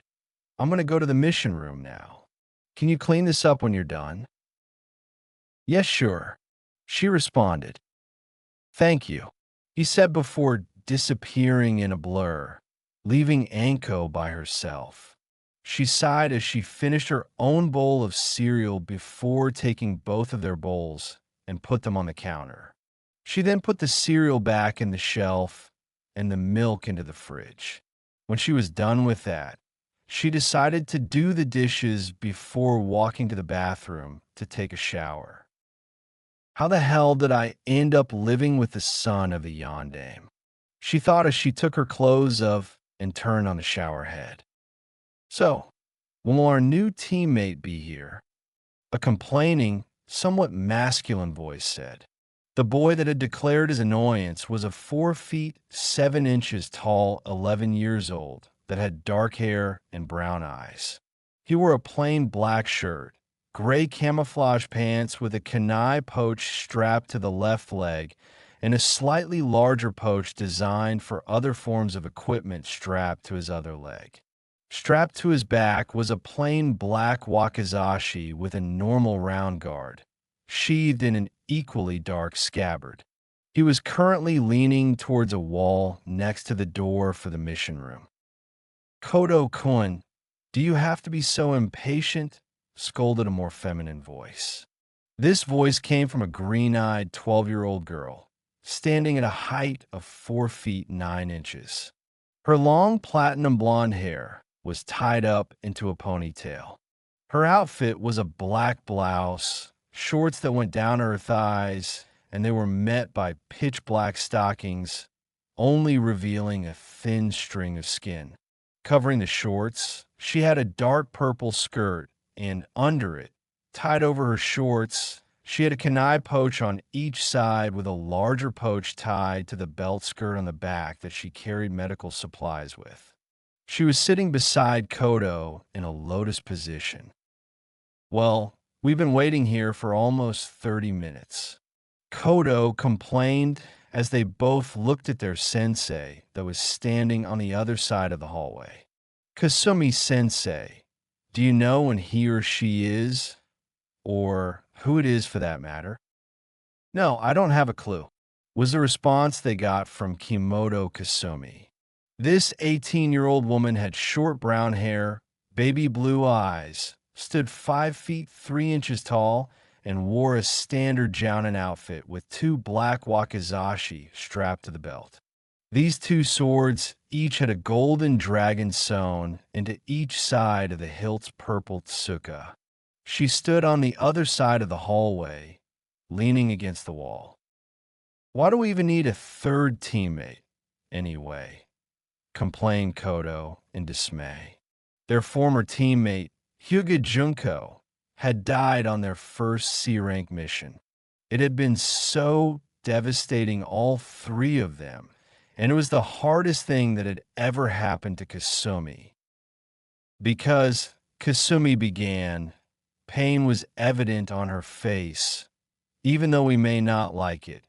A Genin cell is composed of 3 Genin and a Jounin sensei. Judging from her tone, She clearly didn't want another student or subordinate either. As to her, it was like signing a death warrant for the poor kid. She had, however, no choice in the matter. Her train of thoughts were interrupted as the door to the mission room opened and the Hokage's secretary stuck her head out in the hallway. The Hokage is ready for the three of you now. Team Kasumi, she said, earning a nod from all three of them as they made their way into the mission room. When they got in, they got confused. Yeah, aren't we supposed to wait for our third teammate? Voiced the sole boy on the team. The Hokage, sitting behind the table in front of them, smiled at the question as he nodded at them. Yes, I believe he should be here in a moment, Kodo-kun. He responded to the boy, earning a sigh as the waiting game continued. They sat down on the chairs that were put up against one of the walls and waited for their third, unknown teammate to arrive. After 3 minutes, a miniature tornado appeared in the room before it ended. In place of the tornado stood a masked blonde boy. Joe, sorry I'm late. The queue to the bathroom was really long. The boy lazily joked, left hand in the air with the peace signature flaring. Everyone in the room, except for the Hokage, who merely sighed, thrusted their palms into their faces at the lame excuse that the boy had given them. Naruto-kun, you aren't late. The Hokage said before he smiled, I told Inu-san that you had 45 minutes. It has only been 43. Oh, was the response Naruto voiced? Damn it. I had that excuse so planned out. He sighed dramatically. A perfect Kakashi-influenced excuse gone to waste. Now, Naruto-kun, don't be like that, said the old man. Now, the three people behind you are your new team. I'll give you a few minutes to introduce yourselves before the mission briefing starts. Naruto nodded before he turned around and took a good look at them. So this is my team. Huh. He thought, does it really look like anyway, Kasumi-chan? His eyes wandered on her own. Her eyes diverted from his gaze almost immediately, not wanting to look him in the eyes. Why do I sense fear from her? He thought as he walked over to them. Sensei's son is right in front of me, she thought. When Kasumi looked into Naruto's eyes, she instantly knew who he was. It was her sensei's son, and it was as clear as day. What if he knows I'm his mother's student? What will he say? All she wanted to do was run away as far as possible, afraid of the eventual outcome. Hi, I'm Uzumaki Naruto. He voiced, it's nice to meet ya. He then put his hand out towards Kasumi, who tried her best not to look him in the eyes as she shook it. Man, what's up with her? Hello, Naruto-san. The sole teen in the room responded, I am Kimoto Kasumi, and I am the team leader of Team Kasumi. Their hands diverted from the gesture as Naruto nodded his head before he sent an eye smile towards the rest of the team. Yo, he said, earning a sigh from the duo. He opened his eyes and gazed towards the Hokage with a look that clearly said, why am I even here? The Hokage also sighed, knowing exactly what Naruto meant. Naruto-san will be the latest addition to your team, seeing as his master is on an extended mission outside of Konoha. Voiced the Hokage. Kasumi slowly nodded in response, as she had no clue what to say. He may be young, but he has earned himself his rank of genin. Treat him as your equal, Kodo-san, Azumi-san. Yes, Hokage-sama, voiced the genin duo of the team. Naruto, on the other hand, hummed in delight, finally free from the metaphorical shackles the Hokage had put on him 3 weeks prior. Yash, he exclaimed, startling his new team briefly with his enthusiasm. We can take the introductions later on. Now, what is mission are we doing? The Hokage chuckled at the boy's antics. Your mission is to guard the daimyo of Kuni's son's wedding. The Hokage responded, receiving a nod from the four. They have been getting threats from the rebels in Kuni saying that if they don't cancel the wedding, they will disrupt it. While they have been giving empty threats before, they have also carried out several of their threats as well. Okay, who will he be marrying? Naruto asked in slight confusion. He will be marrying the daughter of our own daimyo, was the response he got. He nodded slowly. So, guard a wedding. Kasumi hummed. Are we to pick up the young lady? No, she's already in Kuni, said the Hokage. The four nodded before they bowed towards the Hokage. We shall be going then, Hokage-sama, said the team leader, only for the Hokage to raise his hand. Naruto-san, can you wait here for a moment? He asked. The rest of you can wait for him at the gate. He will be there in a moment. They all nodded in confirmation as the three original members of Team Kasumi walked out of the mission room, leaving the Hokage and Naruto alone. Naruto looked at the Hokage curiously, waiting to hear what he had to say. Naruto-kun, he started, this mission's classification may be increased significantly with you on it. This earned a raised eyebrow from Naruto, as it only created more questions. You are in the bingo book. So is Kasumi. Naruto nodded in understanding. That means if the opposing force have the funds for it, they may hire Nuke Nin or Oinen to deal with the two of you. Hiruzen continued, which means that if it comes to it, you're going to have to stop holding back during missions. Do you understand that? Naruto closed his eyes momentarily before he looked back at the Hokage. Yes, he answered. I know what I'll have to do if worse comes to worse. He answered, earning a smile from the old man before he continued. But let's not hope that it will come to that. I've still got some less flashy techniques that won't draw as much attention. No pun intended. Good. You're free to go, Naruto-kun.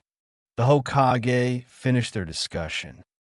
Hi, Hoke-sama, Naruto said before he vanished from the spot.